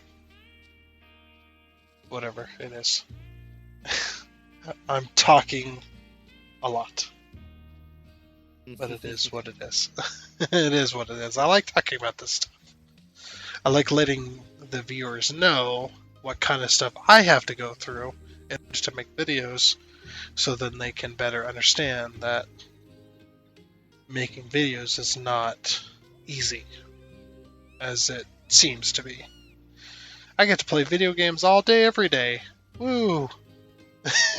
But also, I have to do a ton of other stuff in order to make videos, in order to make videos interesting. I don't have to do as much work as some other YouTubers right now, but once I start making money, the more money I make on either YouTube or Rumble, or both YouTube and Rumble together, the more work I have to put into both my YouTube and Rumble channels, essentially. Because as I make money, I will have to put in more effort into editing, stuff like that, making these videos more entertaining, stuff like that, so I get more viewership. As I get more viewership, I have to spend more money into making things more entertaining. Just keep repeating the process, which is what I think. Well, this is probably what every YouTuber goes through at some point. Into making videos, this is what they have to go through. They explode at some point. They have to start making better quality in order to keep those viewership counts up, in order to keep making money. So you just have to continuously invest. So a lot of the same old. Yep, you just have to invest in the same things and keep making things better, which I'm all 100% happy for. I am ready. My my ass is ready. Fill me up with your seed. Oh, fucking hell. No. Anyway. You're on your own there, Chief. It's like, yeah, make me popular so I can make better videos, so you can make me more popular so I can make better videos. And just over and over and over again. And we just repeat this process until I can no longer gain any more popularity. But I'm 100% for it, though. Like, if I was to be making money on YouTube right now, you know what I'd be investing in? An editor, and a software editor that could make my videos 10 times better. And then I was gonna say either hiring an editor, or that's later on down the road. Yourself. Yeah, I'd be editing myself, as damn near every YouTube video creator, ever, pretty much, on the YouTube platform has been through. All those super popular ones with millions of subscribers and stuff like that, millions of views, every video they make, damn near, they all have editors of their own. But if you think back of watching all those popular YouTube videos, those popular YouTube video creators, they all went through the same thing that I'm going through right now. They started somewhere. They started somewhere. They started out on the low end of the totem pole. They make the video themselves. They edit it themselves. They put all the context, all the content, everything in themselves. They all do it themselves for a while. And then when they start making enough money, they hire somebody to come in and help them edit those videos and make the context and on all that stuff to help them for all of that. And then eventually it turns into a small company, essentially, where you have a few editors, maybe you have a few people that are doing art, things like that, all that stuff. So everybody has gone through this. So I'm more than happy to go through this type of stuff, because if I was to get into, even if I was to get accepted into the YouTube Partner Program tomorrow, and I started receiving money from YouTube, I would immediately invest that money into making better videos, which is what damn near everybody that's popular on YouTube nowadays, that's damn near what everybody's gone through. So I would definitely do that. I'll let you take care of the ceiling because last time I touched it, I sent stuff flying all over the place. No, you go ahead. I'm gonna be right back. I gotta go get. I gotta go. I gotta go get rid of some Kool-Aid. I will be back. Fine. I'll send everything to the moon. Go ahead. The mood needs it. Right, I am back. What were you saying? Unpause. Unpause. Unpause. Jeez. I regret nothing. Look, I know I may be a bit of a furry, but come on now. Hey, I regret nothing. We don't need to start talking that kind of language. I love terrible puns. Yeah, unpause. Oh, fucking hell. If I have a chance. Yeah, exactly. I understand. I do the same shit. Any time I can make a terrible joke, even if it makes me sigh, I will do it. Anyway. That's just how I run stuff, run things. It was just like I made a terrible joke in Satisfactory today. If you're watching this video after Satisfactory, which I don't know if you will be or not, because this video is recorded on Monday. More likely you've already seen it, but anyway, so I was starting to set up for making a concrete factory, right?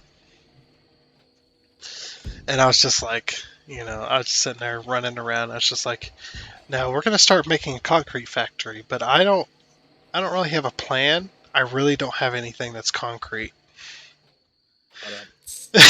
And I physically went.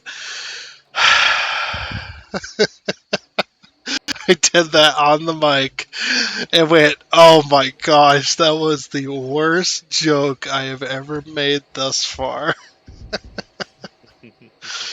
Like, holy shit, dude. Like, what the fuck? But that happens all the time. I always make terrible jokes. It's just like, fucking hell. It's just like when you make the joke, but you don't realize you made the joke until a few seconds afterwards. And then you audibly sigh at your own joke.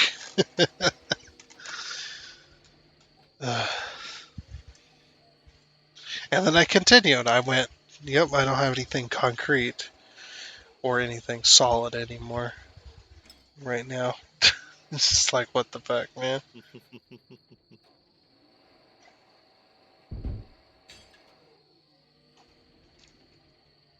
That's the thing. It's like, I really do wish, though, you could join me on Satisfactory. That was, especially with mods and stuff, there's a bit more to play with. And there's no challenge mode, really, anymore. But yeah, it's just like that. I would definitely appreciate the help, because that shit is taking me forever. When you're playing Satisfactory by yourself, it's definitely meant to be a multiplayer game. And I'm playing with mods, which means I have a lot more stuff to worry about at the same time.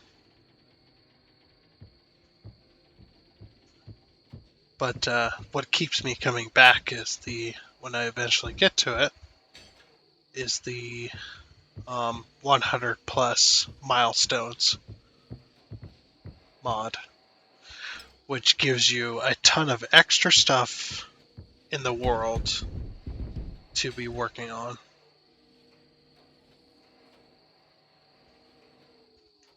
So there's extra materials you can mine. There's extra recipes to build with, stuff like that, and all the different machines, and it's quite crazy.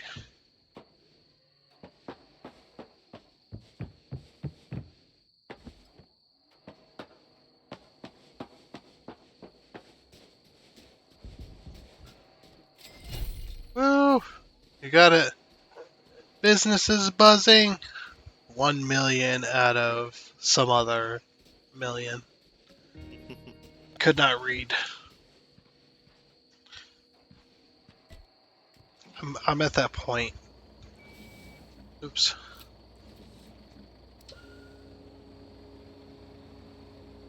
Don't ever drink Kool-Aid and operate heavy equipment.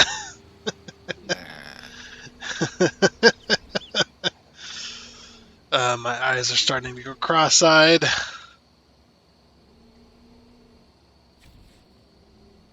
Just a normal work week. Achievement unlocked. What's that? Let's see.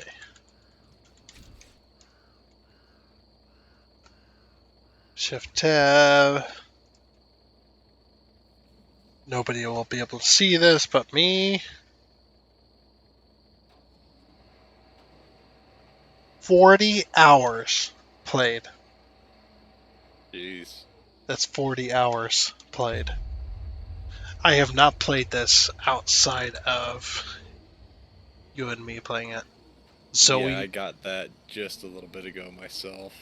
Yep. So we have played this save for over 40 hours. So I guess that poses a question then. Mm-hmm. When you're playing a game that you bought on Steam, are you when you look at the value of the game, how much you paid for it, how do you regulate that? As in, how do you regulate that as a good game that is worth paying for? Me, as an example, I will say $10 every hour. Or not $10 every hour, and $10 every couple hours. I would say it was worth it. I think it's $1 per hour. Yes, that's what I mean. I am to the point where I don't even know what I'm talking about anymore. But yes, that's about how I do it, as $1 per hour. Yeah, if I get 60 hours out of a $60 game, I think that is a good purchase. Yeah, that's exactly how I look at it as well. But it also depends too, right? Like, it also depends too if it's, let's say you pay $5 for a 5-hour game, but it was an absolutely horrible experience. Would you say that's worth it or not? If I regretted the 5 hours, no. Exactly. That's what I'm thinking. Is it's less like it also has to do with the experience itself, like if you enjoyed it or not. Yeah. Definitely. If I paid $5 for a 5-hour game and it was absolutely horrendous to play that game, I would say that was not worth it at all. Definitely not. But in general, I definitely agree with the whole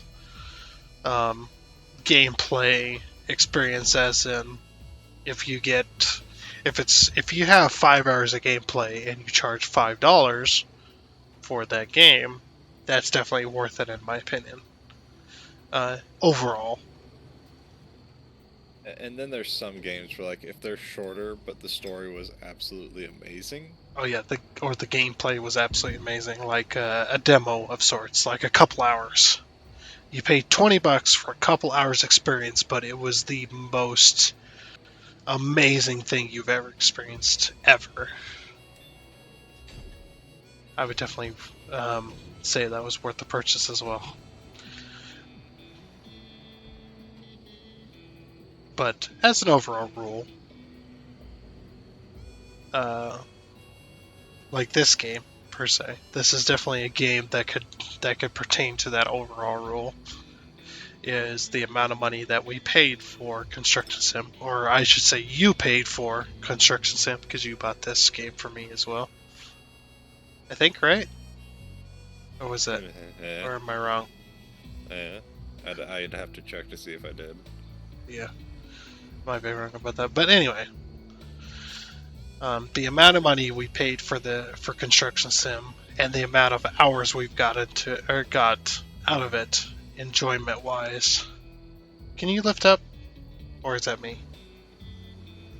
That's me. Never mind. I was stuck against where the elevators go. Yeah, I So like, I didn't think I was in the way. yeah. But the amount of enjoyment I've got out of this game is definitely more than worth it. Like Dyson Sphere program, I don't know how you're getting along with that, if you like it or not, but that game, in my opinion, is definitely more than worth it. It's $20, and I've played a lot of hours already, and I am just having the time of my life with that game. When did this game come out? This game?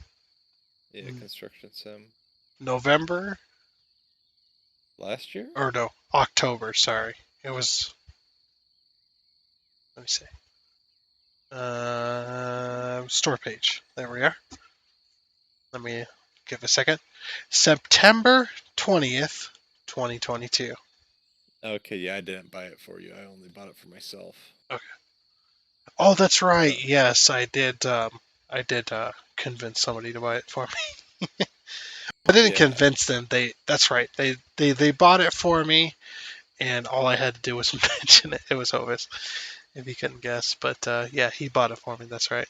Because I mentioned it. I said this was a game that we were both anticipating playing on the channel, possibly, and it looked really fun. And he's just like, here you go, boop, you can have it. It's just like, oh, thank you, that's awesome, man.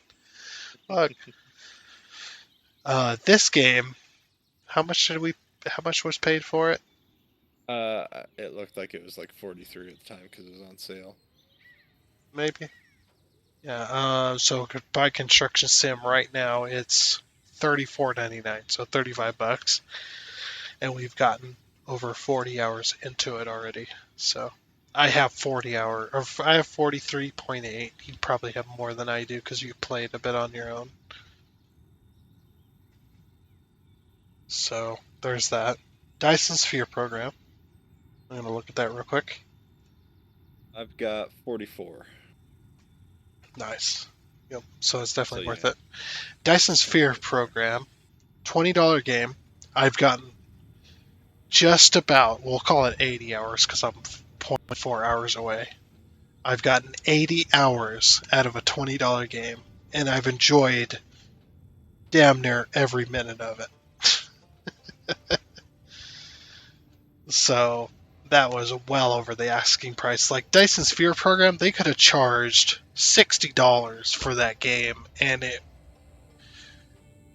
would be as high praised as it is right now. It is one of the most amazing factory games I've ever played. Like it's got space travel. It's just like Space Engineers, essentially, just without the spaceships that you built. It's got space travel. It's got the harvesting of resources, the manufacturing of those resources into other resources, stuff like that. There's a goal of building the Dyson Sphere around the sun, and that's not the only one either. Dyson Sphere program has multiple galaxies or multiple solar systems in it within the galaxy, and it's completely random as well. It's not like you play on our own galaxy or something like Mass Effect style gameplay where you're playing on multiple galaxies, but it's all fixed into the same galaxy. It's completely and utterly random what you get. What kind of planets you get. I mean, you always start on an Earth-like planet, but the planets around you will be random, and they're adding more planets all the time. So far, what I've seen in my very first playthrough, which is what I'm playing on, is the Earth-like planet that you start in, the gas giant that you orbit, which is, I think, is the start of every game. I've experienced a volcanic planet because it was really close in orbit to the sun, so it's a volcanic planet, which has got like lakes of magma and kind of solid. It's got solid ground, but it's all kind of like volcanic rock and stuff like that. I've also experienced a desert planet as well so far,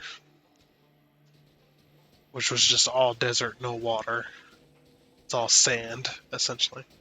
I think there's a few others that they've added in recent times, which is really nice. It is a really cool game. I just wish it was multiplayer because I'm pretty sure that you and Hovis would definitely enjoy that type of game.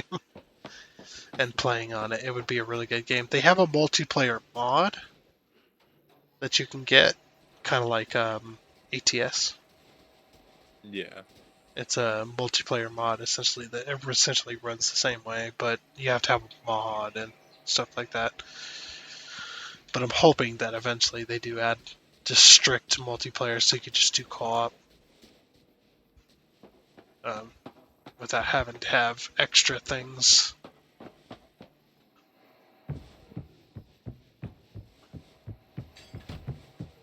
But it looks amazing. It definitely is a good game. I don't know. What episode are you on? On the 5th one so far. You're on I've 5. been taking my time. Yeah, you're pretty far behind. You know, Yeah. the episode I just recorded and put up on YouTube today? Where are you at? 25. You're Yeah, really still a little ways behind. you're a little ways behind. I watch it because I try to pay attention to it, and when I'm at work, it's I don't get the time to pay attention. Yeah. You know what I would do in your shoes watching that? I would skip 5 episodes for right now, because the reason is because I'm still I've learned a lot about the game throughout those 25 episodes that I've recorded and uploaded to YouTube right now. I would skip about 5 episodes so that you can get to the more meaty part of the game. I know it sucks. The meat and potatoes. The meat and potatoes. Just because there's you don't have to watch every little bit of it. There's quite a lot of it where it's just kind of me building things that I've already built and stuff like that. Kind of redoing certain things that I've already done, making it better and whatnot. But yeah, even me, I'm just like, man, I don't know if I would watch that many hours. Because damn near every episode is 2 hours long, if not longer. Some of them are like 2.5 because I wasn't paying attention to the timer. But yeah, damn near every episode is 2 hours long. So it's just like I would skip a little bit ahead, skip a few episodes, maybe like 5 or so. Just so you can kind of see what it's about. But I would say Dyson Sphere Program, out of every game I've ever purchased on Steam, Dyson Sphere Program was definitely the top 5 of the most worth it for the price games that I've ever purchased. or not ever purchased. The Dyson Sphere program was purchased for me by a fan of my Satisfactory series. They wanted me to play Dyson Sphere program, and I just like, I don't have the money, man. I can't just go out and purchase a $20 game. I'm sorry, it's just not within my budget. So they decided, okay, well, I join your Discord, and then they joined my Discord, and they said, well, here's the game, which through Discord they found out my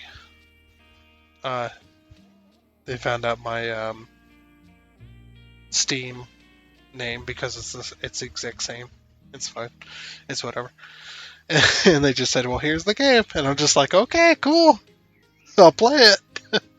And that is the most fun I've ever had. Like, even more than Satisfactory. That is the most fun I've had in a game in a very, very long time. Not since, like, things like Halo. Purchasing the Halo games on PC. I just remember last time I was looking at stuff, I was watching some nostalgic videos that these guys were playing Halo on Halo. Mm-hmm. And then they were playing Garbage Man a little bit. Halo on Halo. Another good Halo series is Red vs. Blue. That's definitely nostalgic, I would say. And I still go back. I've watched Red vs. Blue all the way up to when they were playing Halo Reach. So they just recently, for some reason, I don't know if it was recently, but they made a 2-hour long where they encompassed like the entire, seasons. Mm-hmm. And I've been watching those. Oh yeah, that's right. They did record. They did re-record earlier episodes. And it's like they've just been popping up recently, and it's like, okay, I'm gonna watch those. Fuck yeah, dude, that was amazing. It's just like, man, I only wish I had half the skill of the storytelling that they did. Yeah, it got to the point where they're in Halo 3 recording stuff now.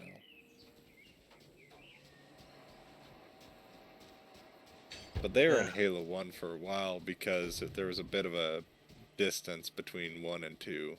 Yeah. For Combat Evolved and 2. Well, yeah, because when Halo 1 came out, the Xbox original was known quite well already. And we were getting into the Xbox 360, like that was the newest thing. And they were working on, they just released Halo 2 and stuff like that for both the original Xbox, I think. I think they did that, and then they also did the 360. It's been so many years since I've been at that point in my life. I don't recall. Yeah. The very first Halo, though, I remember playing was Halo Combat Evolved. But I didn't play it on a console. I played it on a laptop in my mom's kitchen. She had a kitchen. Like she had this this 2-story house, right? That she was renting. She had a kitchen that had like a countertop that went all the way around inside of a small room. But that wasn't part of the kitchen. That was just an extra section. There was no counters. There was countertops, but there was no drawers. There was no counters above that. There was nothing. It was just the countertop past the fridge. So it had this little section where you had the phone line for the internet, and then you had that was hooked up to the laptop. You had a power port or whatever. So I had played Halo Combat Evolved on my very first time on a laptop where I couldn't sit down because the counter was so high. So it was a standing counter I guess it was made to be like a little tiny mini office style thing, but it was part of the kitchen because it had all this counter space for no reason in particular. But I was just playing it on this laptop standing. I had played the entire Halo Combat Evolved on a little laptop. It was and since then I fell in love with the Halo series. And then I got an Xbox 360 through, because of a friend. So I bought Halo 3 at that time, and then the Halo Master Chief Collection had came out on the 360, I believe, which it came with Halo 1, 2, and 3, and Halo Reach all at the same time, I believe, or it was something like that on the 360, and then I went down the rabbit hole of playing all those games. But I played Halo Combat Evolved, and then I played Halo 3 on the 360, and then once the Master Chief came out, then I played Halo 2. So it's a bit of a mixed kind of experiment when playing Halo stuff, but it was definitely a good time. Back when the AAA video game companies actually cared about what they released as a game.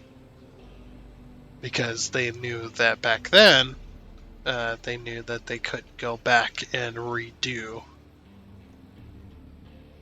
Like, once the game was released, that's it. Yeah, they couldn't fix it. Yeah, what it is what it is. Yep. If they wanted to fix it, guess what? It was more discs, which nobody was going to purchase. I'll let you do the ceiling on this one. I did the ceiling on the last one. Oh, you can help me. Last two. This is a lot of pieces. I know. You want to help me? I know, trust me. 34 of them. This is like, I'll do them with you, but... Yeah, I'll hop back in here in a second. Just gonna stretch. Yep. This is a big project. We're 77% complete, though. We're almost done. But I'll help you with the mobile crane.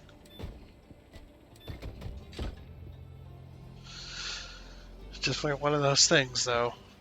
But nowadays, it's just like, oh, you can release a game in early access and continue to work on the game over the years to come. Which I'm fine with, but only if it's in good faith. If it's a AAA company releasing a game in an unfinished state, that's different. Because they're a AAA company, they've been releasing games since, the 1980s, 1990s, the late 1980s, the early 1990s, the early 2000s. They've been releasing games for many, many years. Hence why they're a AAA company. So they should not get the same treatment. In my view, they should not get the same treatment as a developer company that's coming out with a game nowadays. That's an early access. They should not get the same treatment as that, which they do often do get that kind of treatment, which is really annoying. Just like you've been releasing games for 30 years nowadays. You've been releasing games for 30 years. Why are you releasing this trash that's unfinished? You are a AAA company. You make millions, billions dollars a year. You have thousands of employees at your disposal. Why are you releasing this trash? What the fuck is wrong with you? But if you're a company like, let's say, Coffee Stain Studios, which has they've been publishing games for a little while before they released Satisfactory. But they published for Valheim, stuff like that. Those kind of games, those companies have only been releasing games because of the accessibility recently, over recent years, that has come out. The accessibility to make video games. Like, they don't have to have a huge team of artists and stuff like that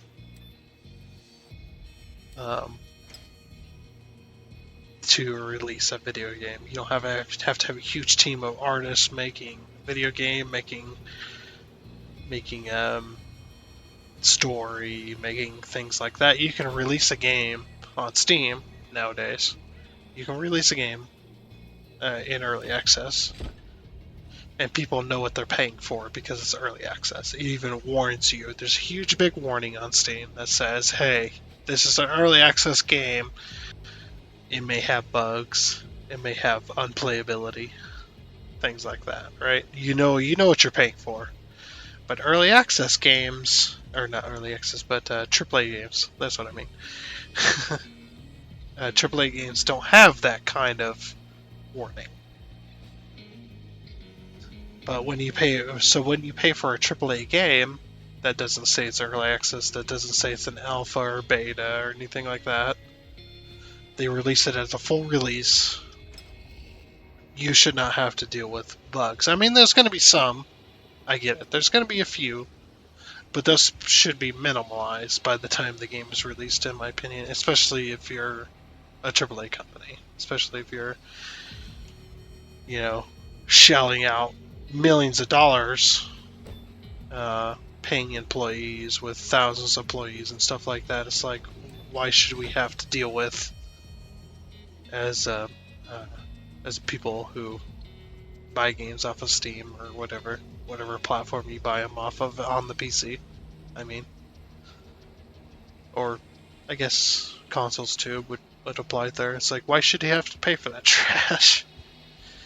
But then again, it's what do you call it? It's overly priced when you pay for a video game from the AAA companies anymore. You may pay, you might buy the game for $60, $50, $60, right? But you're paying way more to play it anymore. Well, shit, the new Call of Duty, minimum $70. Yeah, it's just like you're paying for all this shit.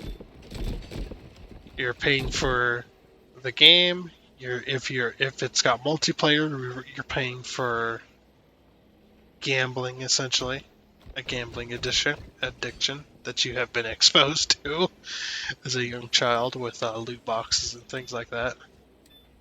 Nah, I got my addiction to gambling from a racing car game. You did? Yeah, Test Drive Unlimited 2, don't you remember? No, I don't remember that. Yeah, Test Drive Unlimited 2 had a literal casino. Well, okay, that's a little bit different. I would argue that's a little bit different. You had to be 21 to buy the DLC. Okay, see, the casino and a bar. That's different from loot boxes, okay? I know, I'm just joking. But it's hilarious that you bring that up. But yes, it's a little bit different from loot boxes, because loot boxes, these games are rated E for everyone or 13 plus, right? And they're exposing these kids to gambling, which is against the law because they're under 18. But they're allowed to do it because they're a video game company. It's like, fuck, man. But yeah, I love Test Drive Unlimited 2's casino DLC. That was fun. It was literally rated M for mature.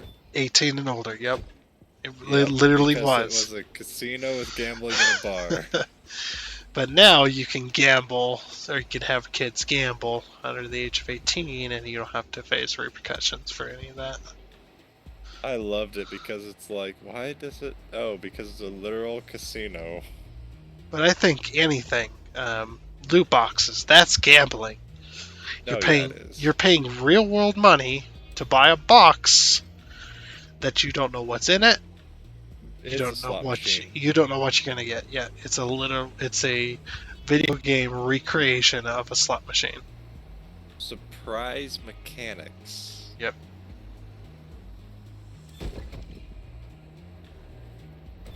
Which I think loot boxes, anything that has to do with you paying real world money to either speed up your progress or to increase your chances, should be not allowed at all. That would definitely straighten out some of these AAA companies that do that kind of shit. Oh, pay $20, you get a box. You get this cool box that may have potentially cool stuff in it, or you may get shit that you've had for months.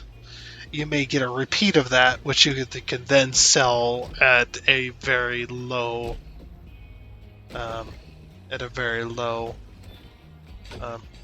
appreciation value as it was before.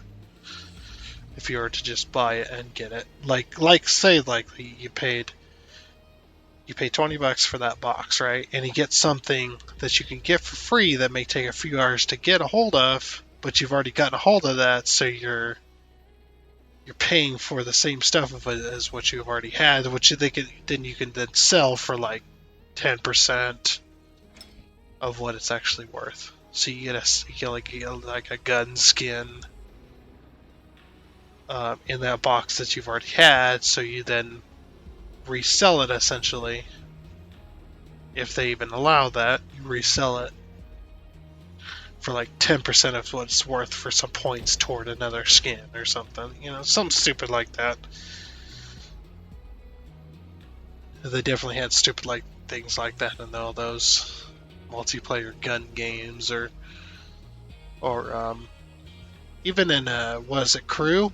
The Crew had that type of stuff somewhat, where you could buy platinum. You could buy platinum parts with real world money for your cars.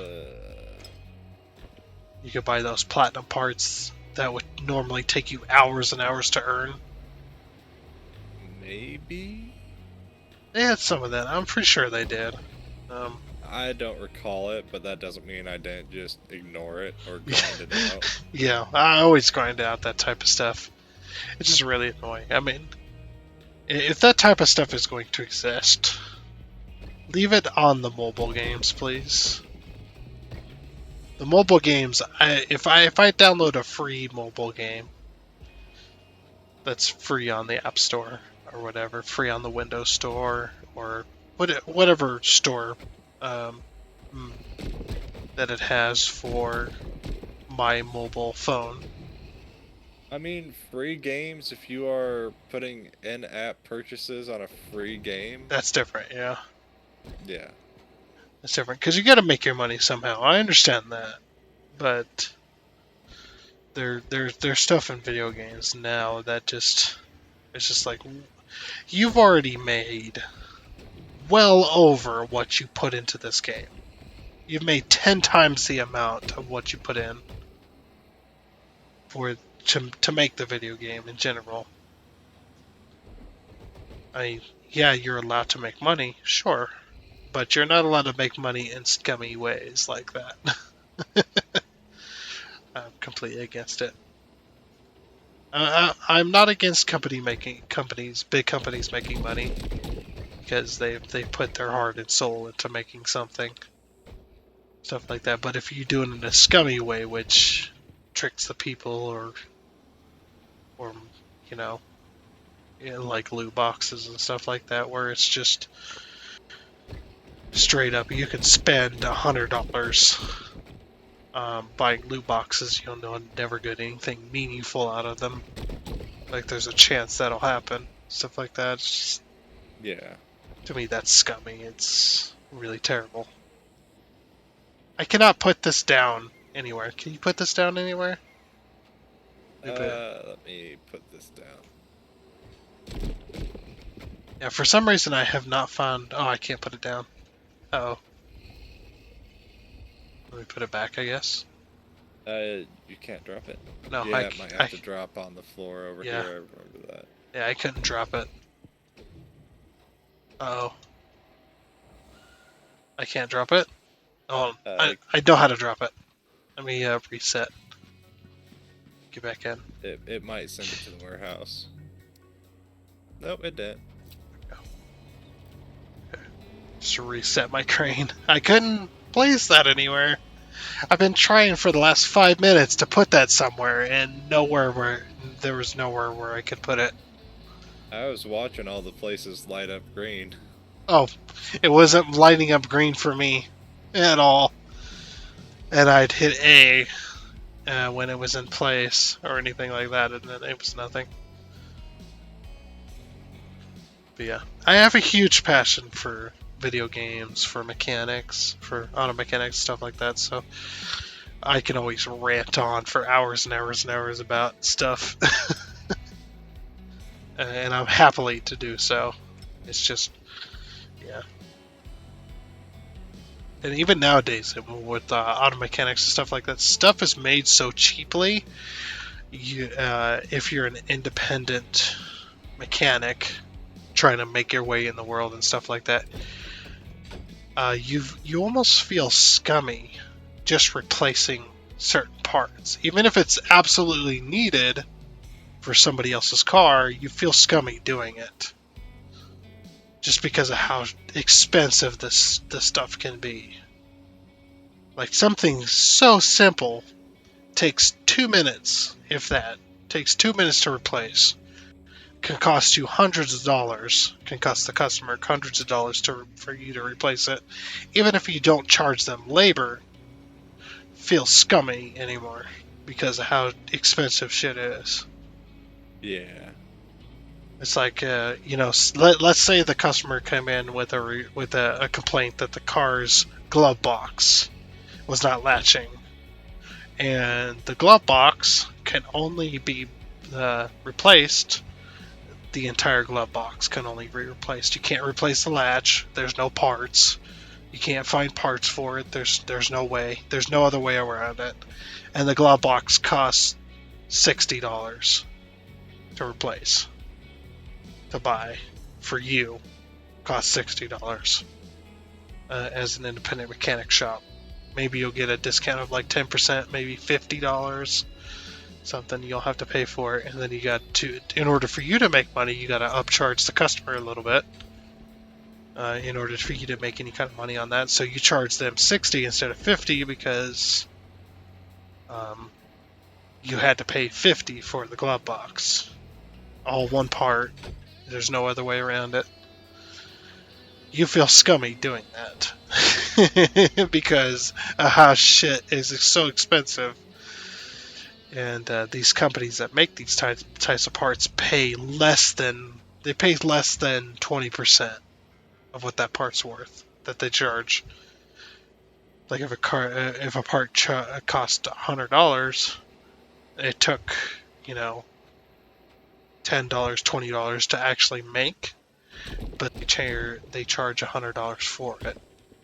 They charge you $100, and then you get upselled because the independent shop is trying to make some kind of money, so you get charged even more for that. It went to the moon.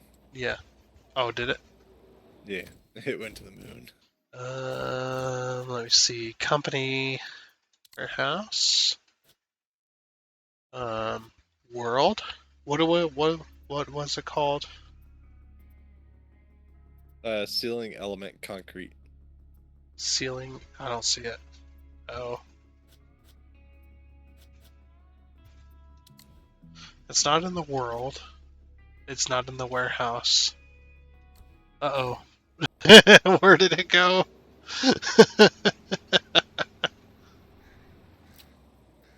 Let it get reset eventually. Maybe it's... No. It should be in the world somewhere. Concrete. Pallet of concrete? No. It's concrete formwork. Steel beam. Pallet of paving stones. Uh-oh.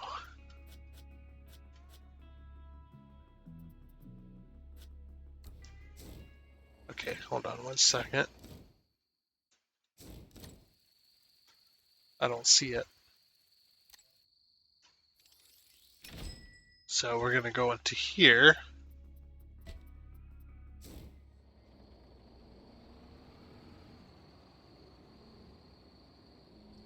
How do you fix...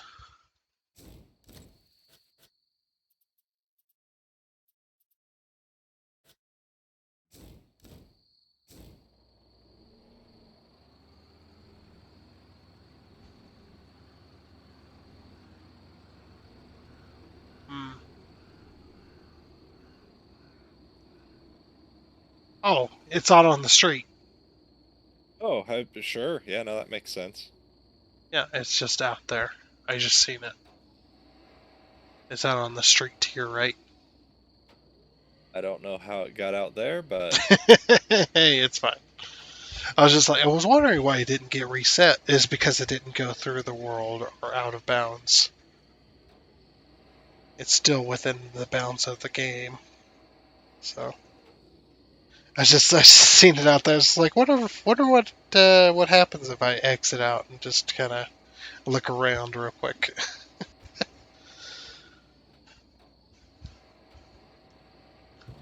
But yeah, anyway, my whole point about video games is we need to stop pre-ordering, and we need to just not do that.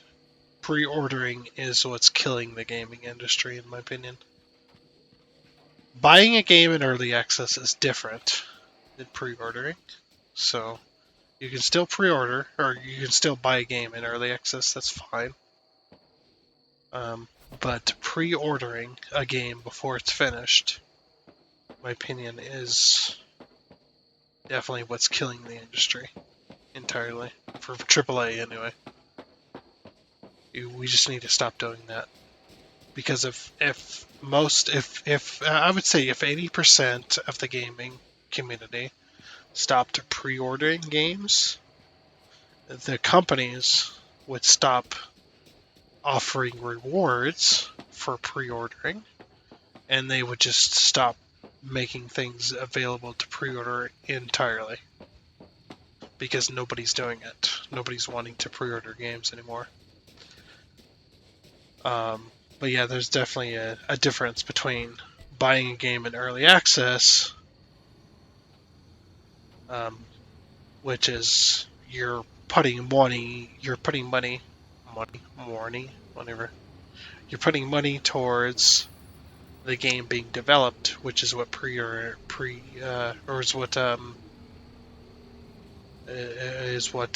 purchasing a game in early access, beta, alpha, whatever. You're helping the game being developed by doing that. Which is fine. That's 100% fine, but when it comes to a AAA company, just don't pre-order. Don't pre-order games. Even if you're excited about having them, don't pre-order games so you can get them early, or don't pre-order games so that you can get the rewards for pre-ordering. Just stop doing that. And I think that would solve a lot of issues with the gaming industry. That would definitely solve the issue with games coming out from AAA companies, games coming out that are super buggy and stuff like that, because that would force them into the ways of thinking, okay, well, nobody's going to buy our game if it comes out with bugs. If it gets a bad review on Steam, nobody's going to buy our game. We need to make sure that we have everything solved, or at least 99% of the stuff solved. We need to have the game needs to come out in a very good state so that it doesn't get a bad review on Steam. So it doesn't get bad reviews. It doesn't get like overwhelmingly negative or whatnot, or neutral reviews, where it's just kind of in between. That type of stuff from AAA companies specifically is what I'm talking about, because some of them, so many of them, it's so easy to pre-order nowadays from a AAA company. It's so easy to spend $100, $120 pre-purchase a game before it comes out from a AAA company. And then all they do is they just release the game once they've made enough money.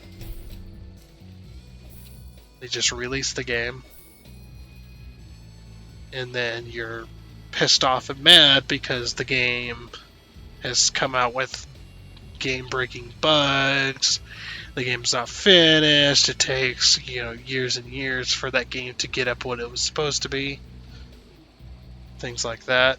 It's just like, if we just stopped all pre-ordering, that would, in my opinion, that would definitely solve that problem.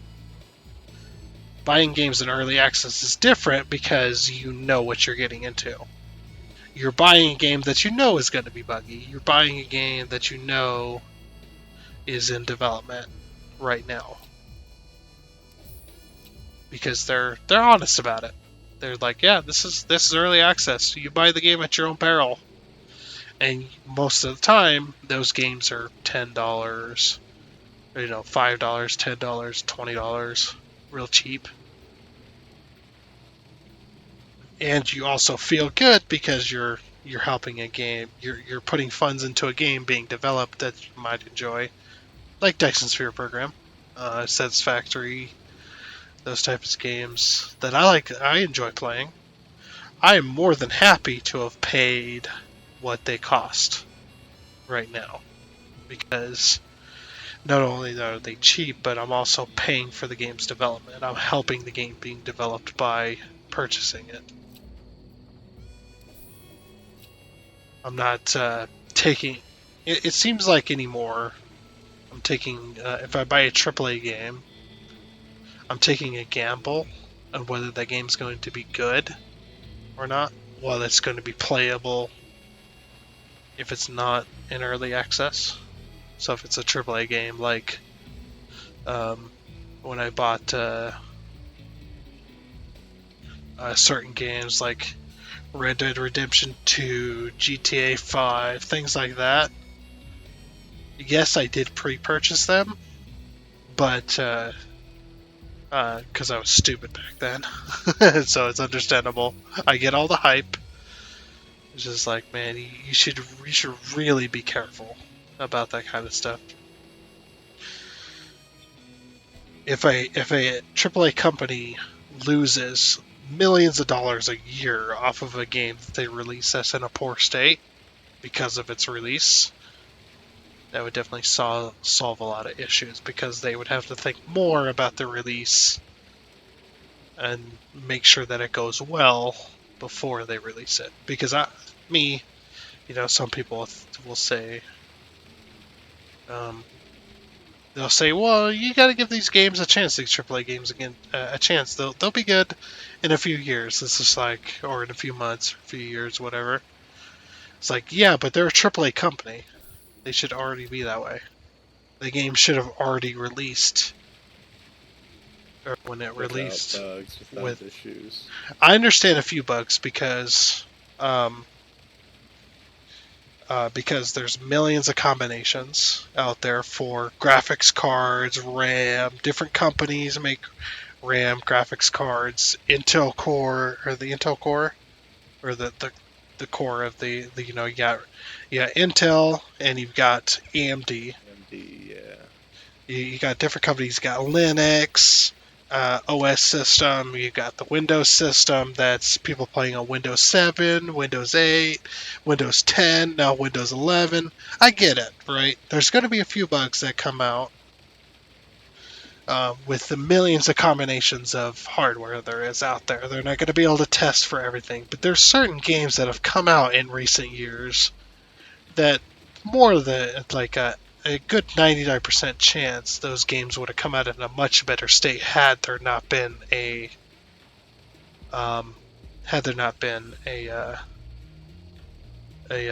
pre-purchase or whatever it is. I forgot the name already. I was talking about had there not been a way for you to pre-purchase that AAA game early and get a reward for pre-purchasing it. There's been a lot of games that have come out like that in recent years that would have been a lot better had they had, a few extra months, maybe a year in development. Do I hear anybody saying Fallout 76?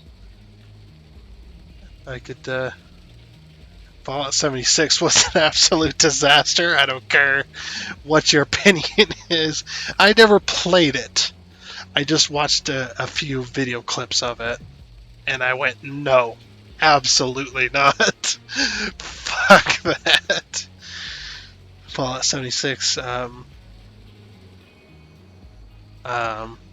don't know what your opinions are, or I know what your opinions are, but what some people's opinions are on Cyberpunk.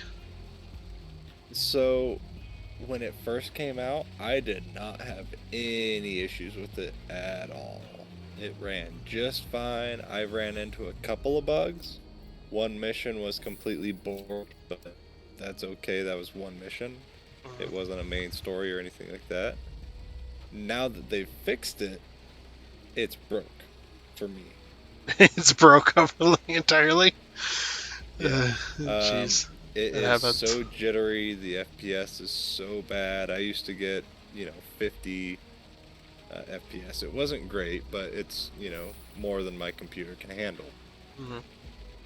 But now the FPS is just so damn bad. It is like 10. It's unplayable amounts of FPS. Oh, that's pretty bad, yeah. But I feel like the people that made Cyberpunk 77, I feel like they screwed up, right?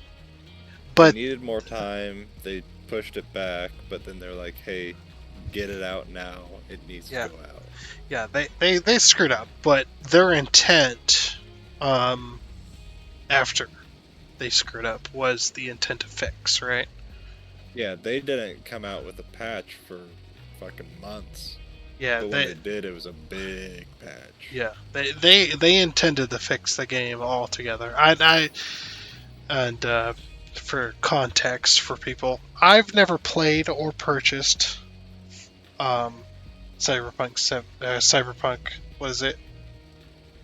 Cyberpunk 2077 or something like that. Yeah, whatever the year is. So I can't remember, but I've never purchased or played it. But I will argue that yes, they screwed up, but they also had the intent to fix it. They did have a good heart in trying to fix the game. Like they're just like they got pressured to finish the game by a bunch of people, and they were trying to finish it, and they just didn't get there, and they thought, okay, well maybe this is good enough. We'll see how it goes, and they released it. They're not a huge AAA company, right? Like the lands of Rockstar, EA, Electronic Arts. If you don't know what EA is, but you should know. Electronic Arts. CD Projekt Red is, but isn't. It is, but isn't. They've got like a few huge games, but they're not constantly releasing things. They just have like a few really big games. And also, I will also say that yes, I do have a slight bias towards CD Projekt Red. They've made a lot of good games, and they're definitely on the heights of a AAA company, but they're not like of the. I would say they're not of the things like Rockstar, like Electronic Arts, like Ubisoft. Like they're not on that level per se. They're not fully on that level. Like they're definitely there, but they're not. They don't release games like Electronic Arts, like Rockstar, like Ubisoft. They don't release games like that. They don't release tons of games a year, or they don't release a few games a year at the very least to increase their profit margin. They found out real quick what happens when you screw up.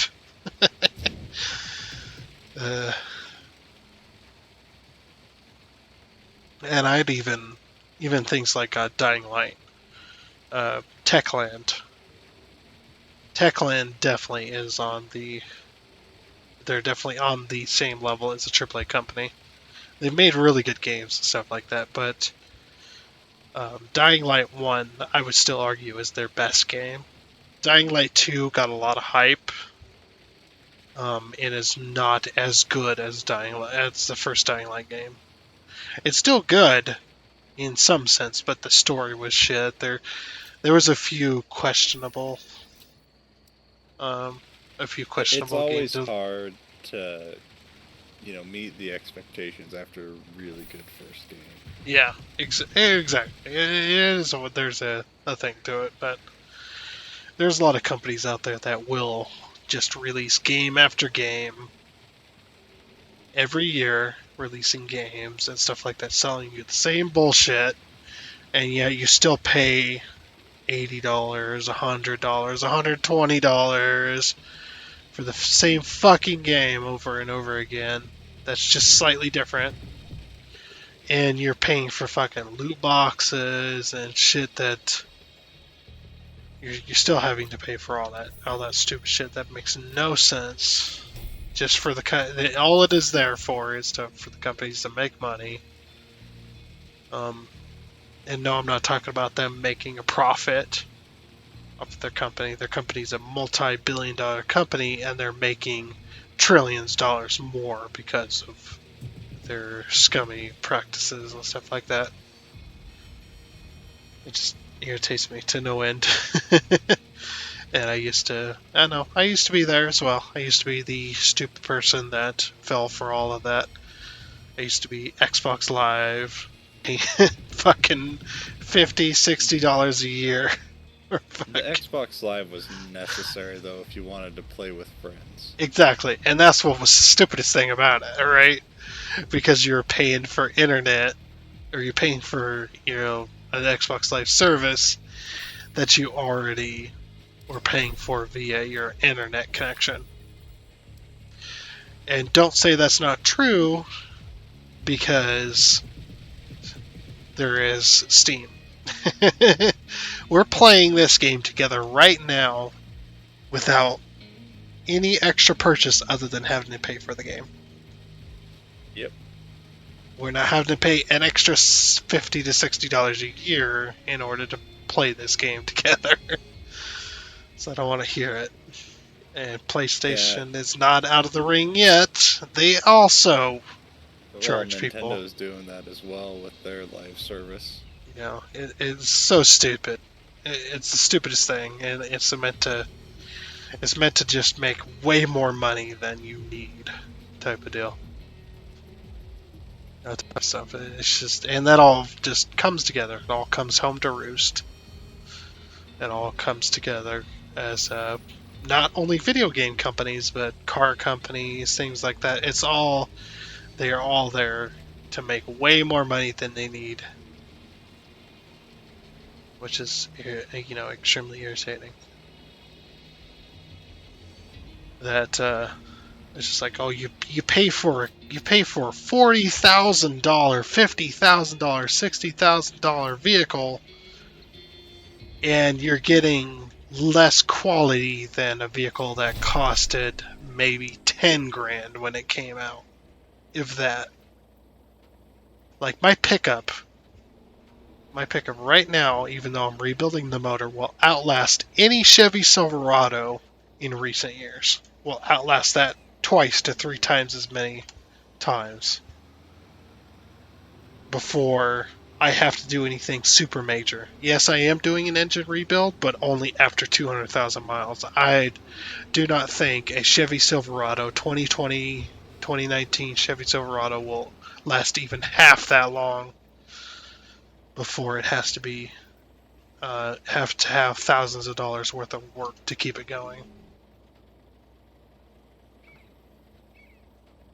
Especially nowadays, since V8s are completely obsolete from the market.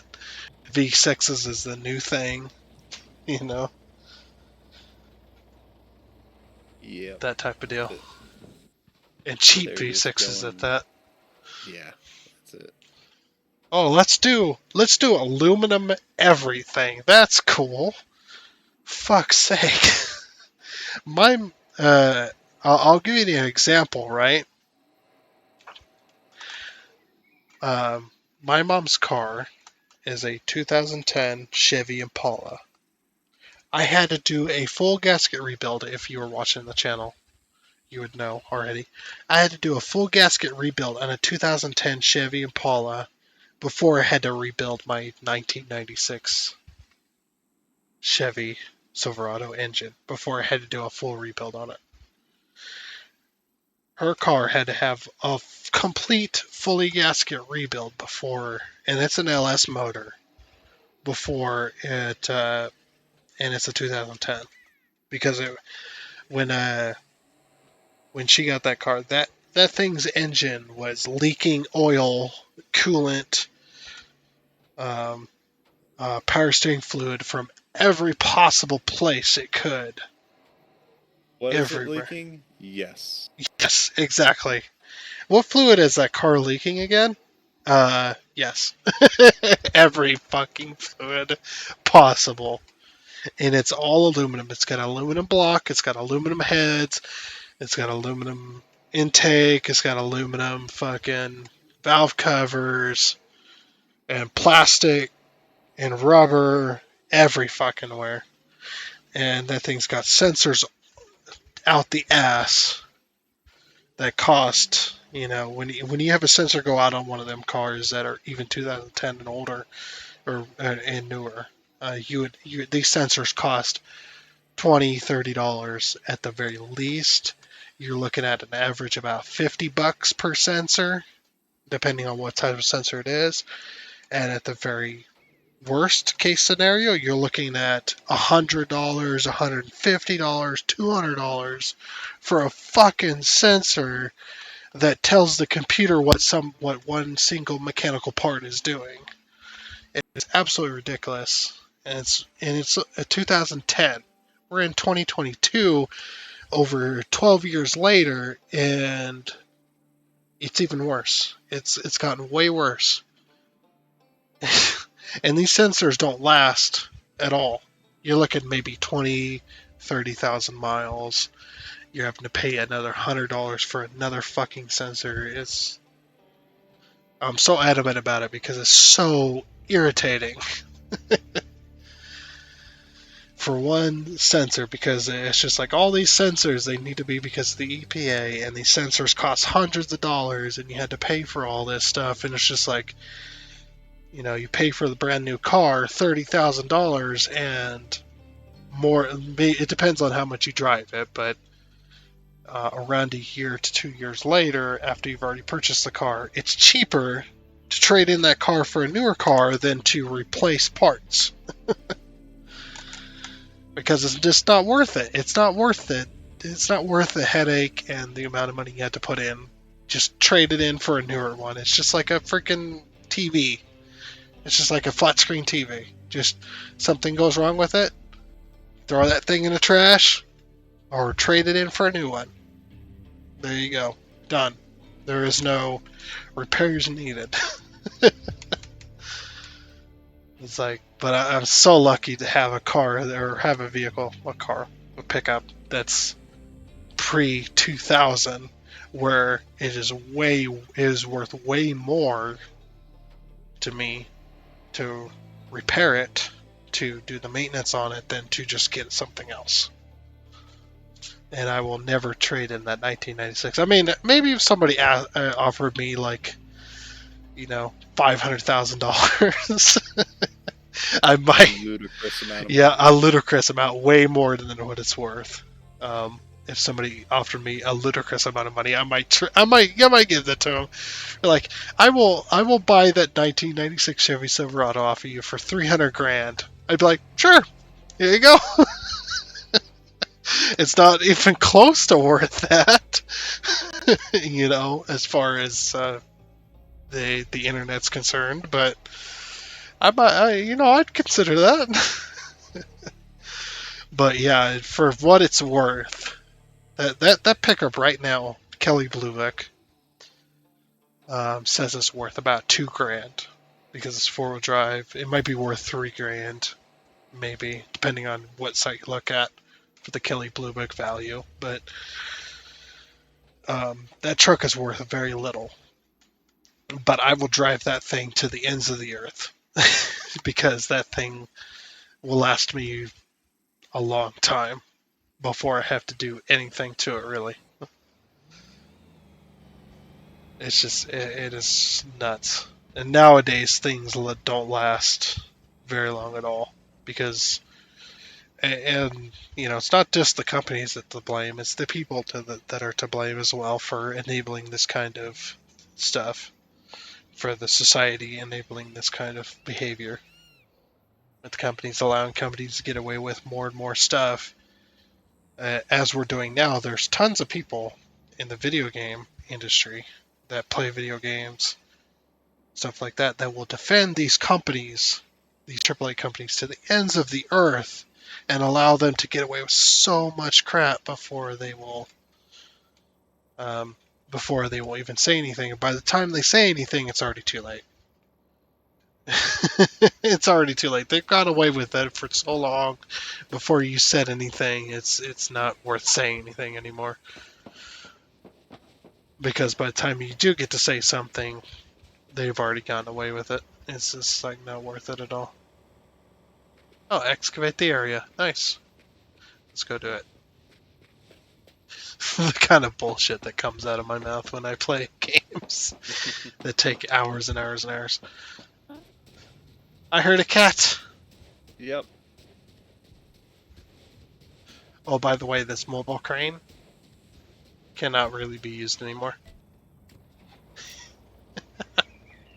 Stuck somewhere?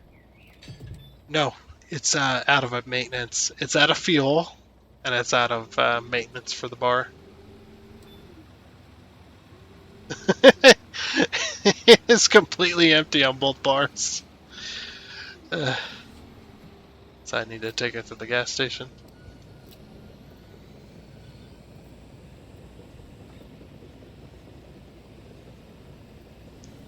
And I'd argue maybe that might be the reason that diesel has become a more prominent type of thing to own, because it lasts a hell of a lot longer. When it comes to auto mechanics and stuff, gasoline motors are just so cheap anymore that maybe diesel is the thing to own. That'll last you a hell of a lot longer than gasoline will. That's a lot of different people's faults, not just the companies. A lot of people that are allowing that to happen, governments, the people themselves. It's like only the poor people are allowed to complain, but the problem with poor people complaining is they're never heard either. No. They're never heard because, well, they're on the poor end of the spectrum. It's like shit's made so cheaply these days. Like, I was watching a video. 2020 Dodge. It was a 2020 Dodge, like 2500 or something. Something in that area, you know, it's off-road style vehicle, able to carry a lot, stuff like that, right? This Dodge needed a new rear end because the owner had destroyed it from pulling what it was supposed to pull. But the rear end had gave out so quickly. He had just bought the truck not a month earlier, brand new, and the freaking rear end had already failed on the freaking pickup. And the guy repairing it, they had to go find a junkyard one from a truck that was wrecked in order to replace the rear end on the damn thing, because they hadn't made parts for it yet, really. Because it was pretty much brand new. Just like, what the, why? Why is this shit failing so early? Like, fucking hell. It's like we live, it's like our real life. This is what I was thinking about too yesterday. I was thinking about this. It's like our real life reality has matched that of a video game. As I'm repairing this mobile crane right now and how quickly it needed to be repaired, that's real life for you. That is crazy. I had to go to the gas station to get repairs and stuff. It's just like, yeah, that's how quickly vehicles go out nowadays. And it's cheaper to trade it in for a brand new vehicle than it is to repair it. It's just like a TV. I was talking about this with somebody last night. I was just like, yeah, it's just like, look, if you own something that's close to 2020, or that is 2020, maybe 2021, it is cheaper, far cheaper, that if something happens to the vehicle, it is far cheaper to trade it in, to get a newer vehicle, than it is to to repair it. It is stupid. It's just like, yeah, all the old school mechanics, even somebody I know, has warned of this day for years, that cars will become eventually to the point where it's cheaper to replace than to fix. And here we are. I mean, here we are a few years ago, but still, it's worth mentioning. It's annoying. I wouldn't have thought that the agriculture industry would have gone before the car industry. I mean, John Deere tractors, you cannot work on those. You have to take them to the dealership. Oh yeah, yeah. They're making it so that you cannot even repair your own stuff. Like, you have to take it to the dealership, or that's it. Or you lose the warranty, or, I mean, that's been around for years, but you lose the warranty. It's so fucking complicated that there's no way you can even figure that shit out on your own. That they don't sell the parts, so you can replace it on your own, things like that, or you can't take it to a privatized dealership to work on, or not a dealership, but a privatized shop. Same things happen to the cars. They're happening to the cars right now. To the early 2020s now, because we're in the early 2020s. But right now, there is companies out there that are making their cars, that are making cars and stuff like that. They're making their parts so ridiculously hard to get a hold of. There's no way naturally to get a hold of the parts for that car other than to go through the dealership. So there's a lot of mechanic shops that are out of business on working on the newer cars because of that. There's a lot of privatized mechanic shops that are not even allowed to work on those cars because either they'll void the warranty or they can't get parts, things like that. Like, it's becoming so, because the car companies are becoming so addicted to making money that they're not allowing for any of that shit to be even possible. Like, even for that 2010 Chevy Impala I mentioned, there's a lot of parts I can't get for that car online. I can't even find the parts for it.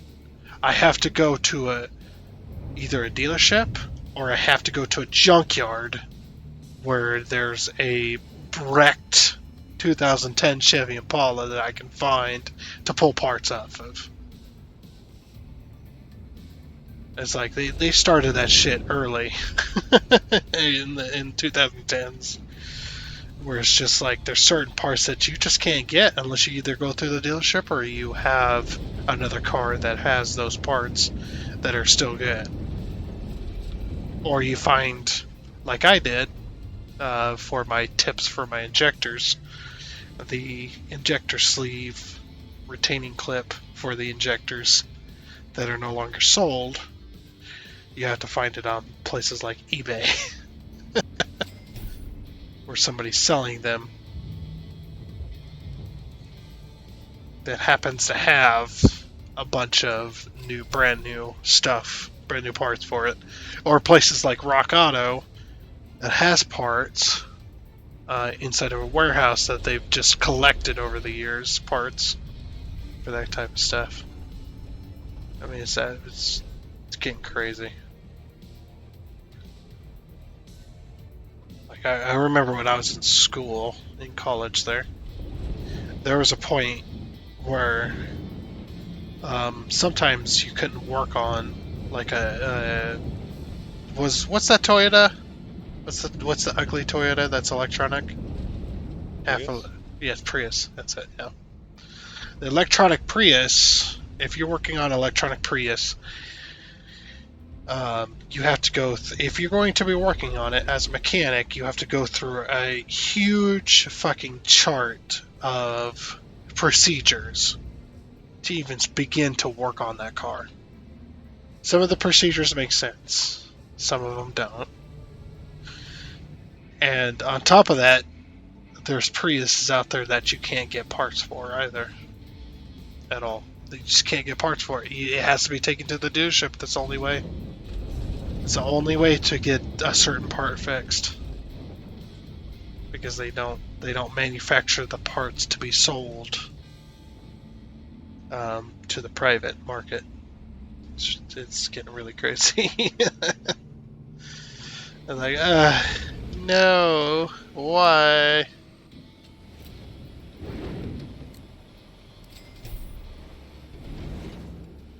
Why is it getting so ridiculous? I wouldn't be surprised if there was a time in our lifetime where video games could no longer be modified. Like, no video game company out there, unless it was like a small-time company, would allow their video game to be modified. That already started to happen with some AAA companies. Although there was a revolt against it, but yeah, there's stuff like that. It's just like, oh yeah, you can't even get a mod that fixes bugs anymore for certain video games because the video game publisher or the video game developer company, whoever it is, just absolutely refuses to allow that to happen. So you can't even fix a game with a mod unless you get threatened with a lawsuit. It's getting ridiculous nowadays.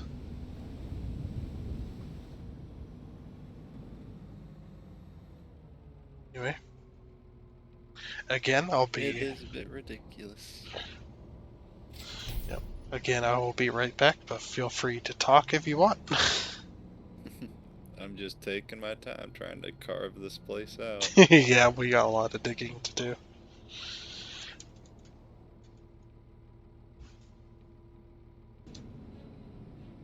Oh, that's it for me. That's it for the kid. Name that movie reference, by the way. I can't. Do you know the reference at all? If you were to say the movie, I might, but I don't. Yeah, I don't remember the movie either. But yeah, I'm officially finished with drinking Kool-Aid. I have hit the point. I mean, I don't drink normally. Outside of what I know of what I do. When I do drink, I should say, I don't drink outside of that amount from what I would normally do. But I have also hit that point where drinking too much Kool-Aid has made when going to the bathroom to be clear as water. It's been a while since I've been that hydrated myself. Yep. I'm very, very hydrated. So it's like, yeah, I'm done. I am done. I have finished all that I wanted to drink. If I drink any more, I'm gonna end up being sick.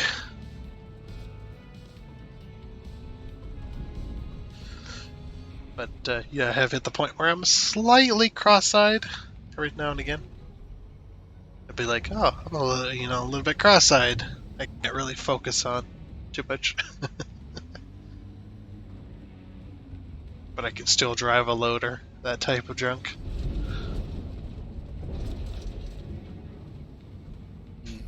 Which is a joke because I'm driving a loader. I don't think I never drank while I was working for DOT, but I knew there was somebody that was, and when they drank, they were the best equipment operator that I've ever seen. The only problem was when I was working there, they started testing for. Luckily, the person had retired. They were really old. They had been drinking alcohol and coffee for a long time, for many, many years, while working for Department of Transportation.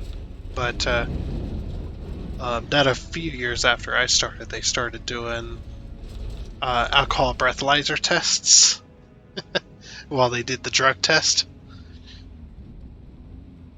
Because if you don't know, during DOT, when you're working for the Department of Transportation in a state, this is federally mandated, I believe. You got to be drug tested every month. Now, the thing with the drug test is, there is each state drug test every month, but each county or however your district is located, which some districts are located just by district number, some of them are located by county number, things like that. The district number gets put into a hat, pretty much, and is randomly picked during a certain day, is randomly picked for a drug test. So if you were doing drugs while working at the Department of Transportation, you would never know when the drug test would be. You would just show up one day, and all of a sudden it'd be like, drug test day! You would never know. Which is a good thing. That's 100% a good thing. I stand 100% behind that, so that you can't, if you know your limitations on doing drugs, you can't do drugs and drive equipment for very, very long before you do get caught, because it's completely randomized. So you don't know. You may know your limitation on testing for drugs. You may know that limitation, but you'll never know the day that they test. Did you reset the dump truck? No, I hopped into it and it reset it itself. Oh. I just seen it disappear. It's like, boop, gone. No, I hopped into it and it put it out here. Alright. Which I 100% agree with. Same with alcohol tests and stuff like that. But on the same day, they do alcohol tests nowadays too, because there was a few people in our state that got caught with alcohol in their coffee, or just alcohol in general, while operating heavy equipment. I'm starting to get the hiccups. Yep, it's definitely time to be done. That's definitely a good sign. But yeah, I never operated equipment while I was high or drunk. Never drank, never did drugs when I was operating equipment. Because it's federally mandated. When it comes to the CDL, if you, in our state, this just go by state, some states have their own rules, but in our state, when it comes to the CDL, which is actually a law in quite a few other states at the same time, is if you get caught drinking, you get caught with a what's it called, a DUI. That's it. Yeah, driving under the influence. Doesn't matter if it's drugs, doesn't matter if it's alcohol. If you get caught with that, you lose your CDL. And it also doesn't matter if you're operating a semi, heavy equipment, or your own personal car. It could be an ATV that you get a DUI with. and you will still lose your CDL. That's in our state. That is the law. It doesn't matter what you're driving. If you get a DUI, no matter what you're driving, you lose your CDL for 6 months. And on top of that, the 6 months, that's not, after the 6 months, that's not you get your CDL back. After 6 months, you're allowed to apply for your CDL again. That's the first time. You're allowed to go and retest for it. So guess what?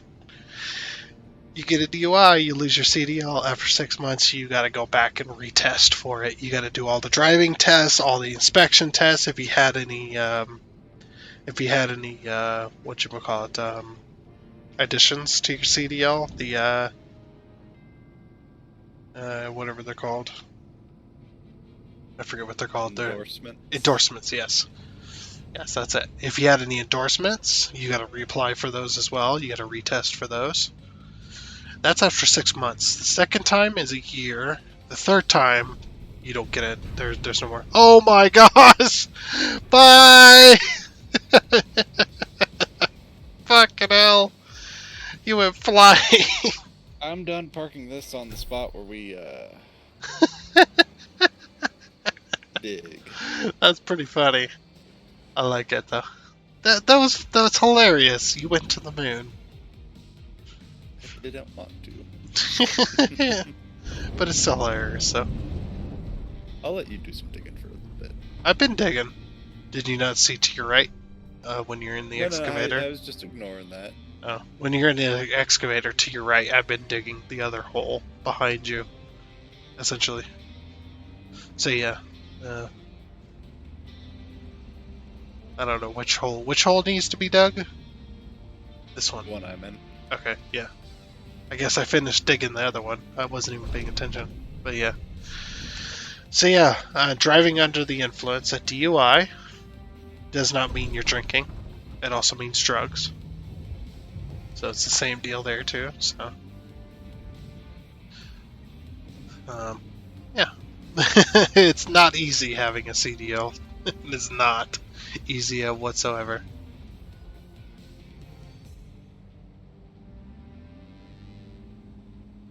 Because there's so much to it. I don't even know where I was going with that, but you know what? Believe this.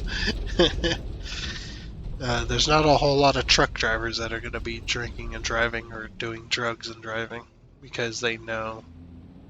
If they have a CDL, I mean. That's if they have a CDL, because there are some truck drivers. Oh, hello. There's some truck drivers that thing is the biggest piece of shit. Everything in this game is fucking front wheel drive and it sucks. Yeah, I understand. I don't know why they made it that way.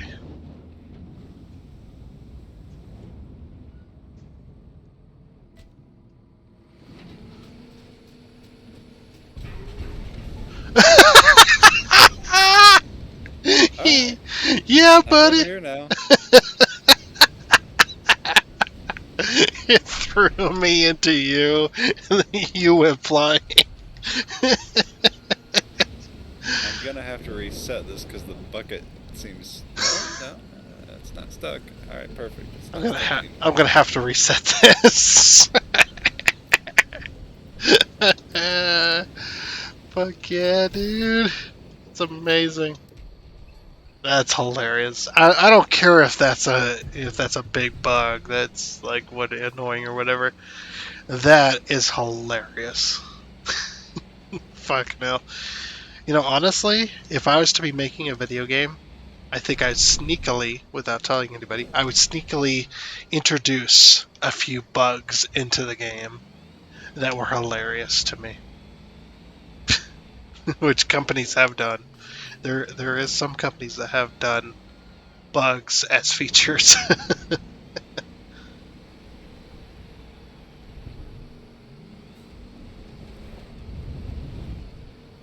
There you go. That's better.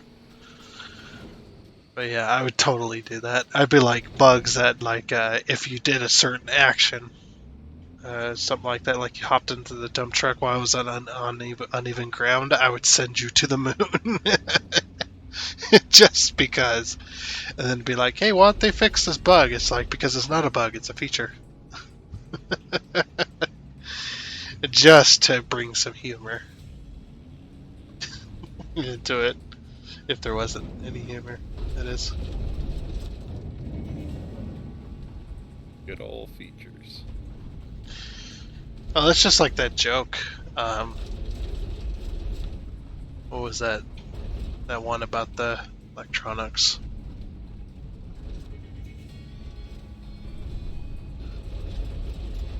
It's like something about some normal person would see an electronic with a bunch of bugs or whatever, and call them bugs, but an engineer would call them features. Oh yeah. It was car related, but man, I can't remember the joke anymore. It was a vehicle related as well. When it came to electronics on vehicles, it's just like, oh yeah, a normal person would call this bugs in the design, but an engineer, they would call those features. Fucking hell.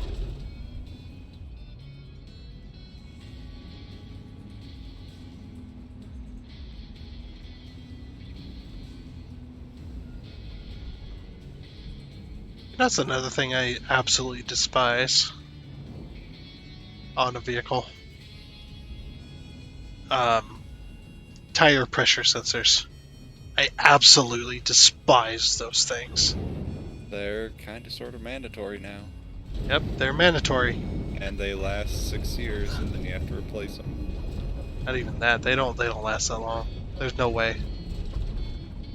There's 5 no. to 10 years is the supposed life range. Yeah, I was gonna say, but the supposed life range, that's not what they last. You know how long they last?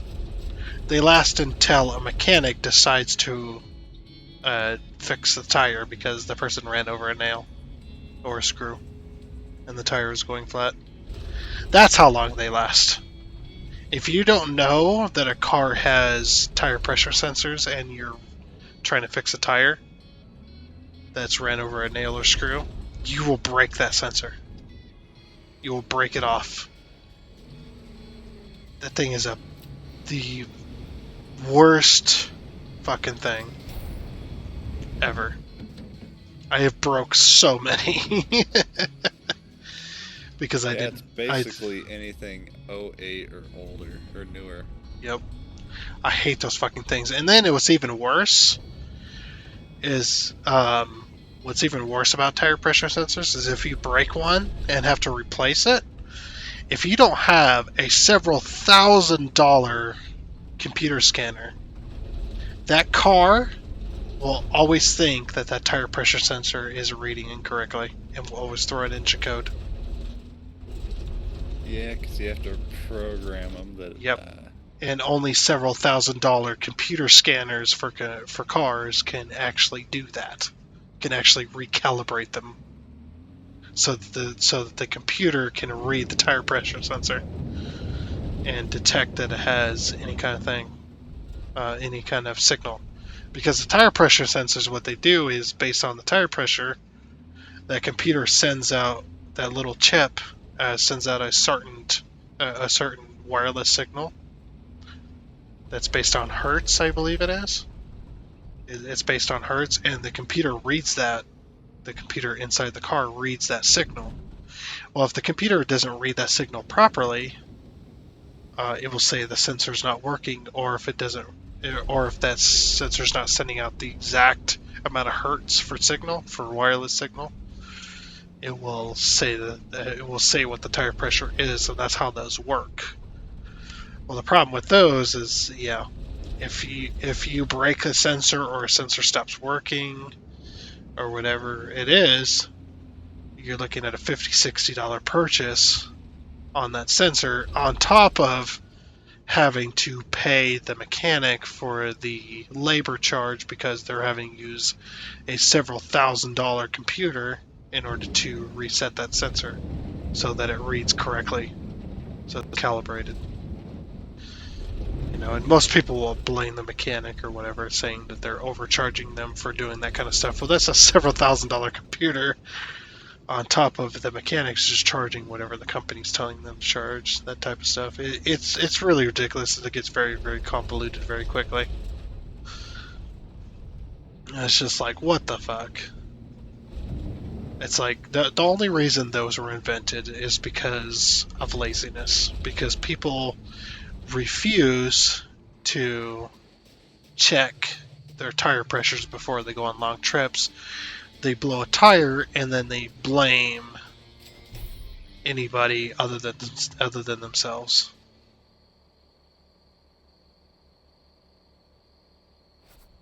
Like me, my old 96, I don't have tire sensors. I check my tires before I go on long trips. If I know I'm going to be on the highway or the interstate, I check my fucking tire pressure. Or if my tire looks low, I check the tire pressure. If it doesn't look like it should, I'm checking the tire pressures always, just like the oil level, the coolant level, the power steering level, the brake fluid level, all that stuff. When I drive my truck, I'm always constantly checking that stuff. Not only because I'm a mechanic, but because, well, you got to check that stuff.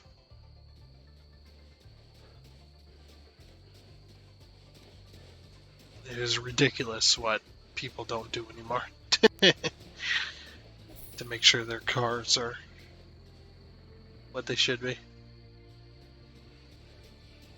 But that's the reason they were invented, is to make so that the lazy people can have all that stuff readily available without having to do any work.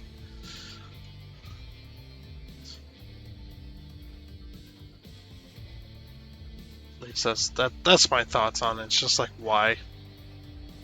Just like the whole computer now, a very complicated system you have to reset in order for the computer to read the oil, what is it, the oil life, whatever, now and again, whatever it is. It's just like, because people are too lazy to go into the owner's manual and read for 5 minutes. You just look at the context of the book, and then it says how many miles you go before, or how many months, whatever it is. It has an and/or type of deal. How many miles or how many months you go with between oil changes. So now there's a computer that tells you, hey, guess what? You need to change your oil.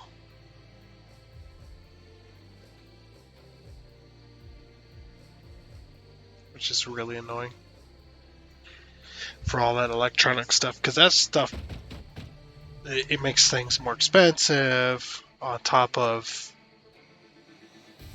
making things more complicated for the mechanic. That type of stuff. Just, it's stupid.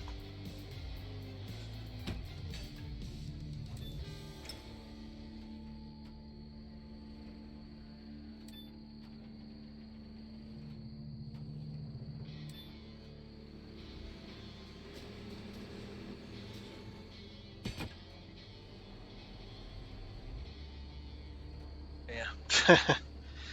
It's pretty funny. I like to talk about stuff that I'm super passionate about. I'm very passionate about video games and vehicles. And I will talk up a storm with anything that has to rely on any of that stuff. Because to me, it's worth talking about.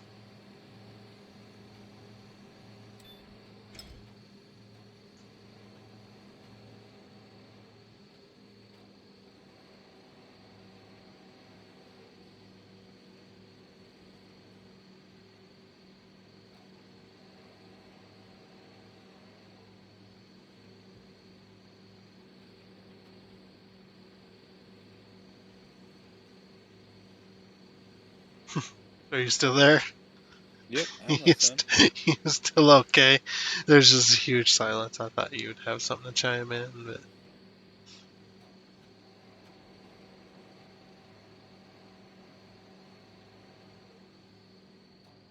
Nope, I was getting everything so I could start working on this pool, I'm assuming is what it is.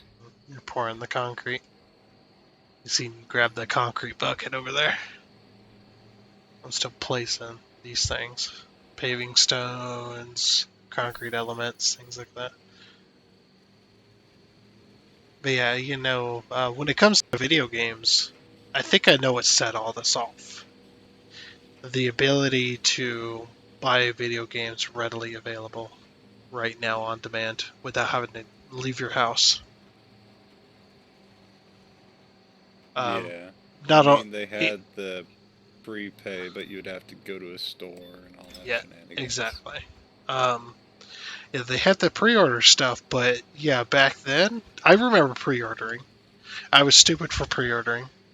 I will admit that. But at the same time, if I ever pre-ordered a game from where I live, I had to travel 2.5 hours. 2.5 hours to go and get that game when it came out. Because back then, when you pre-ordered a game, which you got a bunch of stuff included with it, a bunch of like material items and stuff, but you still had to wait for the game to come out. And on top of that, if you didn't live anywhere near GameStop or GameStop or Walmart, you had to travel to go and get that stuff. So I always pre-purchased from like GameStop, but then the closest GameStop is 2.5 hours away. So it was really insane. But yeah, I'm not justifying. By the way, I'm not justifying whatsoever me pre-ordering games. I will fully heartedly admit that was the stupidest thing I could have ever done, and I did it several times. I did it with GTA 5, I done it with LA Noire, I done it with Skyrim when it first came out. Things like that. I did that. I did it too. We're all not victims. We're all accessories to the crime here. It's being brought up. But yeah, it's something that nowadays it's so easily accessible to get a hold of a game. You don't have to leave your house. You can just buy a game. You can pre-order a game, and it will be available to download when the game comes out or when the pre-order people are allowed to have it. Things like that. Even early access games. There's a double-edged sword there.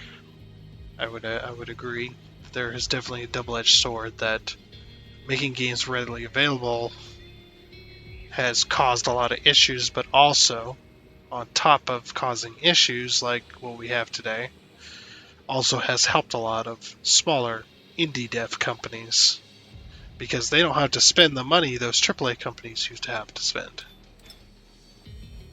because the game is so readily available. I mean, if you look at the profits that they had to spend, the money that that the AAA companies nowadays had to spend back then, they had to spend millions upon millions of dollars to make discs, to make guidebooks, to purchase the game cases that they came in, the artwork that came on the front of the cases, that little paper thing that came with that, and anything else they wanted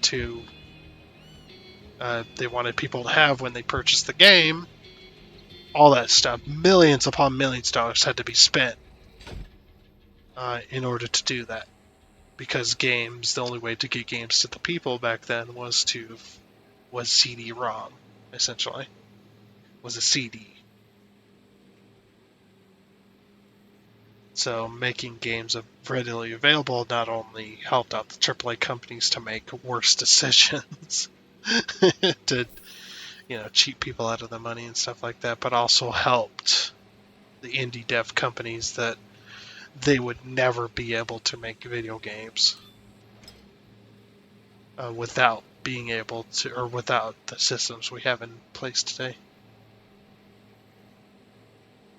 Which is kind of crazy.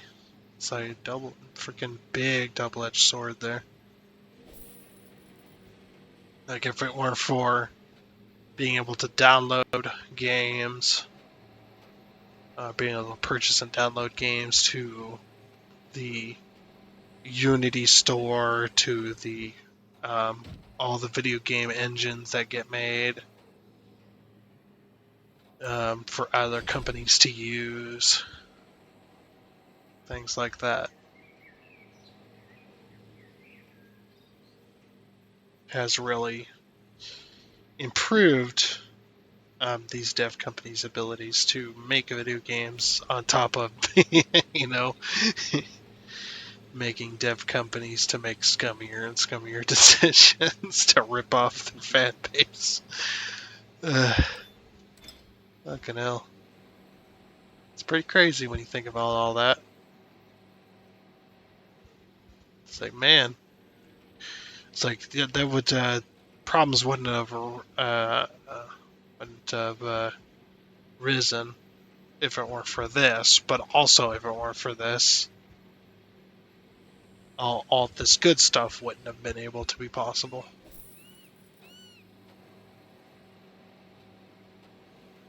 That's mainly why I will nowadays, if I'm going to purchase a game off Steam, or anywhere in general, but off of Steam is where I go to buy video games, I'm only going to buy games that are in early access that are not from AAA companies. Because I do not want to be disappointed. At least with indie devs and dev companies that put out games in early access or beta or alpha, I know what I'm getting. I'm getting a buggy mess that may not function as intended, that's going to be worked on for probably years before the game is fully released. But I know what I'm getting into. With AAA companies, you just don't know anymore. Just like, well, if I buy this $80 game, $60 to $80 game, am I going to get a game that doesn't have bugs? That doesn't take like 2 to 4 months to make it even playable? Things like that. Am I going to have to worry about loot boxes? Am I going to have to worry about the game or the developers trying to milk hundreds of dollars out of me in order to make any kind of progress in multiplayer, things like that? Just a little bit ridiculous. Yeah, it sure is getting ridiculous nowadays. And then especially with that multiplayer stuff. Mm-hmm. I mean, what's even worse is there's a lot of people out there that, just like politics, video games is their religion. If they like a particular video game company, there's some people out there that will defend them to the death. And that's not an exaggeration. To the death. Cough, cough, Madden, cough, cough. Yeah, that is not an exaggeration at all. They will defend it like if you were to meet them in real life, they will kill you because you have a difference of opinion. And that's, it's just like fucking politics, man. It's getting. I mean, it's been like that for a long while, but it's definitely like that.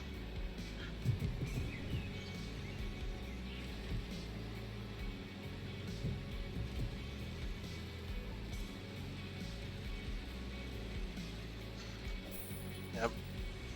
Mostly games made by EA and Ubisoft.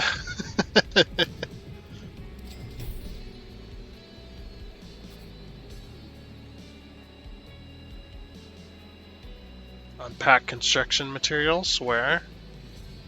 Front of the building. Oh.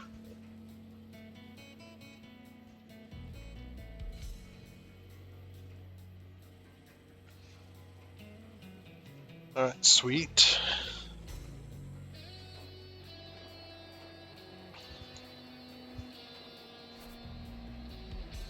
Oh, looks like everything needs to get out of the way. Lifting up the crane just to make sure before I take it down. I'll lift it up all the way.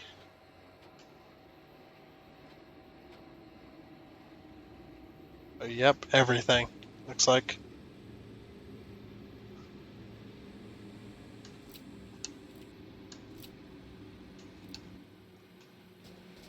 Nice, nice, nice.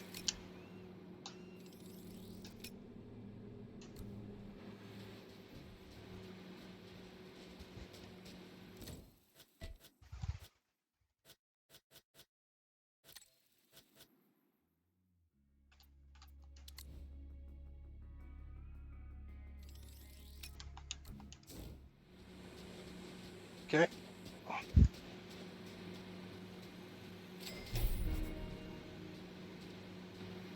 Go to the construction area there, Mr. Mobile Crane.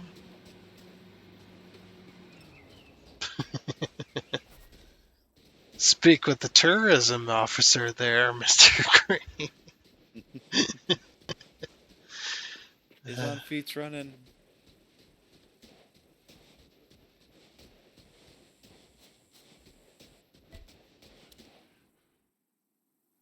Now that the hotel complex has been constructed, I'll invite a delegation consisting of city representatives and a few investors to take them through this tourist resort, which is ready to be shown off. I can definitely see enough room for everyone here, but the investors are already eyeing the expensive properties on the water. I'm sure more buildings will be constructed here before spring break arrives, but there is still time. Is there? Is there? More time? I don't know. Oh, look at this. Nice.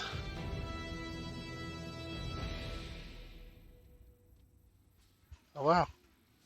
People are using the pool with their everyday clothes on. Should we go take a dip? This place would not be anywhere near done right now. With all the concrete we put in, it would be fucking setting for a long time. Yeah, it'd be months before this place was fully finished. After what we did.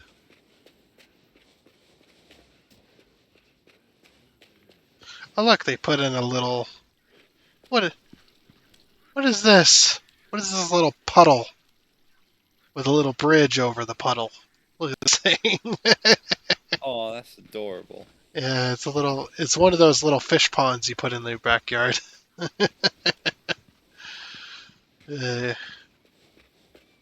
Oh, here's another bridge that just goes over a fucking plot of sand.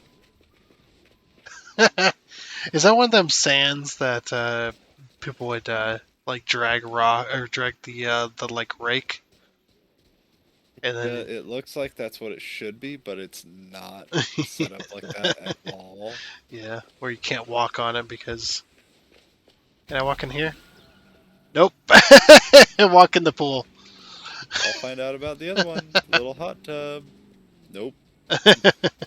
It's just like it did the Wilhelm scream. Ah. Like, nope, can't do that. Yeah. It's not a very tall resort. This must be like for high class then, where they don't expect many people to be able to afford to stay here. Yeah.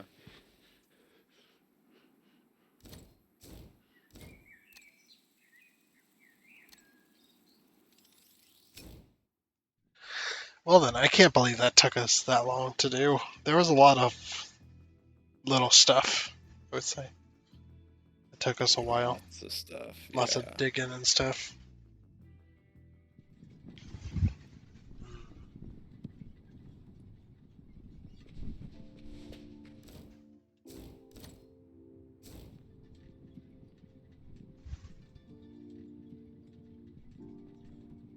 That was another good session, though. I like it. We made 1.9, but we have 1.3 million right now. Nice. Good shit.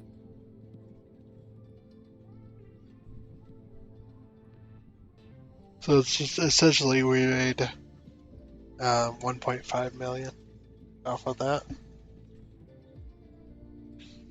which is damn good. Yeah. Yep, because I have 1.3 in the bank. So I need to waste it all on random shit. Yep, I wasted all on sports cars. I was gonna say, yeah, buy all the sports cars. Or just buy all the mobile cranes. Eventually, I will own like everything. Because I think there's an achievement for owning all the equipment. Like every piece of equipment, every brand, stuff like that. Every brand, all of them? Jeez. Yeah, all, what is it? Like 50 pieces of equipment. 70 That would pieces. be a lot. Yep. Sure would. Just thinking about that. Holy shit.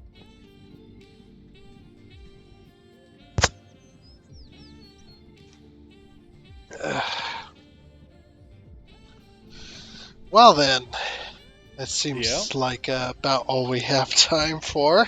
It is like damn near midnight It's for you. midnight 22. Or midnight. It's after midnight. Okay then. Yeah, and we fell back an hour, so it's like 1:30 in the morning. Oh yeah, that's true. Daylight savings time has ended. I prefer this one over the other. What's that? It's bringing forward. You prefer springing forward over No, falling no, no. back? I prefer this one over the other. Oh, you prefer falling back an hour? Yeah. Yeah, I can see that because you get like if you time it right, you can get an extra hour sleep. Mhm.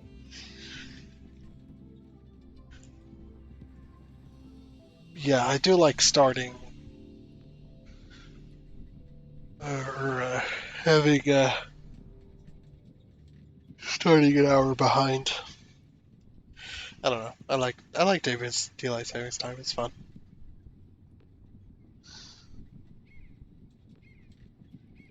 Although I'd rather be on Central than Mountain. So I think we've talked about this before, but only 3 counties out of our state are. That kind of gives it away. Yeah. That there's very little in our state that actually goes off of that. Fucking hell. Anyways, I think it's about time for bed. That is exactly what I think. Yep. Just kind of go over there, jump on, and then. You just face first. Yep. That's exactly what I'm thinking. Alrighty. So have a good one. Well, We'll talk talk to to you later. Yep, next Monday. Yep. Have a good one. Later. And D is gone.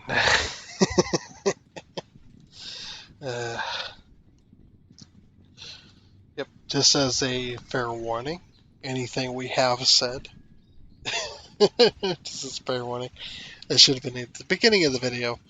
But yeah, anything that we have said in this previous or in this episode that you've watched, if you've watched it all the way through or bits of it, whichever, and you're now watching the ending right now, right here, right now, anything we have said might be wrong, and we're allowed to be wrong. So, like I've said in many videos, when it comes to political or otherwise, doesn't matter what opinion you have or I have or anybody else has. We're allowed to all be wrong, and we're allowed to all be right. It's not a case of us being against other people on the other end of the political spectrum, whichever political spectrum we may be on. I hate the political spectrum. I hate that there's so many people that are against each other. But we're allowed to have arguments. We're allowed to be wrong. You're allowed to be wrong. I'm allowed to be wrong. You're allowed to be right, and I'm allowed to be right. Whichever, however it goes, it's whatever to me. We may argue politics. We may argue any kind of issues or stuff like that, but there will always be that caveat of you're allowed to speak your mind and I'm allowed to speak my mind. However you define it, it's fine. I may think you're the devil for thinking a certain way, but I'm not going to call you out. So I don't care if you're hardcore this or that. However your opinion is, I may 100% disagree with you. I may hate you for your opinion, but I am never going to call you out on it. You may say, your videos are 100% horrible. I hate you. You should not ever be allowed on YouTube again. Me? I'd be like, okay. I will never call you out, per se. I may respond to it in a certain light or whatever, but I'm not going to call you out as a horrible person or ostracize you or dox you, whatever the case may be. I'm not going to do that. So, because that's not what my channel is about. My channel is about video games and my passion for video games and sharing my passion with others. So, and like I said, any facts or opinions or anything like that that has been presented in this video could be 100% right, it could be 100% wrong, it could be either or and any or in between, it could be any political position or any kind of opinion. But that's all it is. So we need to just get the heck over it and just move on with our lives and leave each other alone. That's the way I feel about it, as a whole. So anyway, now that all that sadness is out of the way, I really do hope you enjoyed the video. I really do hope you enjoyed. I hope you subscribe. I hope you like. I hope you comment. Stuff like that. Like I say in my description, any comment is allowed here, unless it goes against the U.S. law of open threats, where we're not allowed to open threat against each other. Other than that, I allow any comments. It's fine. I'm fine with it. So yeah, comments are allowed here. Whatever your opinion is, you may 100%. You may say in the comments, "I 100% disagree with you." I'm gonna go, okay, cool. But yeah, like I said, it's all about video games and how we play video games. My passion, the person I play with, his passion about the video games and stuff like that. We just want to share that with the world, things like that. So this is a bit more in depth than we usually go, but we also have been drinking Kool-Aid, so it makes sense. That kind of stuff. But yeah. Anyway. So again, hope you enjoyed this episode of Construction Sim. I really do. And until next time, next Monday, when we record another section. This may go out Tuesday, Wednesday, whichever day I can get it out, just because of how long this video usually ends up, but whatever day it is. But until next time, I hope you enjoyed, and I guess it's a goodbye.